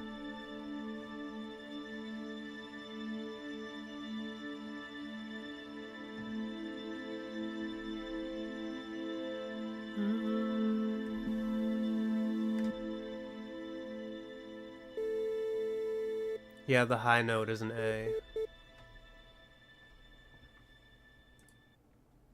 So, yeah, overall very empty, very solemn. It's the void. Could be. Next up, we have Spirit of the Depths. We're almost done. I know the stream is almost 5 hours. Just bear with me. We have 3 more songs left. Technically 4, because we have 47, 48, 49, 50, and then we'll be good. Thank you guys for staying as long as you are. I didn't expect the stream to be this long, but I really appreciate you guys. Those of you who have stayed the entire time, you did not need to do that, and I really appreciate you guys. Let's go ahead and go to Spirit of the Depths.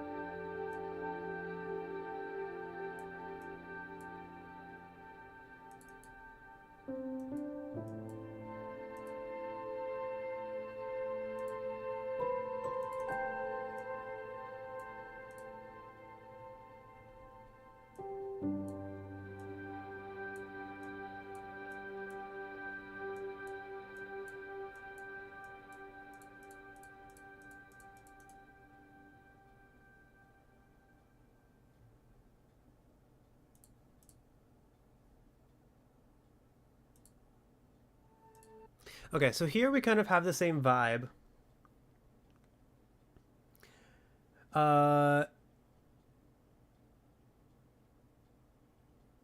You guys really don't have to stay if you're that tired, I promise. Um, stay into the end, then do some wizardry breaching. I hope you have fun.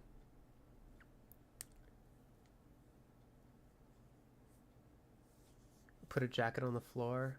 Please don't sleep on the floor for me.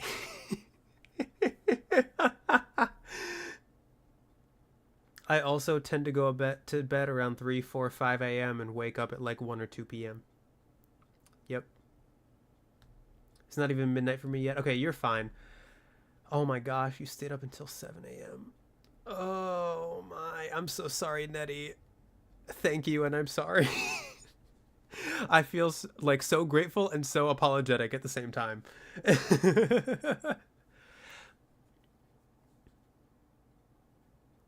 I promise we're almost done. Okay, so yeah, here we have like it's the same like kind of like drones with chords. But here we have a little bit more. You're having too much fun to go to bed. Well, at least thank you. That means a lot.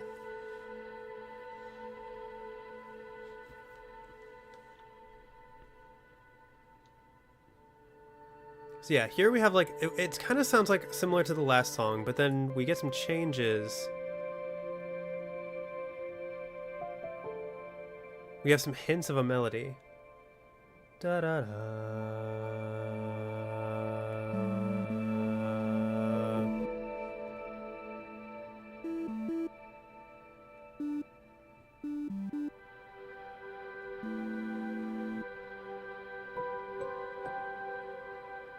We have little bits, we have hints of callbacks to the theme.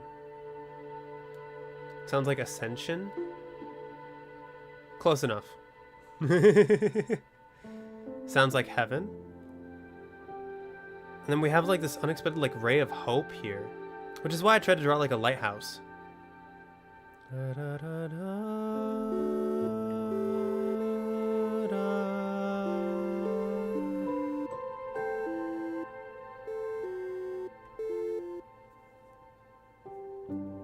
Da, da.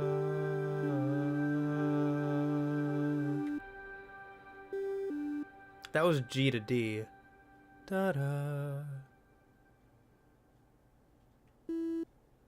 So, and it almost like ends on a question. Like it doesn't sound like it ends on one.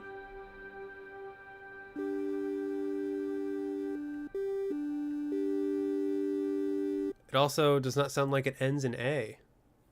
Because, like, we could be in A minor. And these notes would fit. But it sounds like it would resolve to this. Sounds like it sounds like it should resolve to E. But if it wasn't, like, that, what would that be? 4 and 7 in the key of A. So it'd be like a 7. It'd be like a 7 chord. Rebirth time, Crow got good karma. Going into a peaceful afterlife. Maybe a choice, want to continue or want to rest. That could be it.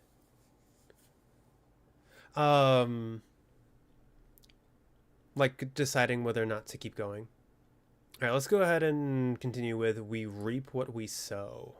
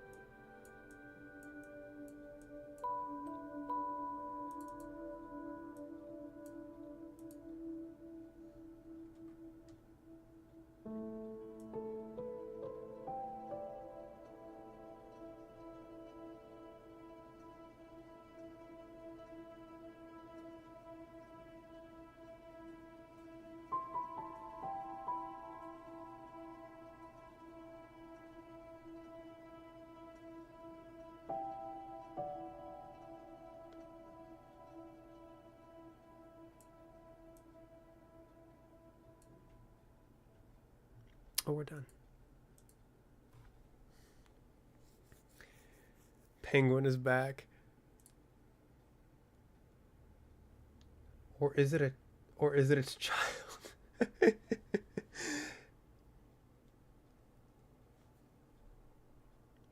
All the good karma means seeing people lost again. That would be people who were lost. It does look like a penguin. I apologize. Ugh. Okay. So. Yeah, with this one, from the last song, almost the opposite is occurring here. Where we don't even start with a drone. We start with a few notes, like in a melody. And this sounds so lonely.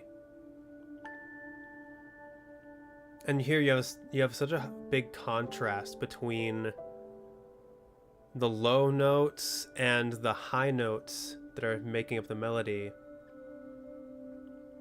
They feel miles apart.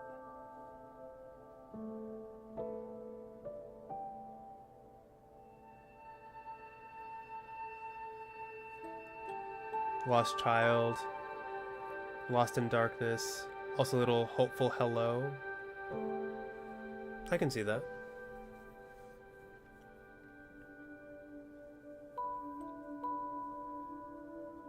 You have the death's door reoccurring. Even in E minor, I got it right. I don't know if the piece is in E minor, but the motif would suggest E minor.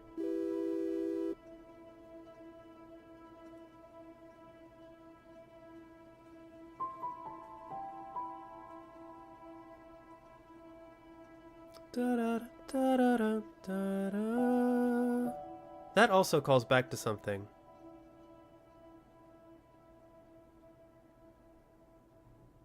Was it this stream or last stream where we had the song?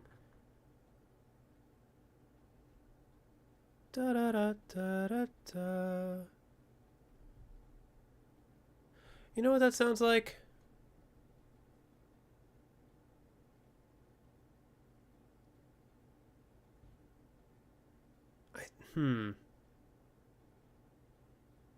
Does that sound like Soup by the Fire? Let me see if I can... Let me see if that sounds like what that is. It's like close to the end.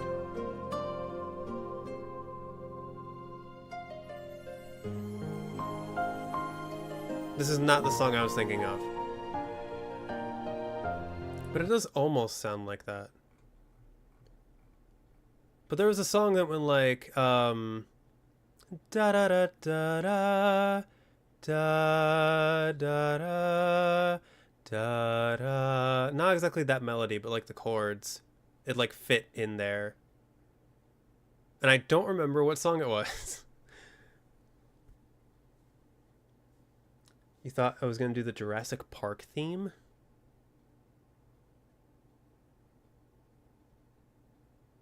I've completely forgotten the Jurassic Park theme. I just went to try to recall it to see if I could do it. I can't.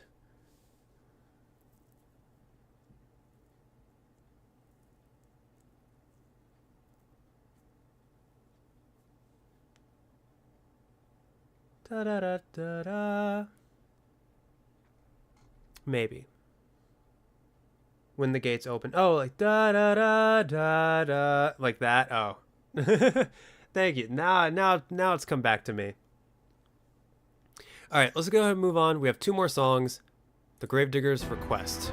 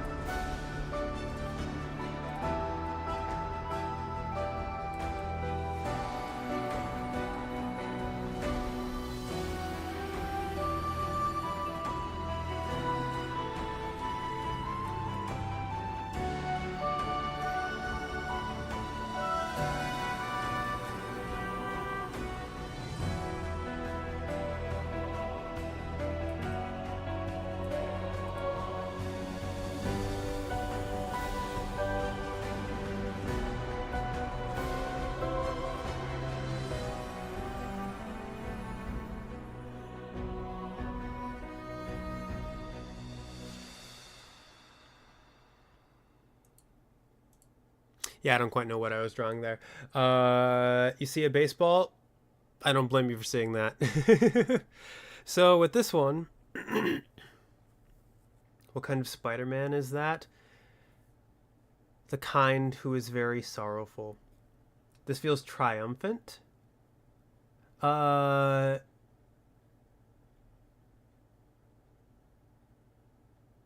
when the gates open, a new cycle begins. Passing the torch, new beginning vibes. Interesting. Looks more like a fruit. I apologize. Starting to look like a ladybug. Ah, we're gonna ignore that. Okay. So this is actually very interesting because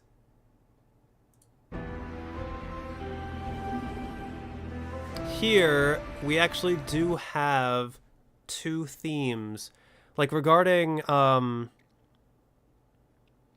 like themes fighting each other or like a call and response kind of thing. We actually do have two themes, like kind of like call and responsing a little bit. Let me see. So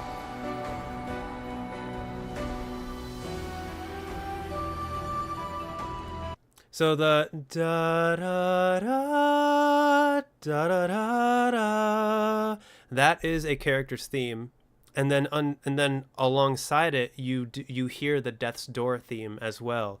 So you hear the da da da da da da da da da da da da da da.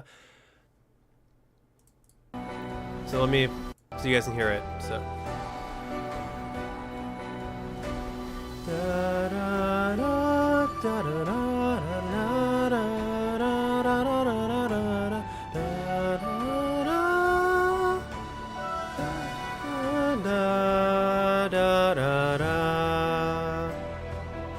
So that is the Gravedigger's theme and the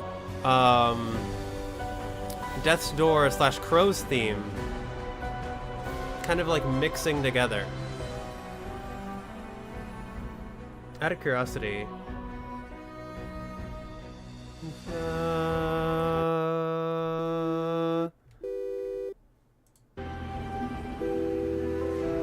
I think we're in E minor again. That's not what it was. Not that triad, but yeah.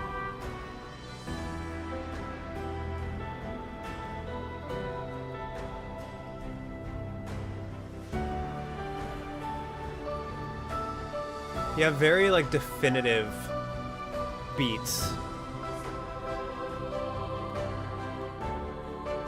This soundtrack does love its E minor. That it does. You also have the vocals coming back, almost giving this battle like a holy quality to it.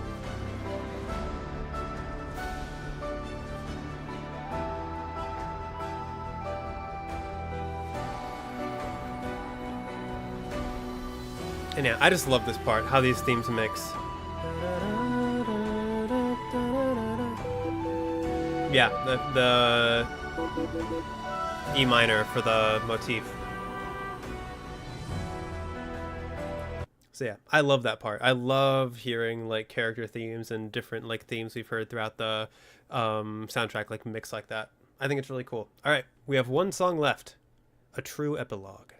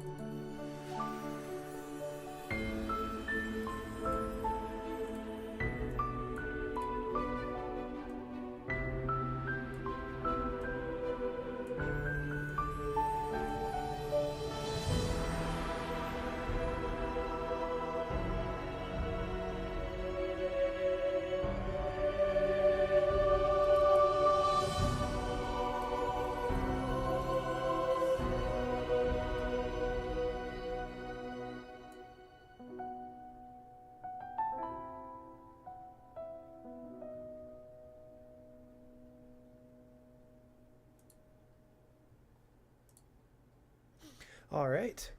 Come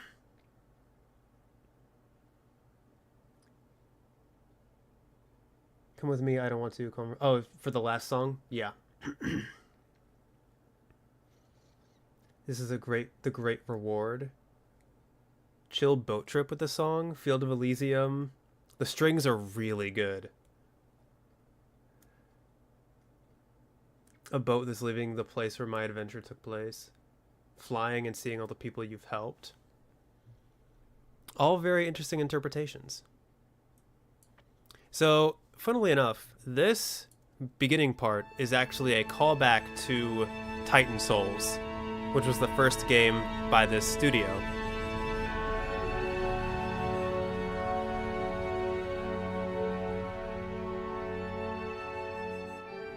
And I love how this feels. Like the feeling of this. Like you have the chime. Da-da. Like it all feels like noise just like culminating in that moment. And it does feel like very calming. It feels like calm and epic at the same time. Like,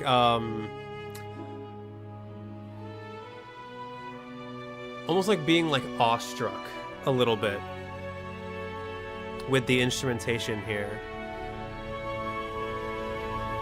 And then it builds again.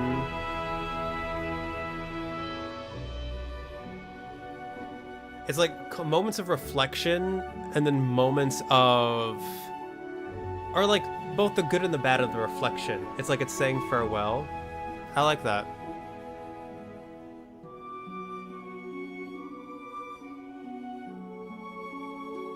Yeah, it's like you're thinking back on your journey, like the big parts and the small parts.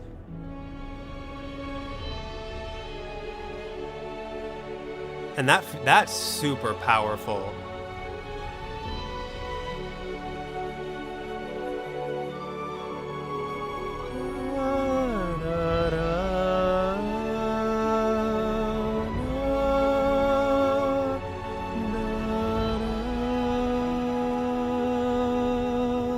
Out of curiosity, what key is this in?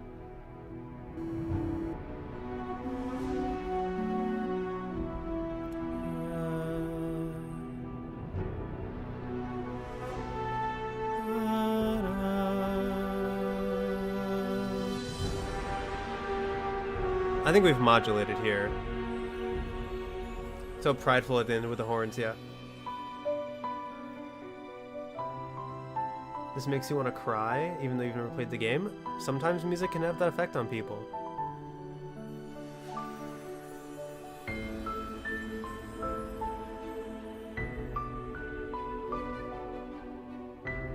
Horns are commonly used to send off, yeah. Here we have like a very serene send-off, though. Like, it's almost like... Yeah, the horns are almost like pushing you away. Like, it's like... Not pushing you away, but like... Yeah, like sending you off. Into another chapter or something. And then you have...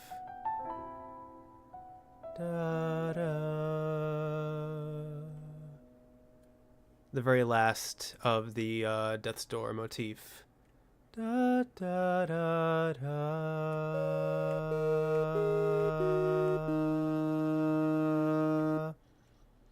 That is a E flat. Interesting. That suggests it's not an E minor. But, yeah. And with that, so yeah, it calls back to Titan Souls, and then transitions into kind of Death's Door, and it really does feel like a send-off.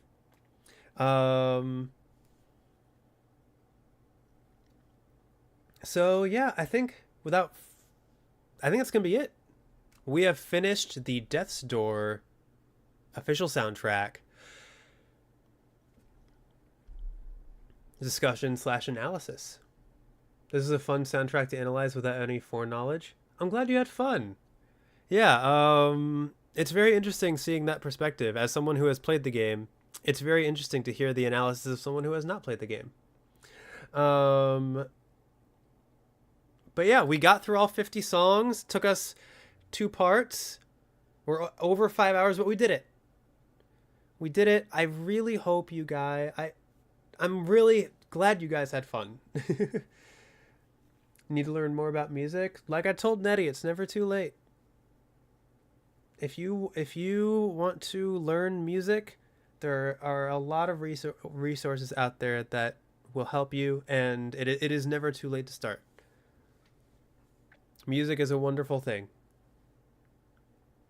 that you can learn about at any time. And if you don't want to learn and just want to like appreciate the music, that's okay too. There's a great music theory website. Ooh. Feel free to link that in the art and music channel in the Discord for anyone who wants to take advantage of it. And thus ends the Death's Door journey, indeed. I don't know when I'll be doing another music analysis stream. I don't know how regularly I want to do this, but if you guys would like to see another one, please feel free to let me know which soundtracks you would like me to look at next, either in the comments or in the Discord, whichever floats your boat. And if I get enough, well, we'll do a poll to see which one we do next. I just don't know when it'll happen. You promised us a jigsaw puzzle hand cam stream. Did I promise? I said it might be within my ability to do it. Did I promise it though? I don't remember saying the words. I don't remember saying the word promise. But I'll look into it. But please, of course, I will look into it. I promise. That was a promise. Now you've tricked me into saying promise. Congratulations.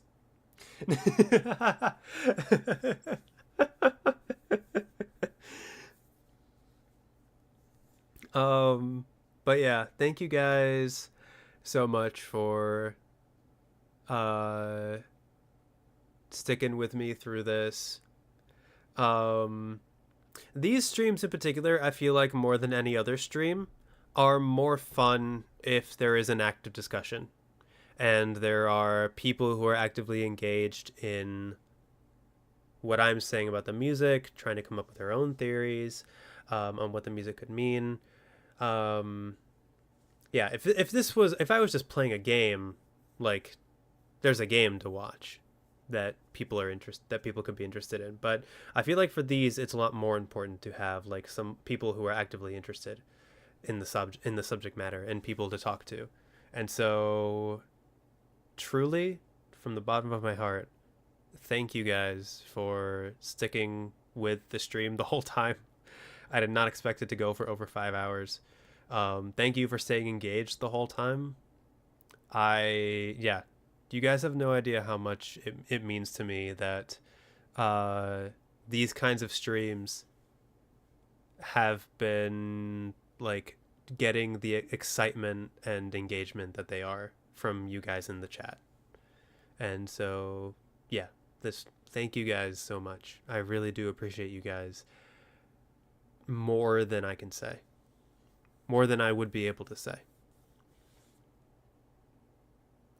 And on that note, I'll go ahead and do my ending spiel. Look forward to a stream on Saturday, possibly. I might be streaming Ashen on Saturday. We will see. And I hope you guys can make it to that one as well. That one will be shorter, I promise. But yeah, thank you everybody so much for checking out the stream. Everyone in chat, if you came for part of the stream but couldn't stay for the whole thing, or if you are watching the VOD in the future, thank you for your support as well. I really do appreciate all of you. You guys make these streams that much more fun. If you haven't already, please consider subscribing, ringing the bell, all that good stuff.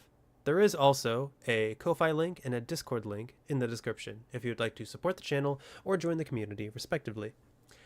Thanks again to everyone, And I will see you guys in whatever you decide to see me in next. Video, live stream, review, let's play. Whatever you would like to see. There's plenty of me on the channel. And I hope you guys have a good rest of your night. / day. / way too late of a morning. Goodbye. Goodbye. Sayonara. Arrivederci. Farewell. So long. Good morning. Good afternoon. Good evening. And